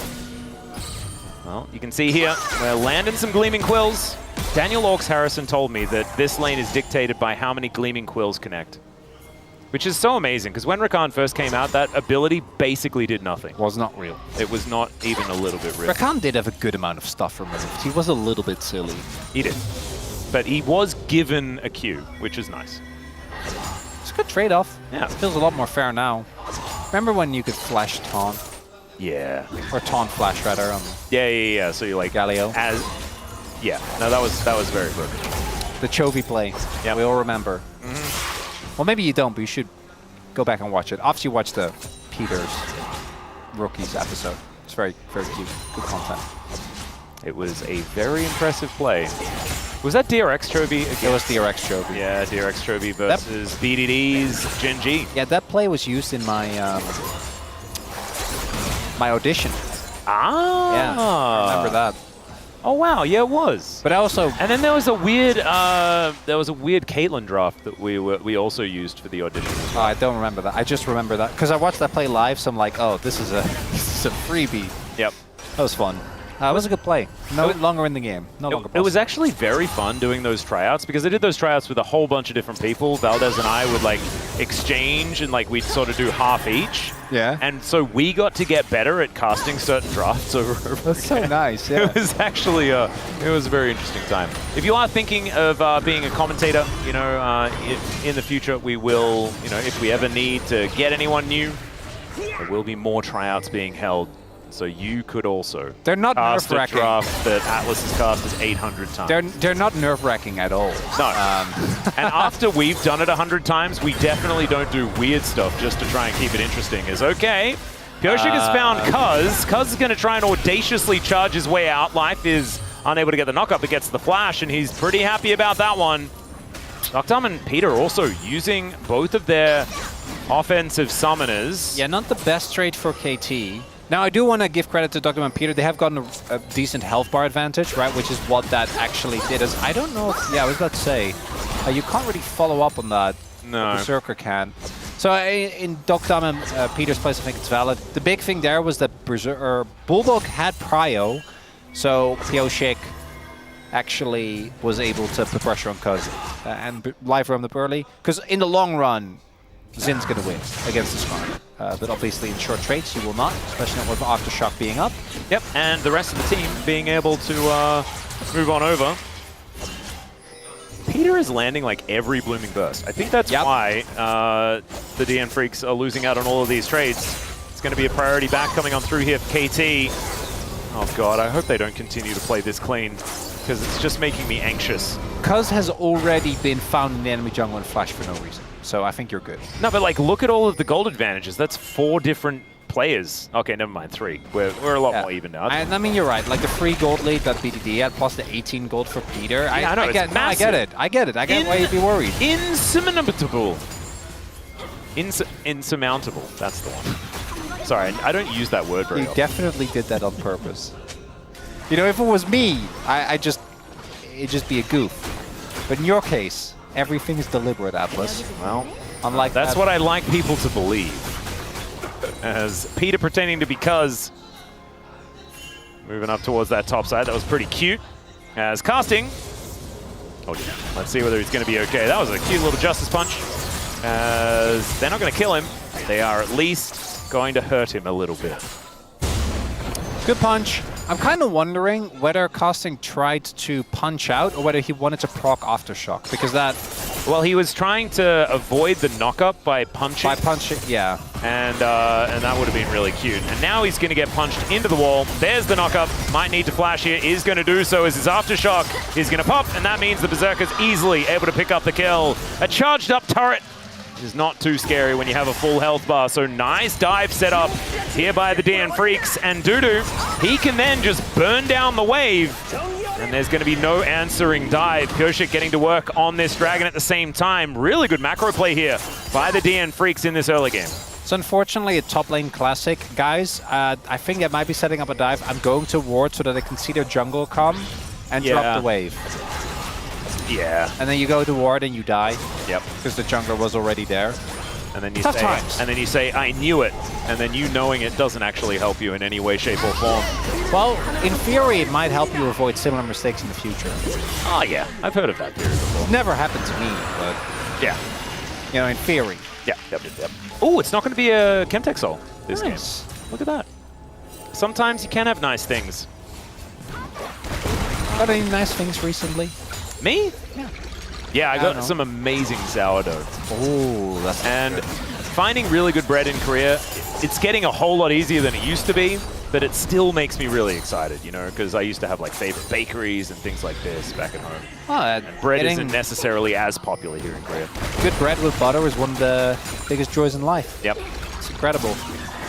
As DN Freaks taking a little bit of damage here, as once again, Peter continuing to try and throw these Bloom and Bursts around.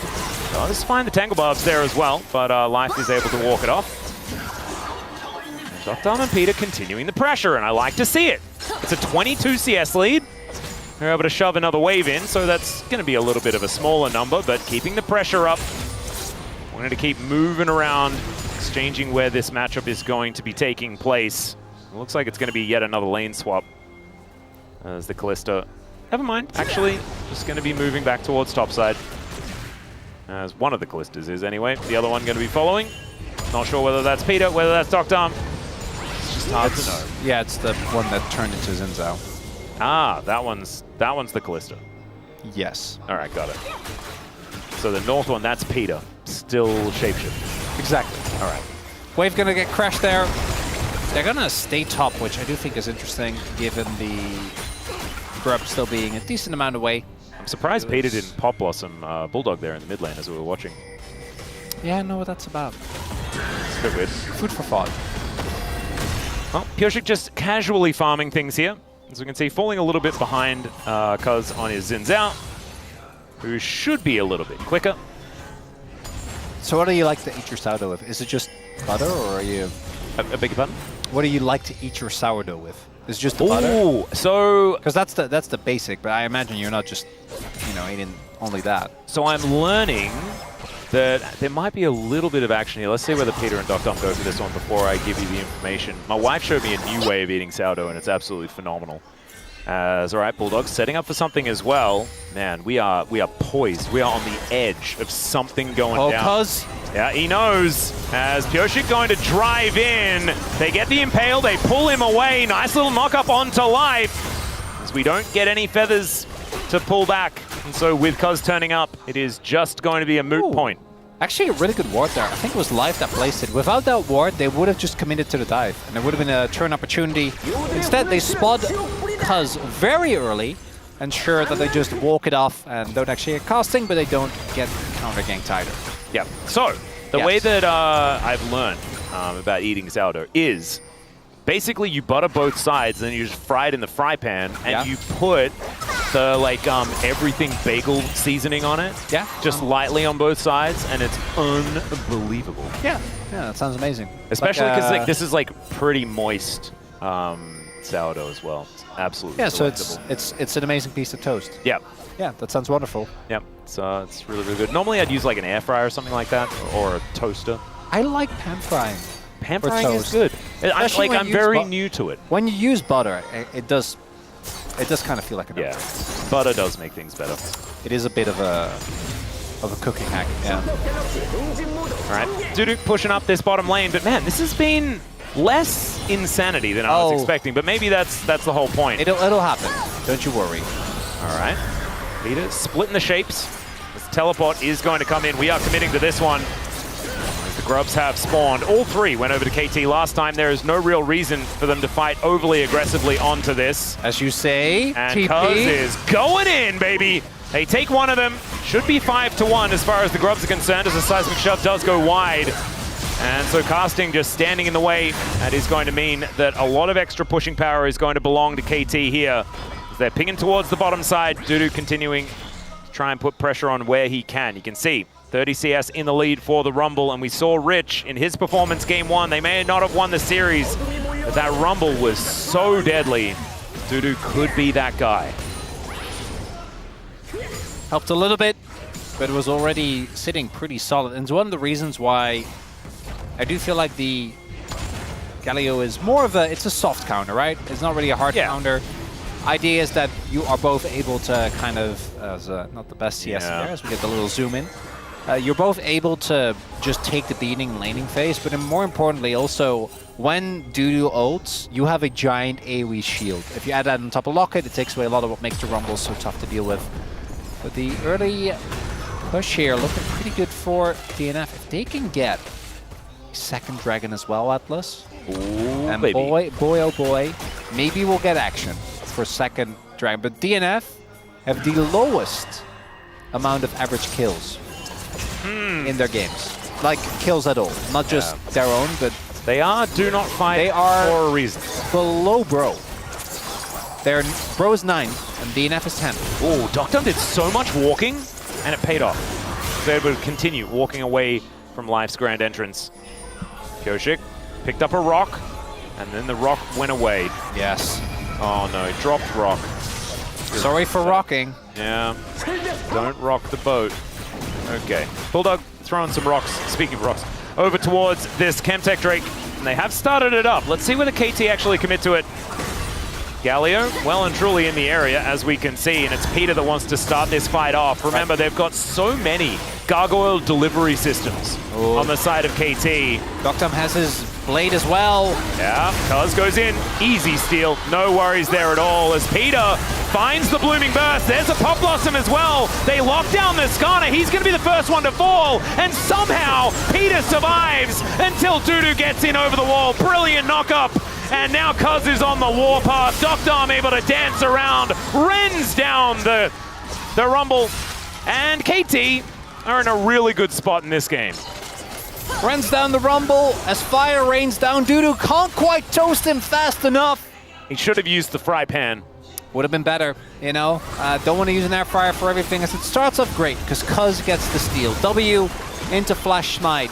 And then here, I don't think we have to go for this. The counter engage from Peter there is what wins him the fight, because while Life goes in and hits the back line, there's no follow-up at all. Yep, and the There's no damage. And Peter was on 0 health, but it's with a Callista, so he just gets pulled back immediately. Yep. We actually, like, this is the bottom lane that Keria and Guma made look so incredibly broken, because the Nico can go in with impunity. And then we have the investment of Dudu, right? He has to flash over the wall, and he just kills Peter. Doesn't really matter. Casting is also at the ready with his ultimate, and a first big punch is given here by KT. Now, does this really matter for the state of the game? Marginally, or even on Dragons. Hey, there you go. But that's we're getting action. Really, that's all I wanted to. Yeah, I mean, this is like the most kills in a DNF game at 15 minutes that we have ever seen, I think, in the history of DNF games in 2025. And in fact, they recently rebranded. Oh, please add more parameters, Atlas, more specifications. Oh yeah, I am a specificator. That is generally what I do. You do love messing with sample size. This is a known Atlas I love technically correct. That's my favorite thing. Like, this means nothing, but technically, you know the emoji, true. the actually emoji. Yeah. That's you with any, just with stats. I feel like generally you're not that guy when it comes to stats. Oh yeah. I'm all about it. It was because back in the day, Papa used to always just be really upset with my use of stats that meant absolutely nothing. And so I just decided I'd use stats that meant absolutely nothing for the rest of my career. That was my response to it. Yeah, that sounds like you. Yeah, I don't know why you'd be mad, you know? Why would you be mad at a swallow for flying? That's just kind of what they do. Yeah, that's precisely it. That's all right. Life not going to get snared. Looked very, very close. Yes, actually. Wow. He was just walking. He's walking here! He's continuing to walk here, and then he enters grandly, and then half his health bar is gone. The Rift Herald was started up there by Cuz, but then he noticed there are a lot of bad guys in the area, and KT, they already have BDD on the top side, and he's going to continue to put the pressure on. 5 grubs worth of smacking down this turret as he just walks forward. That means the Bulldog, nothing he can do. Peter is really good at Nico, by the way. He's just really good as a champion. So much better at it than other champions as well. It's kind of crazy. And it's also like, it's brilliant that we had Beryl have such a subpar performance on the Nico already today. Like, good guy Beryl making sure that Peter looks as good as possible. I was about to say, even Atlas can't spin that one around, but I clearly gave it a crack. No, it was good. It was a good spin. The Merc Threat's done for casting. Now Cuz gonna start this up again. Now, is anything we know real? Does KT actually have a lead? Remains to be seen, but they are starting up Herald. Technically, they do. Doctum has his tier 2 boots. Now done, but he is playing into Talia. Quickness comes out. Doctum's going to respect it here as the wall comes on through. Bulldog not actually walking too far forward in the seismic shove. Unfortunately, goes wide as well. BDD holding on to ulti. There are no R buttons pressed for KT, and so there is no way DN Freaks can actually fight for this Herald, even if they wanted to. 43 seconds on the Mountain Drake. Okay, so KT starts it, right? Yeah, I was about to say, that does mean that KT needs to start it to get an advantage out of it. Bot wave crashes. Yep. Waves aren't real though. They're just a construct. We can just drop them and ignore them as long as we get the objective. That is the main thing. Peter is creating a man disadvantage for the DN Freaks in the mid lane. And with 18 seconds, I mean, this Rift Herald will be going down imminently, and then Koshik does have positional advantage around the Dragon. Whether that's actually going to get it for them is the big question. So there's Herald. Oh, yeah. Well, Life is going to find Peter, and then Peter makes all of the Nico sounds. And the Rift Herald just thrown down, so that is going to be able to create that bit of extra control for KT so that they can walk into the river. Shape Splitter as well, great way to get yourself vision. As Casting probably doesn't want to be on the front line, but that is going to be an equalizer to break up the fight. Galio going to be the first target here as Gershik going to get punched. And then the Pop Blossom comes in from Peter, splitting them up. Galio also going to help out on that front, but not necessarily that much. Still a charm. The flash, just beautiful from BDD. Still Life He's able to get himself out, and Peter is not so lucky as the Fate's Call didn't really work out. So, 2 in the Death Chamber. One of them has Smite. Both teams are going to go for a reset.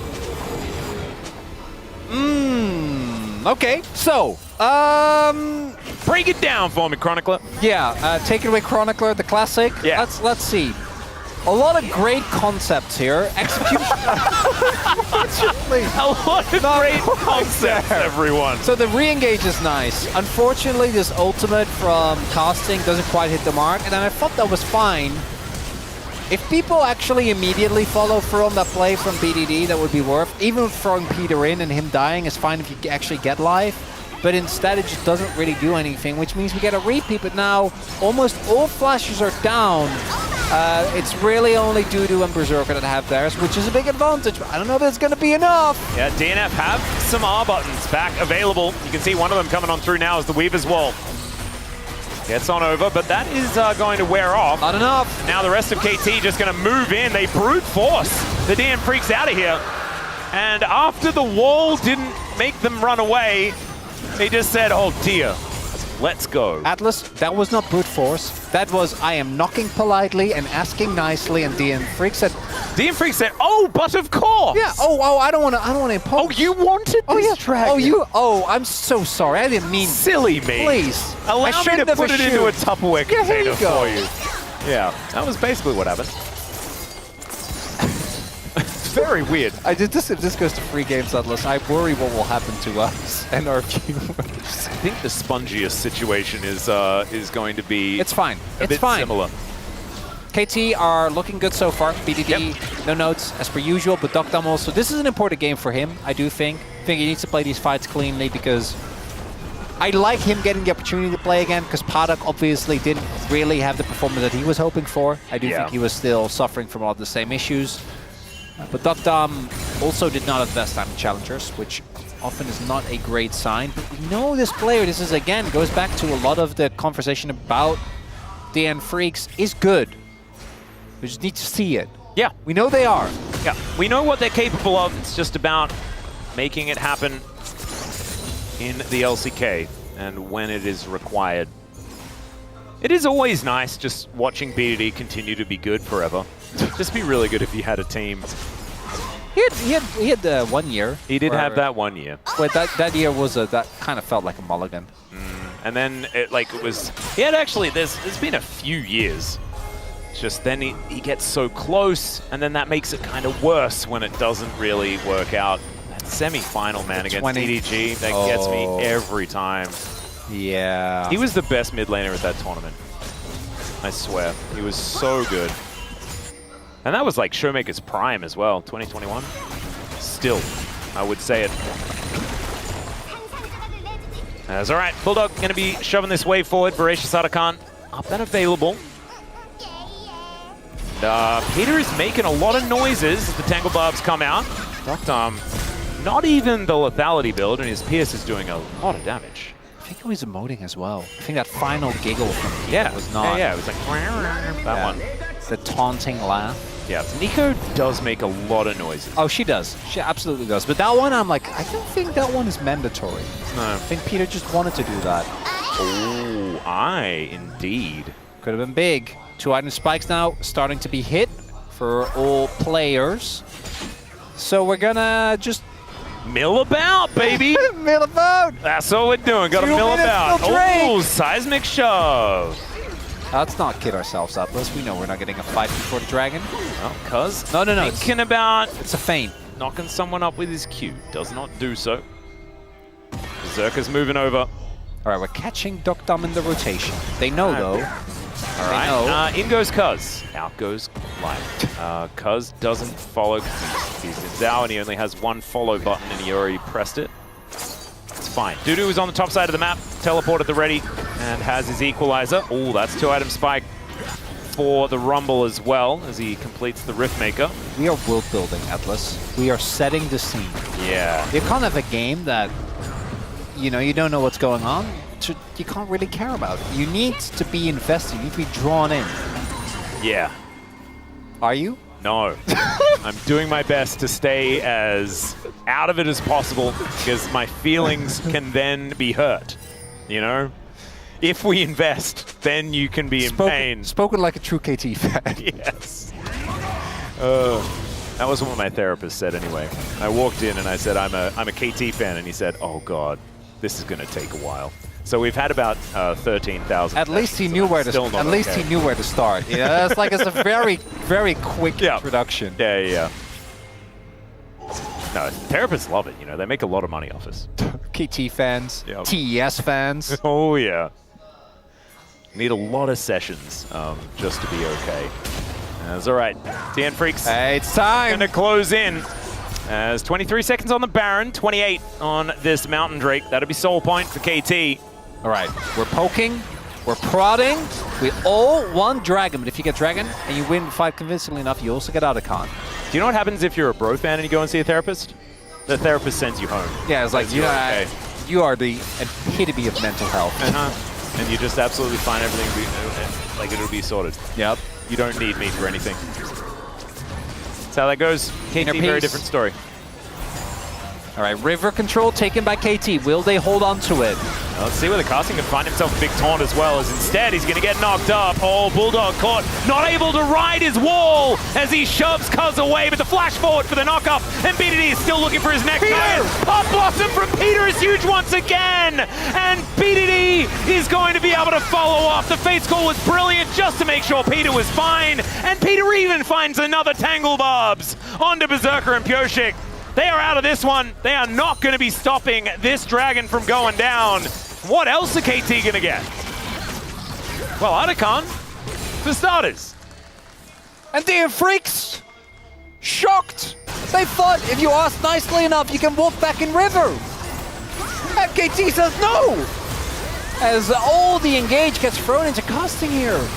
That's a lot of resources invested just to kill that one single guy, and then here the re-engage really nicely done.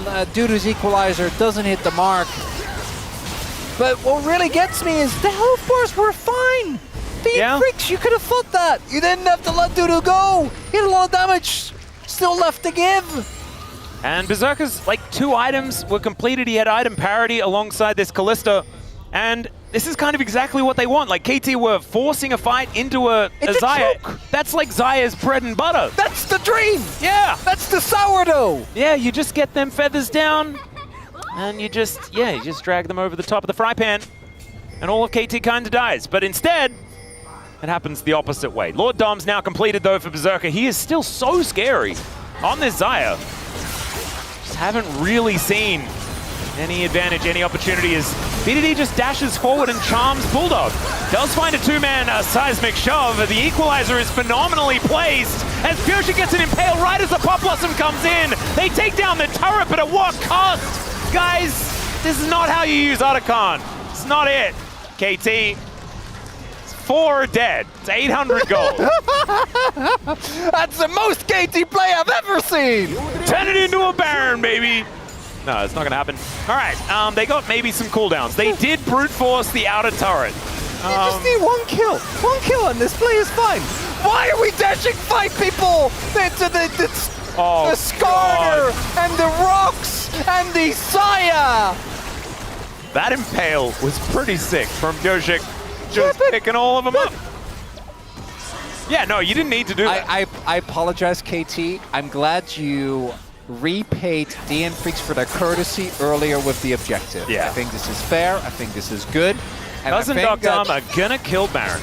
That is going to go very quickly. We'll see if Pyoshik can make it over. They're trying to zone him. That's the charm. Yeah. Tangle Bubs coming on through there as well. They get a control ward in. Remember, there's a Ren. As Pyoshik gonna push Peter over. Down goes the Baron. And they don't care to elaborate. Taunt is decent onto 2. His life doesn't find the grand entrance. The wall's going to be ridden through, and now KT, I mean, they're under no threat. They've taken everything that they've wanted to, and now BDD is looking for more charm. He's going to go wide. The Pop Blossom again is amazing. Peter is still my goat, and KT are going to win the fight at the same time. Oh, no. Well, fight's not over yet. Berserker's full health. But looks like DN Freaks, they don't want to risk it. There's a giant wave crashing in bot. My question is Berserker going to be full health in his fountain while his Nexus dies? Maybe. Likely. Oh dear. There's a teleport angle. It's fine. They can leave. They can leave. It's okay. Got They it. can just leave. Got it. Okay. 3-0-3 for Doctom. Welcome back, my friend. Terminus done as well. I mean, there are no notes for KT. Pioshik, why are we flashing on top of a Nico? If we drift into the pit to try and steal, obviously it's not favored, but that'd be something. As the reason why many of us, I think, predicted KT here today is because I need to see DN Freaks actually commit. I feel like they have half a foot out in every engage. Yeah. Just all in. At this point, obviously, the game is in a dire state, right? You're substantially behind. They got Otacon, they got a bunch of... But there were so many early fights where you did not need to give up the way that you did. I just need to see Berserker just run out at a lethal tempo. Just keep autoing until you're dead. And maybe you win the fight, maybe you don't, but we need to see this team doing something. Yeah, doing stuff would be really, really good. Oh, it's the lack of confidence. This happens. We've seen this with a lot of teams. Bro suffered from this, right? When the word DRX has suffered from this. Nongshim, BDD himself has suffered from this. But it's always a bit harrowing to watch. And look, it might just be solved in game 2. Remember, this is a best of 3. Oh, this and game. This is going to be... Oh, yeah. I mean, a roller coaster doesn't cut it, right? It's already KT. We already knew that was in the cards. It's going to be even more than that. Did you ever play Mousetrap? I am familiar, yeah. I did actually... That made it to the... Although it's called Mousetrap.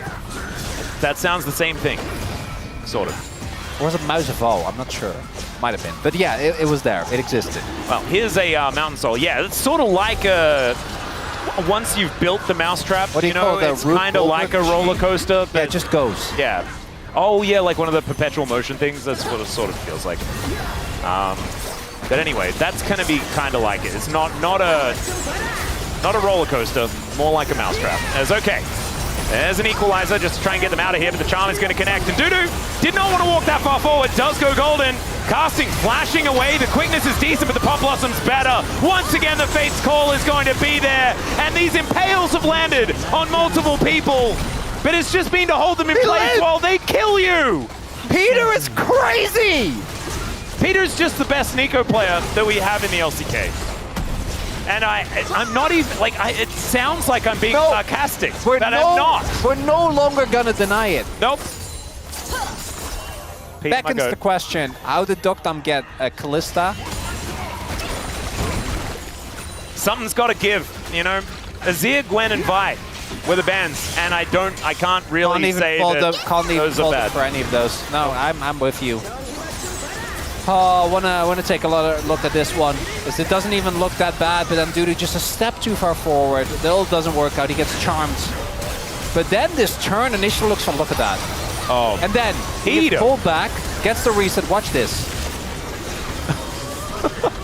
Just breaks his arm guard, and everything's fine. Such a tilter. It really is. And BDD died for the first time in that fight, but he's still up 3,000 gold. Same can be said for Cuz. And Berserker has a lead in his matchup. He's done the most damage in the game. And I don't know how much it has mattered. Actually, I do. I just didn't want to say it. It feels bad. It's not mattered at all. Yeah. And obviously, we're nitpicking Berserker, right? Which and I don't think it's Berserker's fault. We're saying that he just has no way of doing anything. Yeah.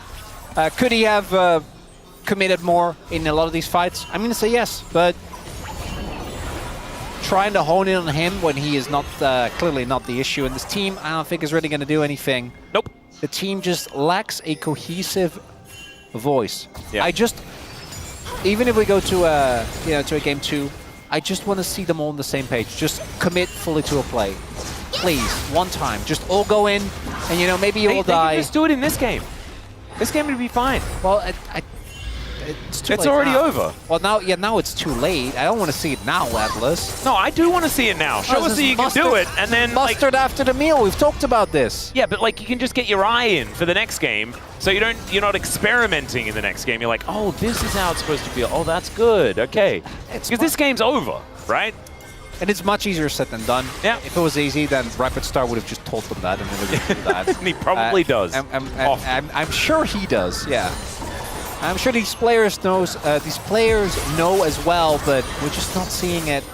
Oh god, BDD looking for the charm. He'll find it onto Life there, who now looks for a bit more. The Impale to come through the engage Ari angle is, my god, Peter!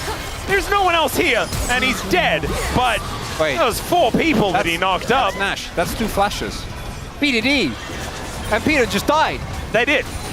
Atlas, just go for it. DNF. I am so serious right now. Run the Baron! Right now! They are not running to Baron. Instructions unclear.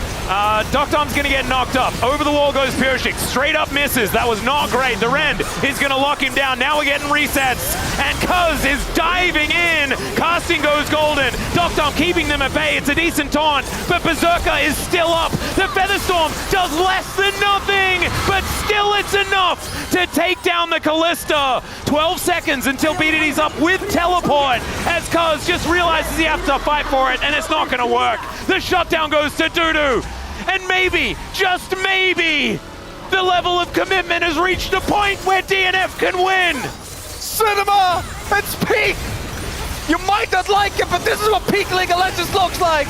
BD goes in alone! Disclaimer, this is not what peak League of Legends looks like, but it is League of Legends we are looking at. Peter goes by himself, gets a form, and it doesn't matter. Yeah, I think KT were the ones that were listening to our point, like, oh yeah, just give it a crack, see what happens. As I actually don't hate this angle by KT, because they, I think, identified, that was great, this, just leave. Kind of opposite advice is what we've done so far, but they try to really push it and seemingly realize that Berserker is in fact very fed. That's a 1k shutdown, by the way, going over to Zaya. As if he needed more resources, and resistances not enough. Dudu still is able to toast up. And now he's 7-0-2 with a GA and 6 items. Like, KT, I think, may have just thrown the game. I still think they're fine. They got the mid lane in it. They still have a huge lead. They have the most of the map control. But, well, they're, yeah, don't you me? I think they're fine. Okay. Well, Dudu. BDD. Clearing our vision. They're on the Baron. Don't ult into the Skarner. Like, you can't get caught by that. Yep. This worked really well last time. As now, yeah, BDD not going to do it. Cuz and Doctom are committing to this. Yoshi going to get in. There's the quickness into the backline. As remember, there is no flash on this one. And there goes the Baron. The Skarner locks it down. It's Pioshik, the hero. But can they win the team fight? The answer is probably yes. Because there goes the Callista. And okay, they'll be able to get the GA out of Berserker. And they have 4 still left alive. But it's not enough to win them this game, as 4 Barons still left up for the DN Freaks. They're gonna get Elder! Yeah. What did I tell you there, Crony Wani? They've done it! Oh, DN Freaks never change. Well, maybe a little bit of change in the early game, but this... Nothing is impossible with the powers of KT! And the powers of friendship and throwing things and all that sort of stuff. As the Elder going to be picked up here by the DN Freaks. No response from KT.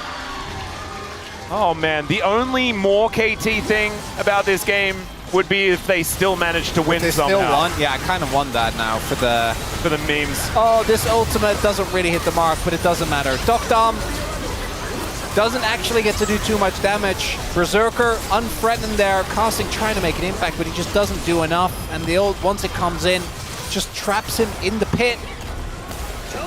Zaya, she doesn't go down. If Berserker gets the auto, these fights at this point are extremely hard to win. Yeah. And Pioshik found his time machine. Back to 2022. Oh man. Now the game's even. And you know the funniest part is, if they hold on for a minute and a half, KT, I think, are still in a fine state, yeah. Well, it's not fine because now they have gotten outscaled. And I think the game now gets really, really hard. Yeah. But they still have Mountain Soul, Atlas. Yeah, state of the game-wise, it's kind of all right. The DN Freaks, they have Berserker. He is the entirety of their advantage, and I think they're okay with it. They just push, please. Just end. You have Exodia. Do not go for side lanes. You can do this. You have the damage. Trust. That's what they're going to look for. They're not focusing on this inhibitor just yet. They're just going to let the minions do it, stacking up another wave with another cannon on its way forward. There it is. KT Pushing just on. trying to keep their health bars up. Oh God, is Peter just getting cooked alive? Still burning, actually. That isn't going to go down to the Dragon this time, as Dr. possibly in trouble. They take down the Rumble before anything really happens, and that's just a Galio. He's going to go gold, and the Charm is going to connect. There's a Justice Punch onto life, but it's not going to be enough to change the outcome of this one just yet. Well, one cannon. Yeah. Both tops dead. One turret left up and available as well as KT. They've got their health bars back. Pyoshik could be in trouble. Pop Blossom goes entirely wide. The Fate's Call pulls Peter back. Pyoshik's dead, but now Life is diving in. Dom is looking for Berserker, who just goes down. And KT are fighting against Eldar, and they're gonna win. That's an ace. There goes the game. Chronically just broke one of our monitors, and I completely understand why. I didn't even know what this says. There's some error on the monitor. Okay. Oh my God!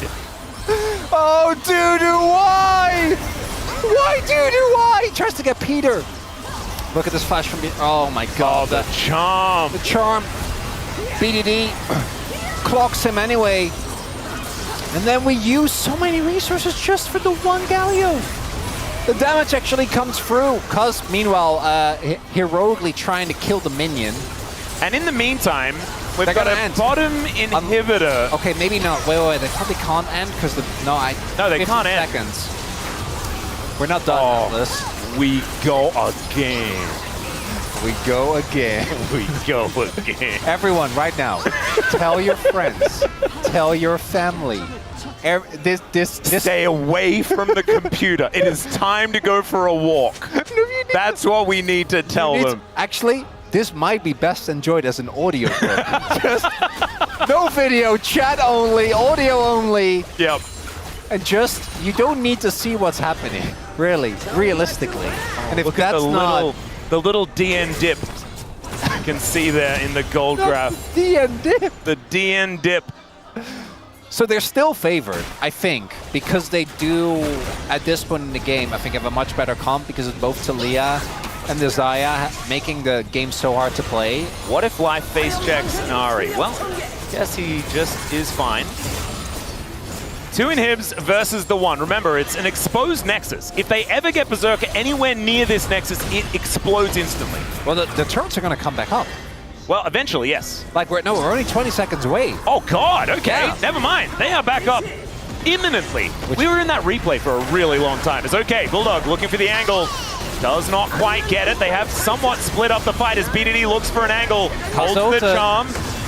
There's actually quite a lot of buttons now on cooldown. Good sidestep from Dudu. As yes, they do manage to clear out the minion wave. It's back! Yep. The first one back up again. And the inhibitor is going to be coming up relatively... Oh, never mind. Minute and a half till that one's back up again. All right. Well, KT kind of feel like they're out of the woods now. And there it is. We've repaired the second one. I wish you guys... Oh, no. Casting! Oh, that is not what we wanted to see. Can he actually keep himself alive? He still has the Zhonya's, but he just doesn't use it. And he's just going to die. Oh, is that how it ends? With a whimper? Casting... Surely not. My guess... Casting just got the... No. 50 seconds. Casting's back up with teleport. Look at these minions. Wait. The DN Freaks are going to the Baron. But they got to send someone. Hang on. You got to send someone. You got to... You could have said, I know BDD doesn't have TP, but the minions alone can do it. So they've started this one up, and you're exactly DNF! right. Oh no! Dudu! He's gonna get charmed! Are they gonna be able to pick up the kill? He goes golden, and now Dom looking to get on top of Life! They're looking for the turn, they're looking for the fight, but Dudu's already dead. The base so much better this time, as Chronicle's not even looking at the fight. The base is just getting torn to shreds. The super minions, the minions were the smartest on the Rift today as they're looking to finish off this game. And KT, they know their role. They just need to stop the backs. And BDD's just running around because the hand casting is teleporting in. And after inting into all of them, he's gonna be the one that demolishes this Nexus. And ladies and gentlemen, this is a best of 3. And we get to do this again! Right? Just to hit the Nexus! No, he's got to get the kill on the Bulldog first. Needs to stay in this game. Finally, the punch of justice from casting. We got another! And another! Oh, this has got to be a 3-gamer, right? Oh, 100%. What did we just witness? In all our folly, we truly thought that T1 versus Chenji was the best record. But little did we know, KT had other plans. I can't believe we even set it up as well. The most KT thing would be to epically throw the entire game and then still win. I can't, man. I don't. This team defies everything we've ever been told. Yeah. Oh my god. It's like the perfect League of Legends representation of 2 negatives making a positive, you know? I don't even know what the takeaways are. I hope the Berserk takeaway is good. Berserk is kind of I know, kind of trapped. BDD, stellar.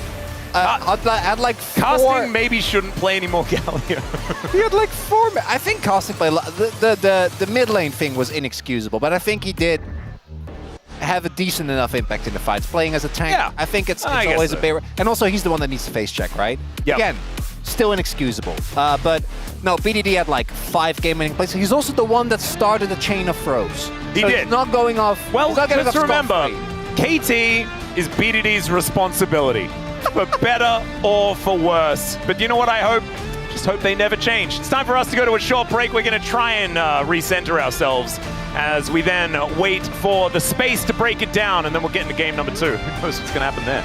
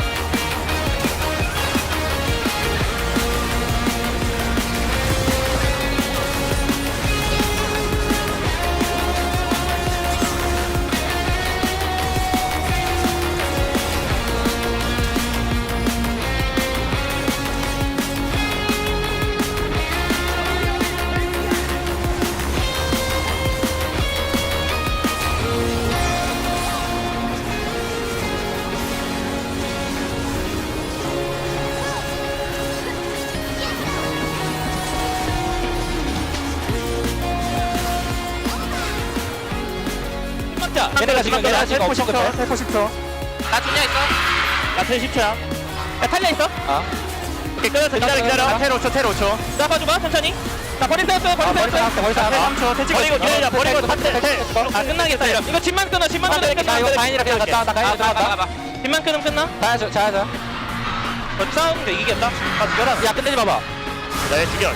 이제 끝내지 마봐. 죽여 천천히. 나 어차피 엄청 그래. 스커트까지. 아 힘들다 힘들어. 잘 떨리네. 아 미드에서 근데 안 죽인 못 죽인 게 더 맛있네. 잘 죽는 거였는데 생각보다 게임 불리하네. 이겼으니 바로 내가 아까 앞에서 봐. 해줘. 죽여.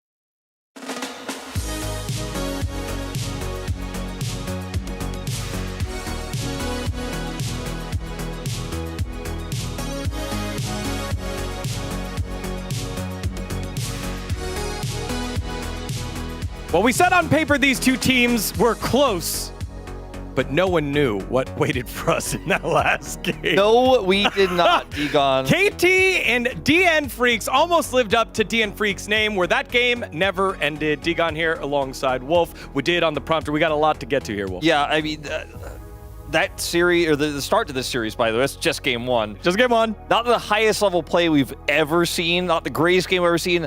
I walk away from it, though, feeling like you lose that game, you lose from that position. We might have an 0-9er on our hands, Digon. I'm a little bit worried. Yeah, we do. All right. Well, for about the 4th, 5th, maybe 6th time, we've got Wadid on the prompter, or on the telestrator, to do a little segment on Bulldog, specifically on Taliyah, specifically about Taliyah Walls, specifically about the Drake. Take it away. Yeah, guys, I don't know. They have a full control again, and you can actually pause here.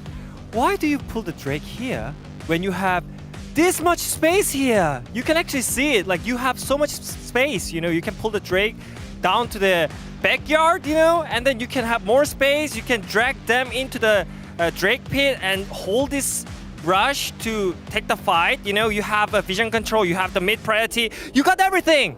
But instead of that, just watch what they do. They're gonna just let KT walk in to the river, and then guess what? Xin Zhao can look for 50-50 on the Drake.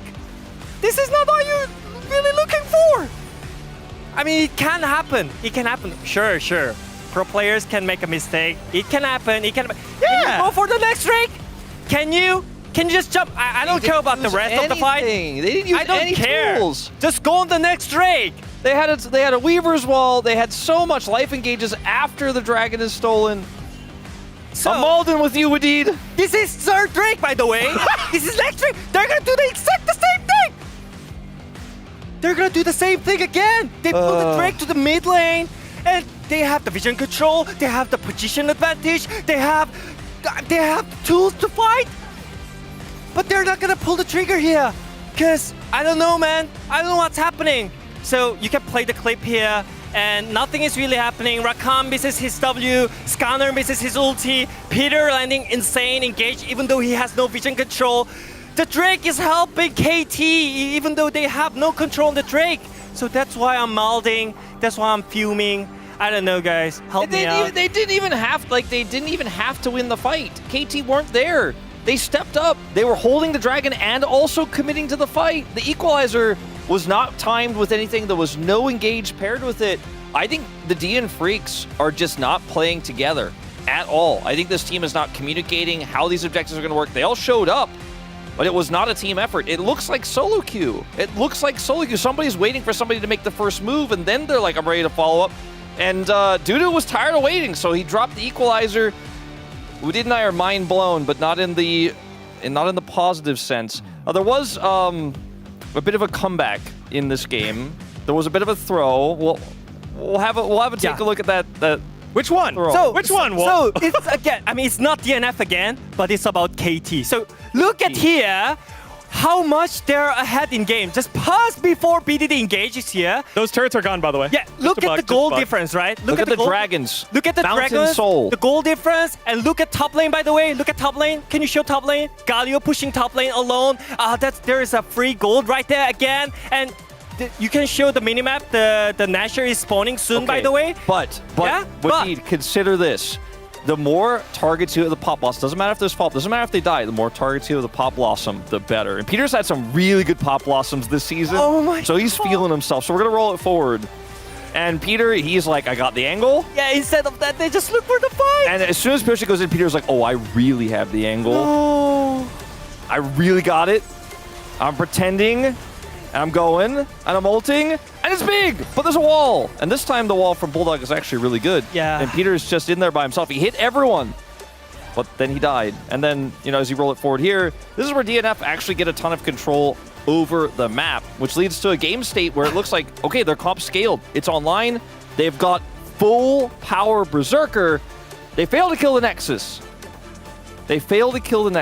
Let's just go on to the last highlight, man. And this then is crazy. Is this LCK or LEC, man? They had an opportunity. Jeez. They had an opportunity to try to defend their base, but they made the call to go to Baron. We immediately said it. Baron for Nexus! Baron for Nexus! It's happening! It's Baron for Nexus! Yeah, And look at the base. as soon as they Oh my call God. Baron, because Galio's dead. As soon as they call Baron, there's no way for them to win the game. It's like Look at the basically base. checkmate because all that KT have to do is just be near them and stop them from backing until Galio respawns.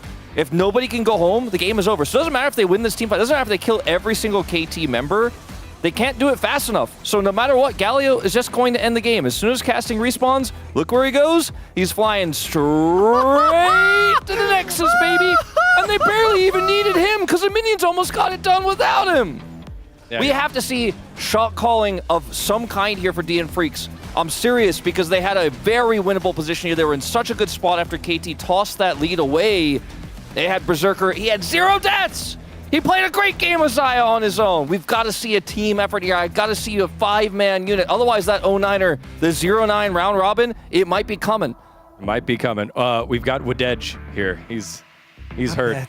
He's I'm hurt. actually dead, by the way. I mean, I saw a lot of that before I moved to Korea, and now I get to see it a little bit more up close and personal. Well, hopefully they fix their monitor. Good luck, Cronny and Atlas. You guys got this one, KT 1-0. Yeah, thanks so much, gentlemen. That was a brilliant breakdown. I have one little nitpick, as our monitor is still dead. Thankfully, we've got a couple of others, so we're going to be all right. That wasn't on Peter. The throw, don't blame my boy. Don't blame my boy for that. He found an amazing pop blossom and there was 0 follow-up. But the reason there was no follow-up is because their Ari literally threw his body into the enemy team and died. Yeah, I think BDD would have been, he still might be my player of the game. We've still voted for that on that one. But he did start the chain. Yeah, for that one. and the thing is, like, sure, you don't follow up on that afterwards, and the full commit thing wasn't there. I'm if you don't like him at his worst, you do not deserve him at his best. And Peter's best is pretty good, okay? And we on want to Nico, deserve that. I'm holding out judgment until we see this game. Hey, Zal's the next is pretty one. good too. Let's see whether he gets his hands onto that one. As KT did have blue side last time around, DN Freaks, they're going to don some blue shorts for this one. And oh man, this heavy strings, dramatic draft music has never been more accurate than in this series. Is it worse to have never had or to have lost Atlas? It is worse to have never had. Because in that game, DN Freaks should not have had a game. No. But then they had it. Yeah. And then they lost it. They did. However, I just want their mental to stay intact. Now, the gameplay thus far, just the entire year, has not helped with that. But realistically, they should have just lost that game outright. You know, there was a comeback moment, but that, I hope that's not what they focus on. I hope that instead they know that that game was kind of cooked because of the early game, and we can bounce back and we can give us the free gamer we deserve. And I swear I won't slam the desk again and break my other monitor, so I have to like hunch over to see yours. Yeah, I could probably move over to the side a little bit to help you out there. We'll So make it Jwani, happen. going to be the last ban here is, of course, it is a fearless format. And so therefore, there are a few things that we don't need to necessarily worry about, but the top lane pull is still pretty frightening. So the Jace ban better come through immediately. It's fine. Casting slams Malphite. Easy 2-0. Oh, God. No, oh, Rock. Ah, yes. Oh, God, okay. Wow, yeah. It's going to be Jason Bessa. That's what I think is actually happening. I like Yep Rock. I reckon that sounds like a real good move. You wait as well. You know, you don't pick it early. Oh, yeah. R5 support Malphite for Peter. That's like Pop Blossom, but it goes off immediately. As we're going to pick Neferi for Pioshik instead. Atlas, this might come as a big surprise, but I'm not a fan of this decision. This could possibly be one of the first picks that we've seen this week. Look, in fact, it's a guarantee. Good. I think Neferi is good. I don't think Pioshik in his current form should play her. I think the pick has... I don't even care about Pioshik playing it. If you don't pick Jace first, you are trolling. Yeah, they should have picked Jace. I got no... And now we got Jezreel on the map. I got no retort. Oh, it's setting up for the BDD Zoe. Honestly, pretty basic. No, actually, that's gigabase. So, If there wasn't Neferi... Showmaker has been spamming Zoe. Yeah, if there was no Neferi, I actually think you could play Zoe. I don't think you can play it into... You know why. Yeah. That doesn't really work. We saw it earlier today as well. As the Rise... We're not doing that. We're not blinding. We're not blinding Rise. It's not blind if you're playing it top lane into Jace. Dudu playing... Is it? Remember, you know, the DN Freaks were crafted by Keen, and Keen is our Rise top guy. I don't know whether it's actually going to be a thing, nor do I think it'd be all that fun, as everyone knows our opinion on Misfortune. Not a huge fan. It's the Ambessa I think we like a little bit more. That is pointing a little bit less towards the Rise top lane. RBDD slammed at Anivia. I'm not even joking. Imagine playing... Look at Cuz's face, man. Something weird is about to happen. Oh, it's Cuz in Italy. Okay, the Aurora going to be the consideration. Don't know whether I'm a huge fan of that one. I'm not even sure. I think Anivia ends it. Matchup is unplayable for Rise. You can match the shove. They are playing triple melee, effectively. That's not going to happen. Who am I kidding? Yeah. Still, the Aurora going to be the decision. At least it's from the same region. You know, they at least went for Eliordian. There's that. Very, very accurate. That's all I really have as far as any follow-up.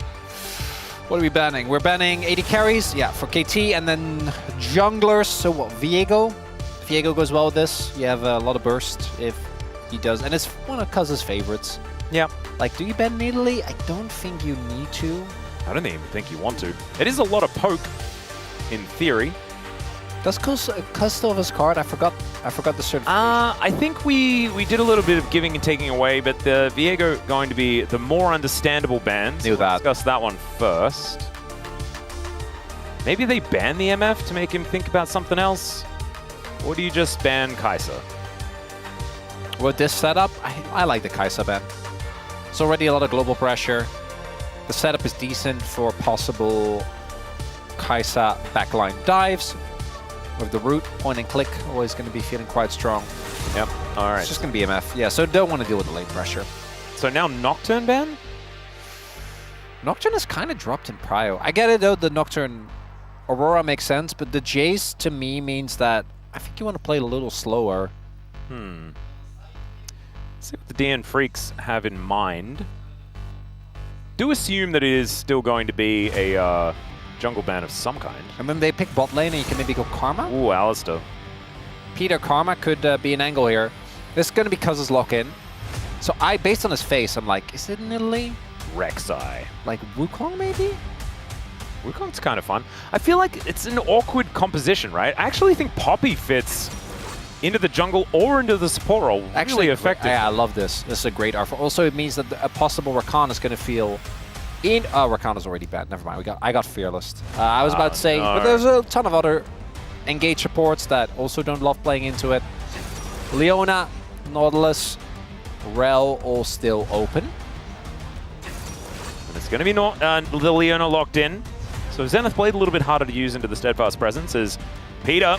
That's a Fiddlestick. Okay! Wait, it might be Fiddlestick support for Peter. I mean, it could be Fiddle in the middle. You never know. Let's see. Because I assumed it because... Well... But I have also heard... I've heard the rumbles. I know what did in question has told me about this as well. But it doesn't look like that's going to be the case. We'll see once the timer actually runs out. In theory, though, I guess it makes sense. Because you know what Neferi cannot do? Is break a Fiddle Drain. And there's a lot of doggos. You have point and click CC. And they are playing, outside of Jhin, a short-range composition. The more I think about it, I'm skeptical because KT's execution on anything hasn't been great. Yeah. But in concept, I like the Fiddle a lot here. It's hard for them outside of the Leona to consistently interrupt your drain, right? No one else has a great way of doing so. We have a ton of short-range characters that are forced to dive into you on the enemy team. All those kind of do fulfill the dream of Fiddle. And you don't have like Hawkshot, these like abilities to check the Fiddle positions. That when Fiddle was meta, a million years ago, you did have to make sure that you had all of those extra little nooks and crannies figured out before you start any sort of fight. This is obviously what was going to happen though. KT experimenting with the Surprise party fiddlesticks here as we move into possibly the final game of the week, but hopefully not. Give us a win, DN Freaks. Let's go. 시간사의 협곡에 오신 것을 환영합니다. You might have heard us having a bit of a giggle because the little hot dogs are so derpy. He's so goofy. Oh, I haven't seen it up close. Oh, it was fantastic. That angle was perfect. Also, we are a bit loopy after last game. Oh yeah. It will not get better. It's only gonna get. It's only downhill from your Atlas. After last series as well, man. Like it's been silly non-stop. Okay, but last series compared to this one, last series was. Peak. Yeah. No, this was peak. I don't know peak of what, but this was definitely more peak than the other one. Mm-hmm. So we do have a few looksies, but it's fiddle. You know he's going to start on both side of the map. Also, the top side matchup should be hard for Dudu. We have Peter and Docdom trying to gain very early control here of these brushes as Pioshik will get spotted. Yet, like the little googly eyes on the tiny dogs. Oh no, it's so good. He's the Vision. I think they should be able to watch him, but I'm not seeing pings. But this should be visible. And I do think having towards your bot lane makes sense. This top lane matchup is volatile, but it's also hard to actually early on have the damage to take down the Ambessa. She's really mobile. So pathing from the top to bot, I think is the good call, or a good call here for Cuz, although he wants to hit level 6, right? That's the only thing you really care about with Fiddle. Yep, it looks like he's doing a little bit of double camping here. We see the Krugs have already been taken. Now also getting through that red buff rather quickly. Yep, just going to be Drain in the jungle. Of course, you've never had too much of an issue with the good old Fiddlesticks. Is obviously Peanut against... Wow, Pioshik, if he loses to this Fiddlesticks, then he's lost against both of the more recent Fiddlesticks. That's sad. Very funny. Yeah, it is kind of funny. Just under a year until we saw that. That was like the only one that we saw in a really long time as well, and we just never saw it again. Peanut just sort of fiddling and then just not really saying anything and never really approaching the situation. Did you ever play the old support Fiddlesticks with the bouncing crows? Yeah, the bouncy crows, I loved that. Actually, no, the reason I said middle sticks before is I loved playing mid fiddle. Mid fiddle was the greatest. But there you did go Drain, right? I know in support you actually went... Depend on the matchup. So if you don't know this, Fiddle used to have a bouncing silence. Yeah, it would just silence everything that it hit. Which wasn't very fair. It makes the fact that Feral Scream being like it still exists kind of ridiculous. It's like it's the last silence that even like exists in the game. Because they took away Cassidans, they took away LeBlancs, Fiddles. A lot of those have turned into, like the Cassidan interrupt. Just it interrupts channels. Yeah. So if you don't know what Fiddle does, as we could see there, because if you strike someone from an unseen position, you get fear, or they get feared rather. Yep. As BDD is suffering a little bit, because is just gonna get his Krabby and then gonna go home. Unless his bot lane is rotating. Might we want to play for double Crab. And again, early XP is good. You can also just not go for the Crab and just do a second rotation, which I think is what he's trying to do. So maybe you play top side and then back. Just want to get to 6 as soon as possible. Very straightforward. So just moving on over. I'm gonna grab those Raptors as they do come back up. Grab Krugs and then go back home. Is, I assume, what's going to happen. That looks to be exactly what he's doing. KT doing just fine here towards this bottom side, as the double engage supports a very honest bottom lane matchup. We haven't seen that many like honest bot lane matchups. I feel like oftentimes one team will lock it in, the other team's like, ha, checkmate, we're playing Karma into you, or something like that, and you're just never having a good time. This feels a lot more kind of okay. It's a more honest matchup from more civilized time. Indeed. And it is like, it's a civilized series that we have here. Is it? After what we saw in the previous game. Oh, if both teams just being like, you have it. Yes. No, you have it. No. At least that was mainly DNF. You have it. And KT were doing a lot of the, okay, we'll have it. Well, oh, thank you. I do think... Oh, how kind of you. I do think KT's, you know, the handovers that KT did were very impactful, which for me evens out at least a little bit. Just a bit. Yeah. Just a tad. That's a good point. Is it? At this point, I don't know anymore, Atlas. I'm not gonna lie. I don't even know what's... like.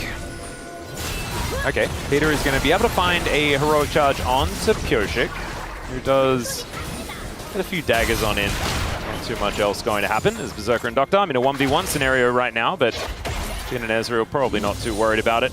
Although Doctor might have a little bit of an edge, because Berserker is pushed pretty far up. We know that there's no one really in the area.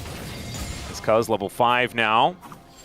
More than halfway towards that level 6 as well, so that Crow Storm going to be available relatively soon. Not going to have it for this Krug fight, for the Grub fight though. As we're seeing here, there's the Steadfast Presence. Peter says no. And DNF say, oh, all right. I guess it's probably the answer. Peter is now going back in. Life with the flash forward. Peter flashing away as the Realm Warp to try and get on top of him. But BDD throws down the ulti. Life is already dead. First blood goes over to Peter somehow. Maybe with an Ignite tick or something like that as a public execution. And Dudu is going ballistic in this battle. Bulldog now just standing his ground. And the drain value is absurd. Casting going to be able to grab one. Never mind. It's actually Cuz grabbing a second. Oh, that's feats of warfare, and that is KT off to a great start. DNF do what we wanted, and maybe... Oh, God. Oh, that's... Come on, guys. Maybe we didn't mean it quite like that, because they go in, they full commit, but we're throwing everything at the puppy! That's what shit, that's the one thing you pick up for, is when they do that, they don't win the fight! Yeah, well, maybe they were like identifying that they've got Steadfast Presence on cooldown now. Something like that. Man, that 1,000 kill. That 1,000 kill was such... Oh. Atlas, you are one of the... It wasn't even his 1,000th kill.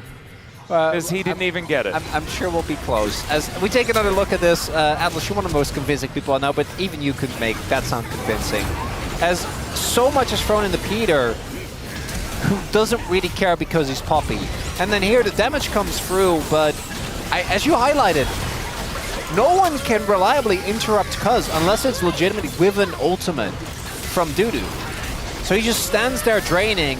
I think when they went in on casting, he was also in hammer form, and all their cooldowns were already blown. Yep. Trying to kill Poppy. And if you're losing skirmishes against a Fiddle comp, at level 5. At level 5, and now he has a 8-minute rocket belt. All this means is that KT somehow is going to lose this game and bring us to free. Oh, 100%. There is That's no the way takeaway, right? This is looking so unlosable. It's unwinnable. It's looking so good for KT. Yep. You have an incredibly scary threat already 2-0. Like one of the strongest teamfight characters in the game. Yep. You're going to be getting an early Dragon here.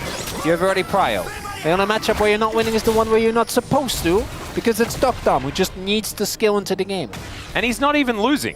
He's down 100 gold or something like that. Who really cares? Now just holding an Ambassador at bay. There goes the Mountain Drake. Cloud going to be the next one. It's going to be a Chemtech Soul. KT are probably not going to throw on Soul Point. The fight for Soul might be where the game all falls apart. As there's the Crow Storm, and down goes Life. Cuz just walking it off. Nothing to add. Yeah, where's the counterplay? Nothing to add, Atlas. That's 3-0 now for Cuz, but do not be distracted. Oh, public execution. Pyoshik looking for a way in towards his top side as Docdom. I don't even know whether he's survived. Yeah, he doesn't. He's just dead. Pyoshik not able to get his 1,000th kill.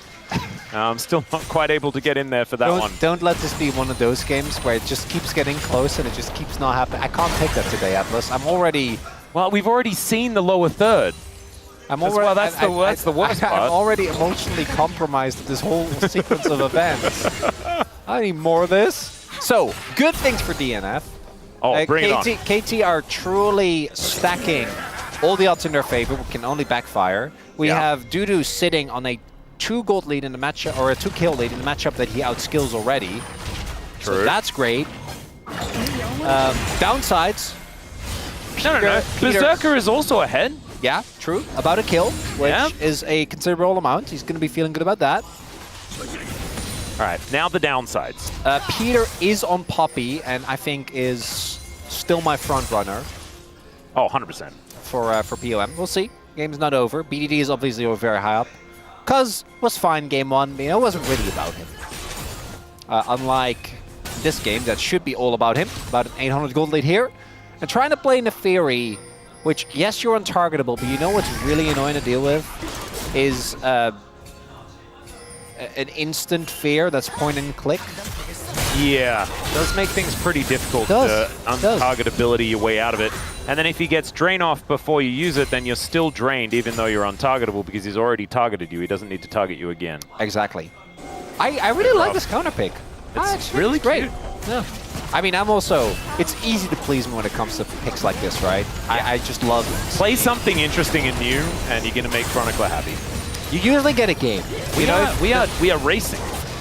They should win this because they have two-man advantage even. Yep. And so they're grabbing the plates, and they will be able to get first turret. So it's not going to be first turret blood. Still, KT going to grab another round of Grugs. That will even things up between the two squads. Because just very happily draining and reaping and draining and reaping and having a good time. I think Fiddle's the only character in the game that's more satisfying to do Grubs with than Brand. Oh, okay. BDD coming on in. Looks for Berserker and does get him to use his flash. Deadly Flourish goes wide as casting just needs a few shots in order to lock down this turret. As KT just jump their way in. There's another Crow Storm from the Fiddlesticks as casting going to be able to take down the Rise as well, but he could be in trouble. There he goes. That's Pyoshik with 1,000 kills, ladies and gentlemen. Now Doctom, he's moving over as well. The curtains are being collected as BDD takes down Pyoshik right after the 1,000 kills. There's now public execution, gets Dudu into the back line. They do manage to take down the Leona, but they trade it for the Poppy immediately, and Dudu is running amok. Doctom, unable to slow him down, does find a W, but that's a triple, and it is an ace for the DN Freaks. It's the Doom Bessa! A stretch for them all! There it is! We were a bit delayed. Oh, look at that with the one little derpy dog. We all knew when it was coming up all KT that was not meant to last, as KT really wants this turret. They actually end up taking a considerable amount of damage before it goes down, and crucially, they invest the ultimate. Not ready for the TP flank behind, the deep ward actually paying off massively there, and look at that. The ultimate from Jhin kind of trapping them because they just want to leave through the jungle. In hindsight, should have just left through the jungle. Could have still done that. Yeah. But instead, they fully commit to the play.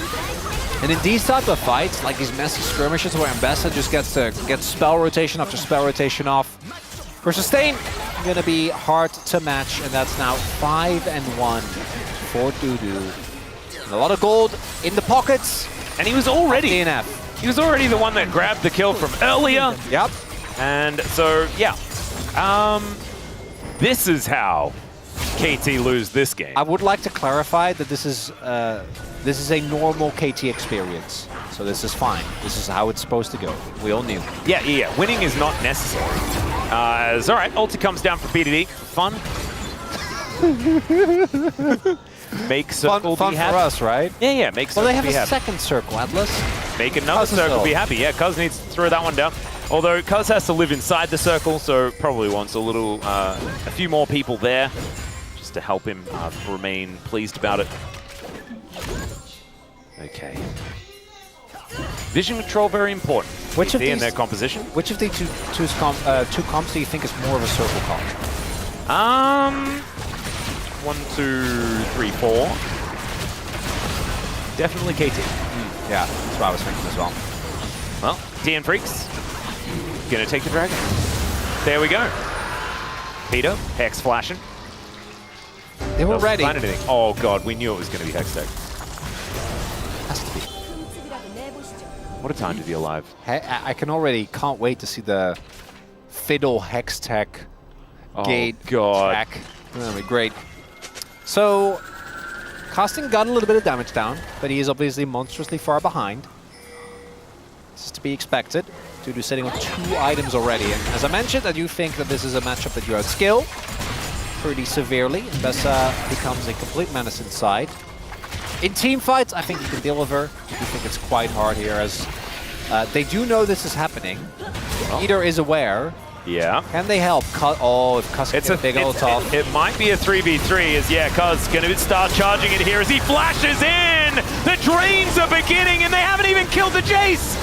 Dudu trying to get out of there, and look at these drains. There goes Doctor picking it up with a casual ulti that sails on by. I think that was probably Peter's deserved kill, but that's okay. Bulldog, meanwhile, was on the bottom side of the map, just farming things up. Zerka goes back mid, so KT, they're the ones that win out with that counter gang. Still a decent investment when it comes to the resources, as Cuz's Flash, I think, is one of the biggest summoners or cooldowns that they have available in this game. But you also get the Fury Flash, you get the Ignite, and you still get the kill. Traded 1 for 0, so not going to be too bothered. The Jhin, unfortunately, not able to really get too much going there. And if they add Herald to this on top, I think they're going to be very happy. They don't have the Crow Storm, though. Still a little while before that's available. But they do have a Poppy. We'll see if that's enough. I think it shouldn't be, and I think abandoning ship here is a good idea. Yeah, they do just back away. This will mean feats of strength for whoever takes this Rift Herald. Well, they can go for the retake. The Crow Storm is still about a quarter off, so need a little more time here, but they can deny pretty effectively. Yep, casting's out of vision right now, or actually no, moves back into the wave. Checking on the bottom lanes, both with teleport. Casting almost with flash. And so, KT now moving back towards the Herald pit. BDD teleporting in. Bulldog already just moving on over here. BDD catches the wave, moving back in as Pyosik on vision. BDD moving in, and both of these teams level up this up. For Cuz. That's another level on the Crow Storm, which is now up and available. They gotta know this is coming. Pyosik's still on it. It's down to 50% as Doctor walks onto one of the captive audiences. Oh, DN Freaks. Yeah, there you go. He's gonna get spotted. Now he's out of position, and remember, does not have his flash. Crow Storm going to get channeled here as Peter doesn't get it, and it's going to be the Rift Herald going over to the DN Freaks. Cuz without actually finding any sort of angle here as they're looking to try and protect the eye. BDD off to the side. Can they win the fight? That's the question as Cuz comes in.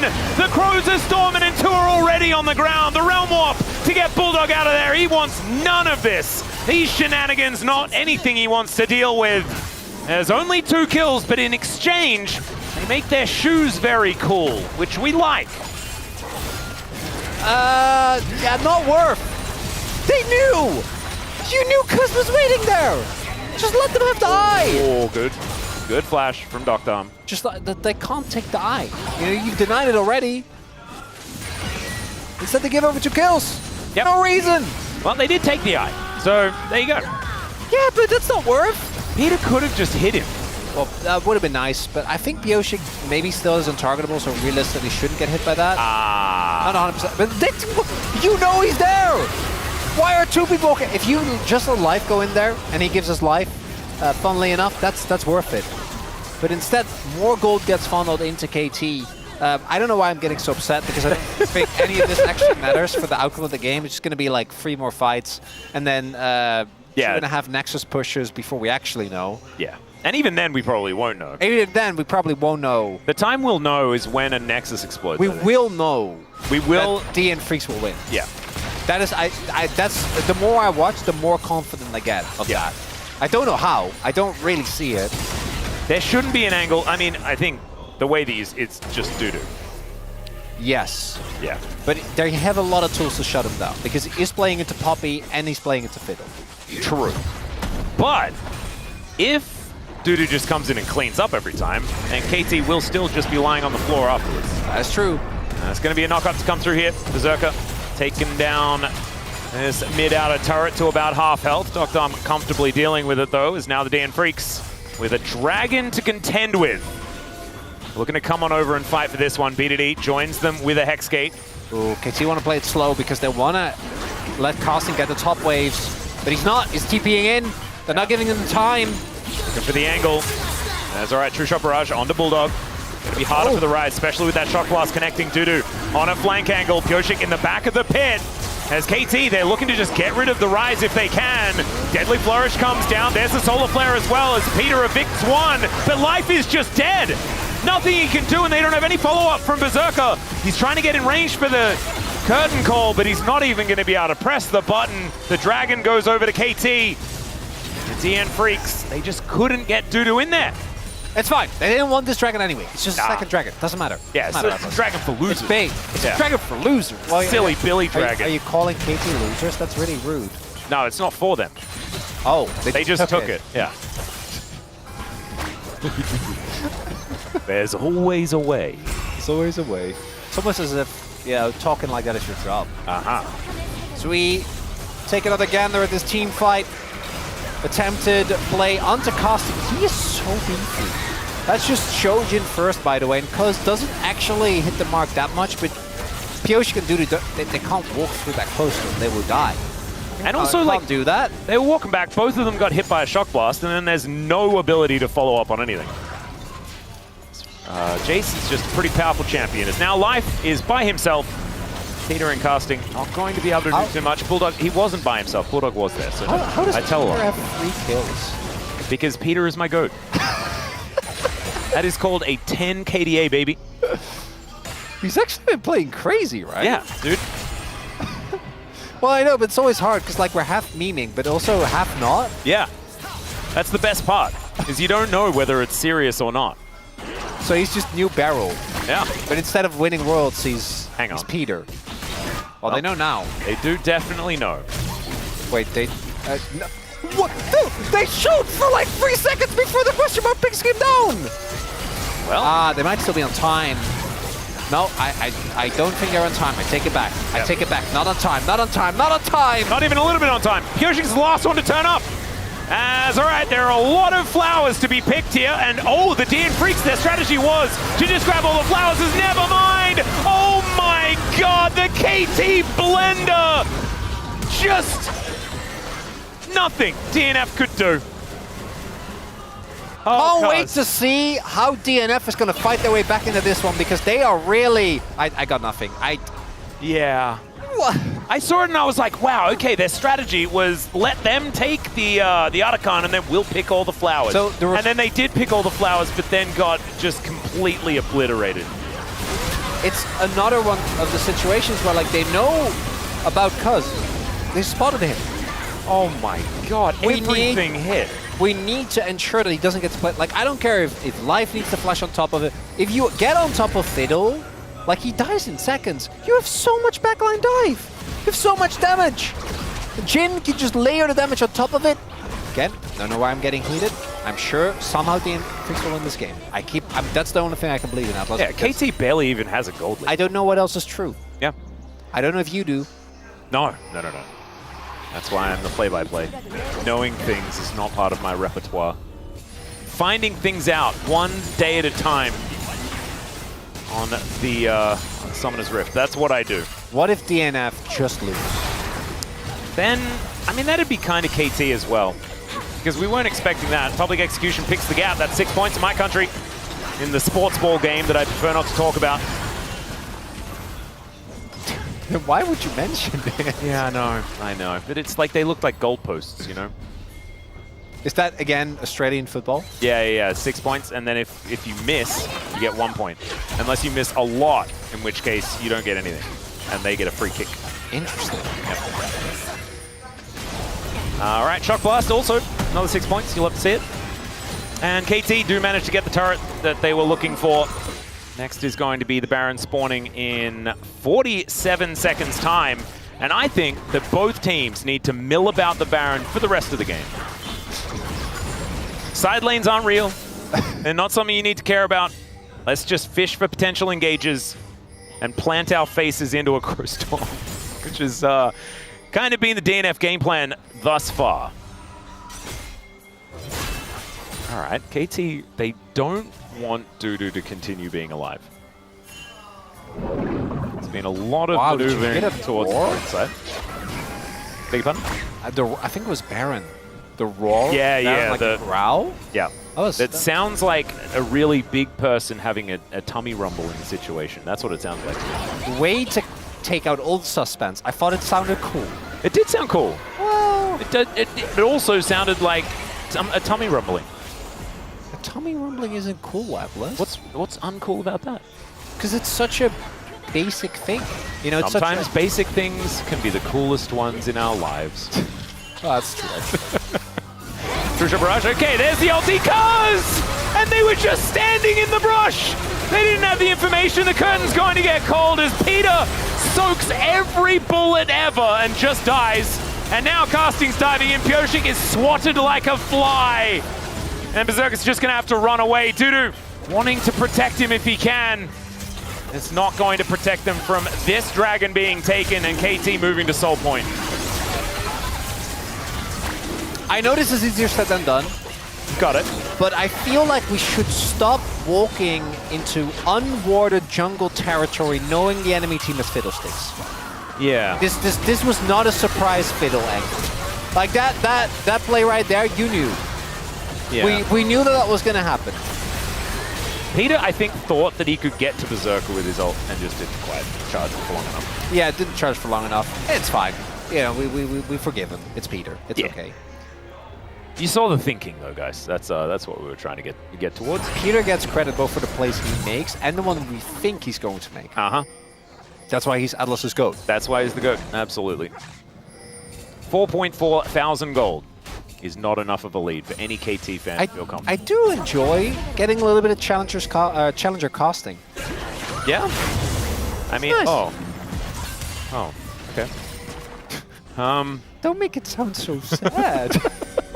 I mean, it just kind of, that was just an honest reaction to the situation at hand. Oh, no, life. You can't hit double digits.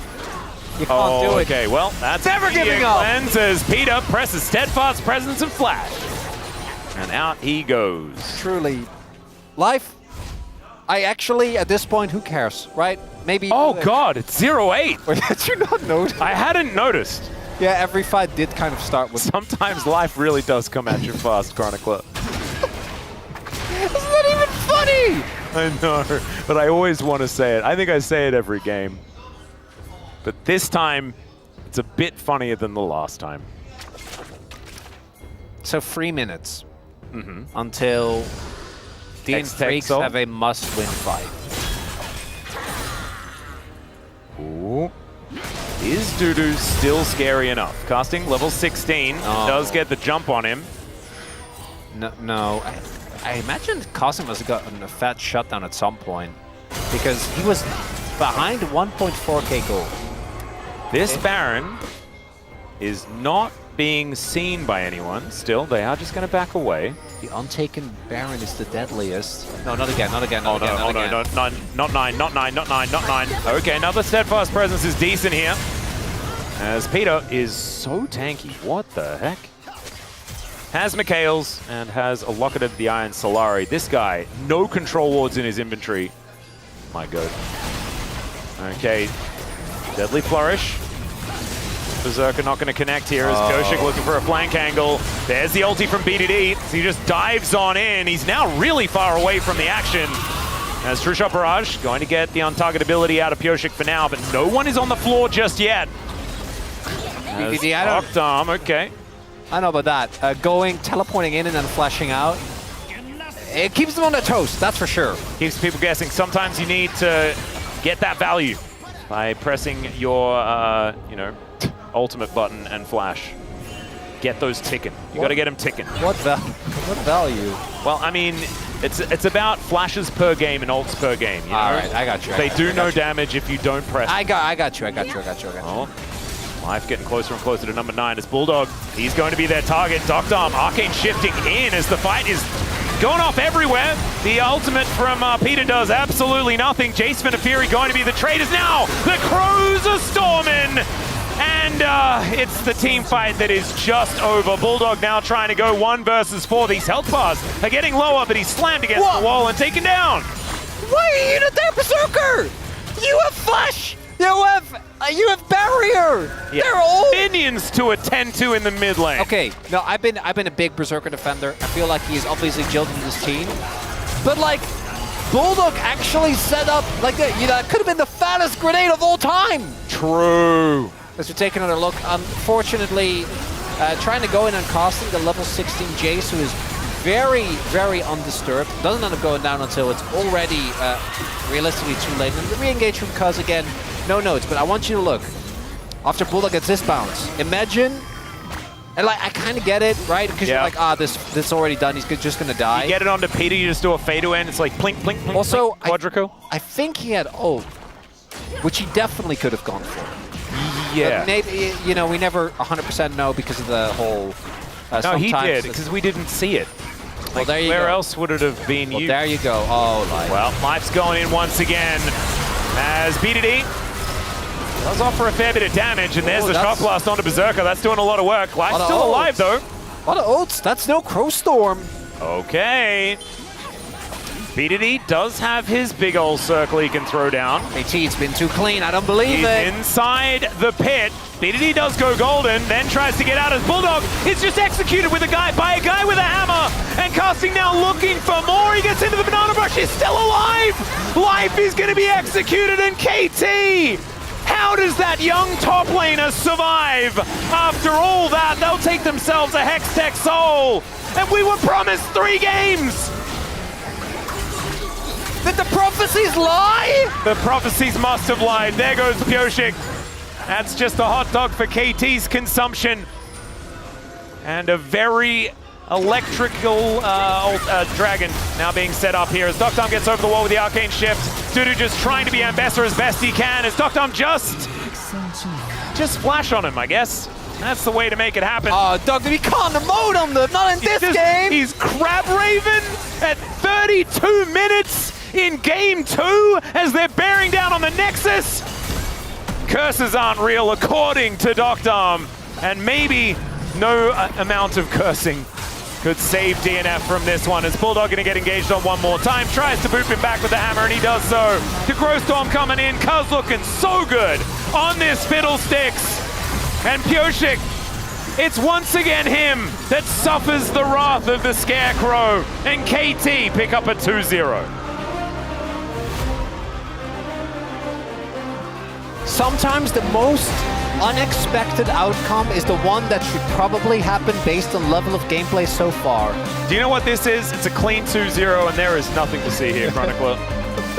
That is my KT. It was right in front of us all along. And let's celebrate KT because this was a very necessary win for them. I think this team very clearly is going through a lot. The Doctom change back actually seems like it was a great call. I agree. Right? Because, as you said, I think there was too much changing at once. I think Paddock, unfortunately, couldn't quite manage the level, but the change for Peter and Casting, both of those look like smash hits. And if there was a POG... He's a cutie as well. Look at Casting. He's doing got a thumbs great up. vibes. Yeah. But, please, just keep it on KT, because I want to talk a little bit about DNF in a bit as... He was draining BDD with a straw. Okay, we've now got our new best ceremony for the week. We're going to need to adjust the contenders because I think there are quite a few of them. As Doctom, happy to have him back. And look, it wasn't an outstanding performance or anything like that from the KT80 carry, but it was an outstanding performance from Peter. As it is every time. As Not it is to be every surprised. time. A great and very important win here for KT. Game number 1 was deeply funny and deeply KT. And disturbing, yeah. Game number 2 was an actual clean game. Not a lot to commentate on that, because great showing. I've been enjoying seeing him slowly get back to form. I think that he was still shaking off a lot of the rust. For DNF though, if you had given that lead to Dudu in 2023, he would have won V9. Oh, 100%. In 2022 as well. If Bulldog got to mid-game on Rise, he would. It's rough with DNF because you know these players are better, and right now we're just not seeing any of it. And the only one that I think is, without blame, Berserker. Even he has a lot of points where you go, maybe just send it. You know, like it probably loses you the game, but might as well at this point. Yeah, it's feeling a little bit like a lack of faith situation as well. A few of these fights, Berserker's just like, nah, man, We just can't do this. And finds some of these angles, right? Like Peter eating all of these bullets, probably suboptimal. But man. But again, Berserker is the person that should be blamed least on this team. Yes. Right? But I think what I'm saying is we're even seeing it impact him. Oh, yeah. Like how early he leaves fights, how he's just like, well, I guess this is another L. It makes sense given how their season thus far has played out. And I can only hope that we do see the DN Freaks find back some of the sparkle that made many of these players fun to watch. Damn, Doctor. That is the kind of forward play that we want to see from this man more often. Is Ezreal getting better and better. So we're having a listen to KT now close out this game against the DN Freaks.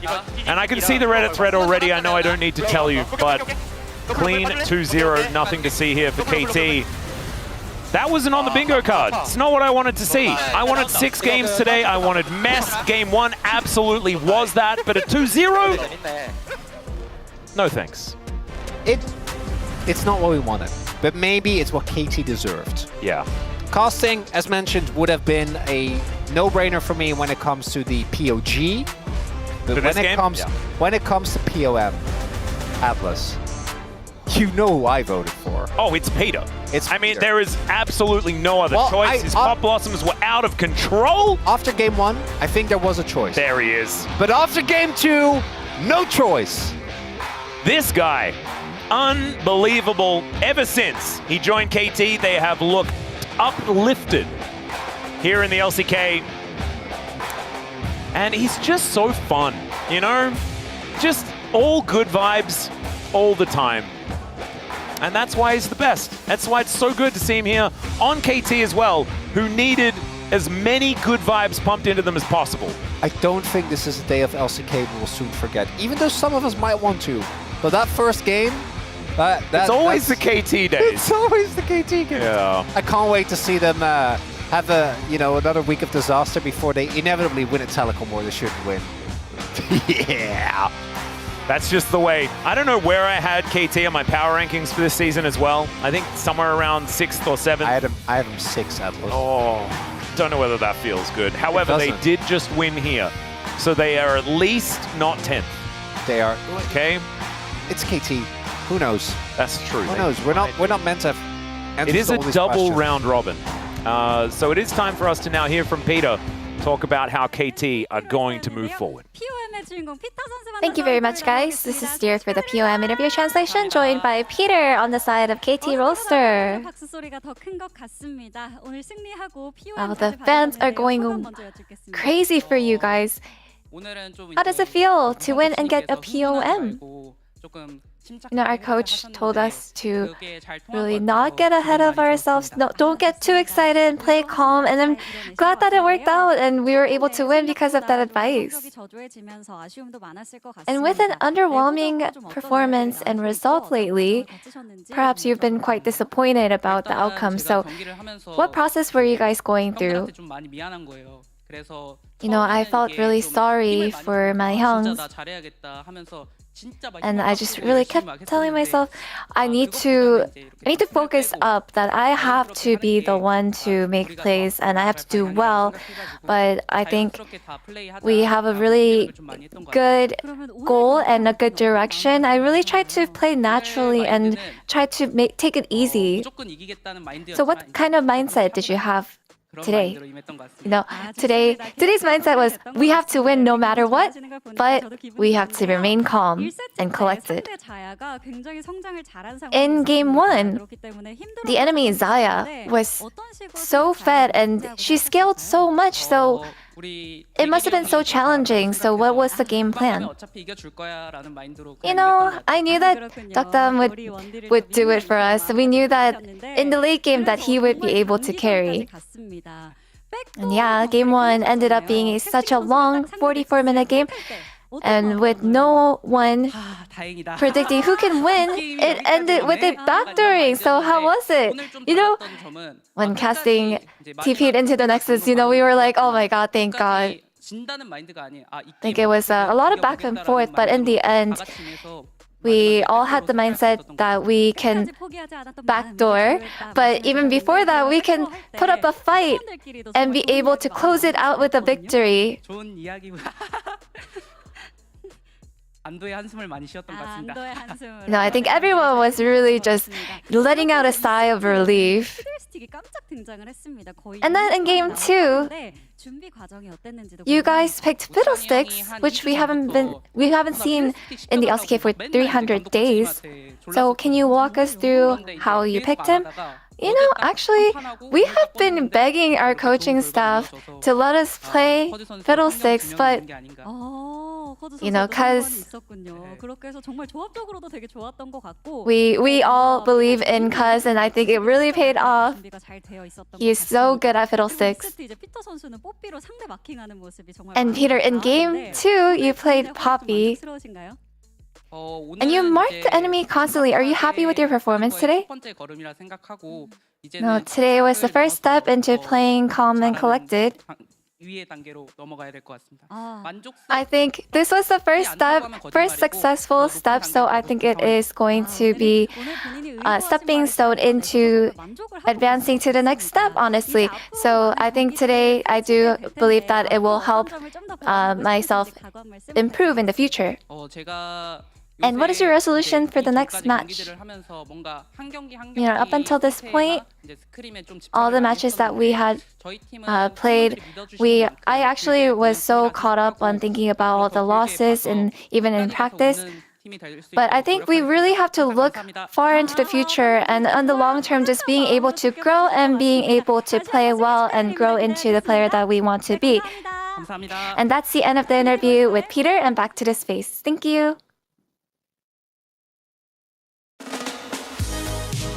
Thank you, dear Ayaya. Now, chat, say it with me. Pita gets the MVP here in this one as KT took the long route, controlled in game number 2, a little bit more controlled in game number 2, in control in game number 2. Well, don't yell at me. Jeez Louise. No. It was clean 2-0. Nothing to see here. Nothing to see here. Yeah, It was clean 2-0, man. What do you mean? Never afraid. Never afraid. I want to see if I'm the only Cuz voter. That's what I want to know. Yeah, let's see the POM here after this series, because I mean, Peter made the place. Oh, it's all over the place. Okay, all right. I'm happy to see that. No casting. The fan vote I thought might be split between BDD and Cuz because that's the only place the fans are believing in right now. Yeah. I thought Peter had a great series, but I thought Cuz really closed out, had a really consistent performance on the Fiddlesticks, which was the defining, closing, consistent, like more controlled, as you mentioned, game, Digon. But you could have voted for either, I feel. Yeah.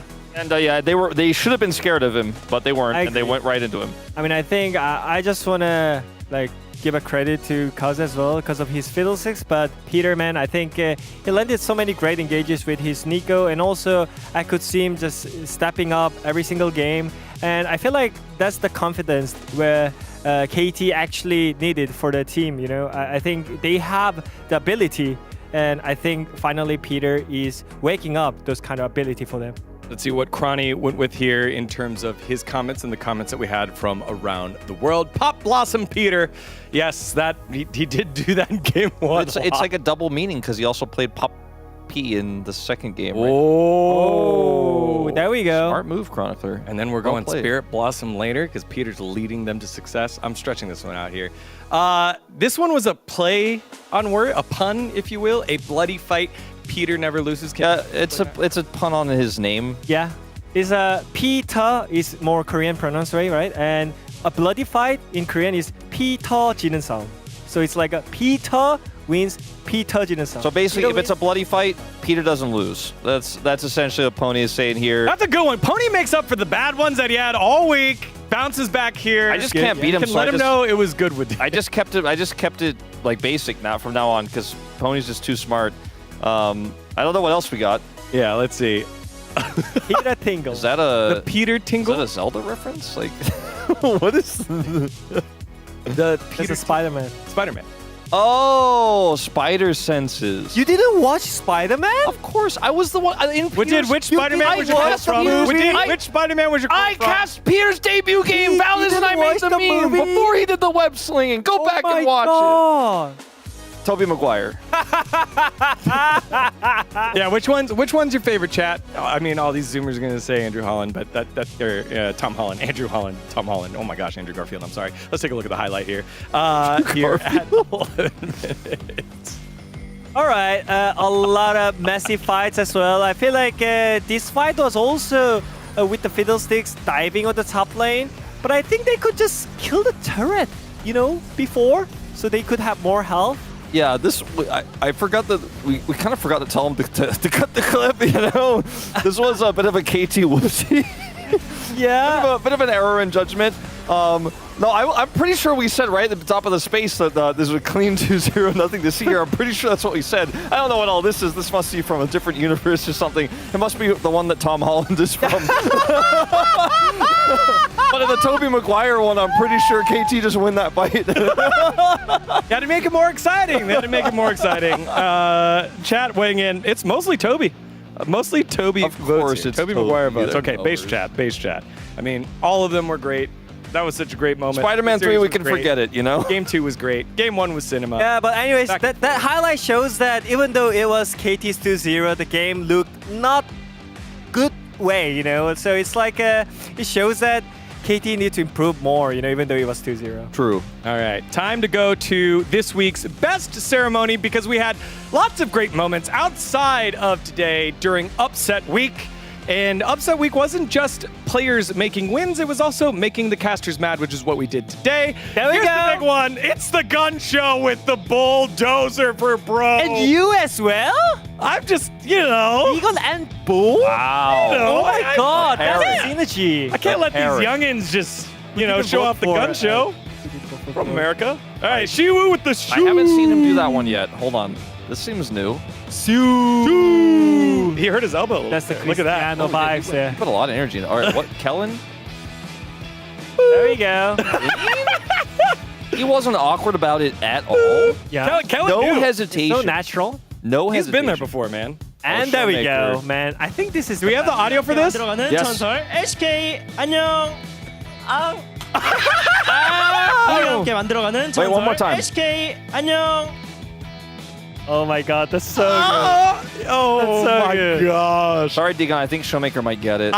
That's totally fine. If you vote for Bull, you're voting for Bull. But if you vote for Showmaker, you're also voting. if you put the bro emote in the chat, it's a vote for Deegan. No. Don't do that. Don't do that. They were all great. They were all great. It was great to see Kellen get a win. It was great to see Bull flex on him. It was great to see Showmaker take my job in the future. Who I'm missing? And Shiwu. Did we say Shiwu? Kellen. She was the only one. Yeah, I said Kellen's was great. I don't know. Shiwu, I think it's starting to get a little repetitive. I think he could do a new one. Yeah, I mean, I think Yeah, he come can on. he can do better one, you know. I think he can do better. It's classic. We still play whenever there's a bro win from Yeah. historical moments. What do? We turn around and show Umpty doing this. Yeah, It's his move. I literally was going to say that, but I knew you were going to say it. So Yes, that's right. Synergy is on point. Chat, we're a lot of Showmaker, and I think that's great. A little bit of bro. Bull was great. Yeah. We could talk about. There's one thing I wanted to mention. Yeah. Unfortunately for DN Freaks, this is a really tough season, right? They're still winless here in LCK 2025. Yep. Their last opponents are Genji, BNK, and T1 before they crest the round robin and hit bro. Yeah. So remember, like the hardest is yet to come. That's brutal. That's true. Is basically how it feels. I mean, obviously they already lost to Hanwha. Like that would be the only way this gets tougher. And also you can say maybe they have chance against Bro, but after let's say you lose all those matchups. let's say you lose all those matchups, then you meet Bros after like 9 losing streaks. I don't know. Yeah, 9. If you go 0-9, then face Bro on the 10th.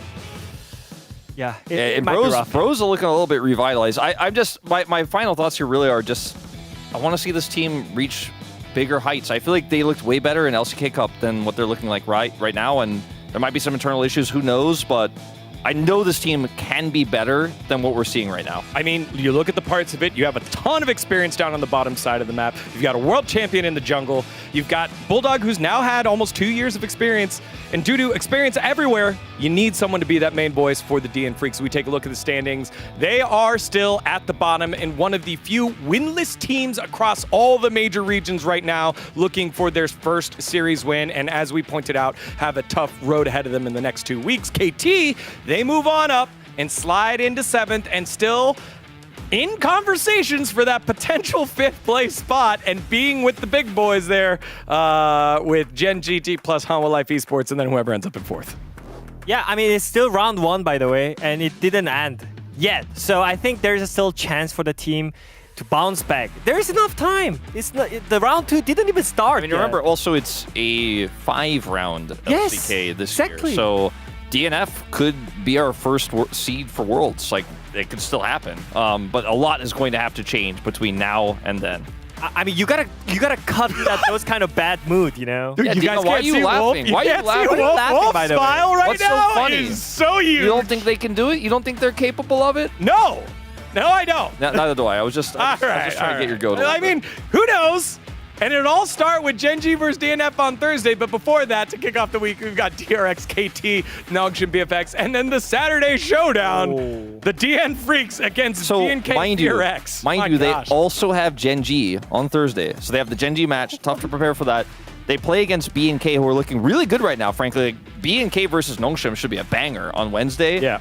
And then after the Saturday showdown, their final match of the round robin, T1.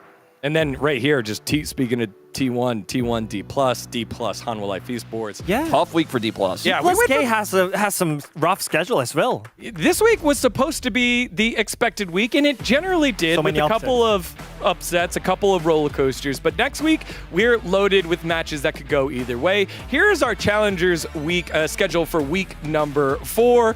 You can catch all those on YouTube or wherever you catch it. Some co-streams as well will be covering those matches. Y'all, it has been a heck of a week of matches here in week 3, especially here in Sunday. Sunday felt like a whole week itself. On behalf of everyone here at the LCK, thank you so much for watching. We'll catch you guys next week for week 4 action.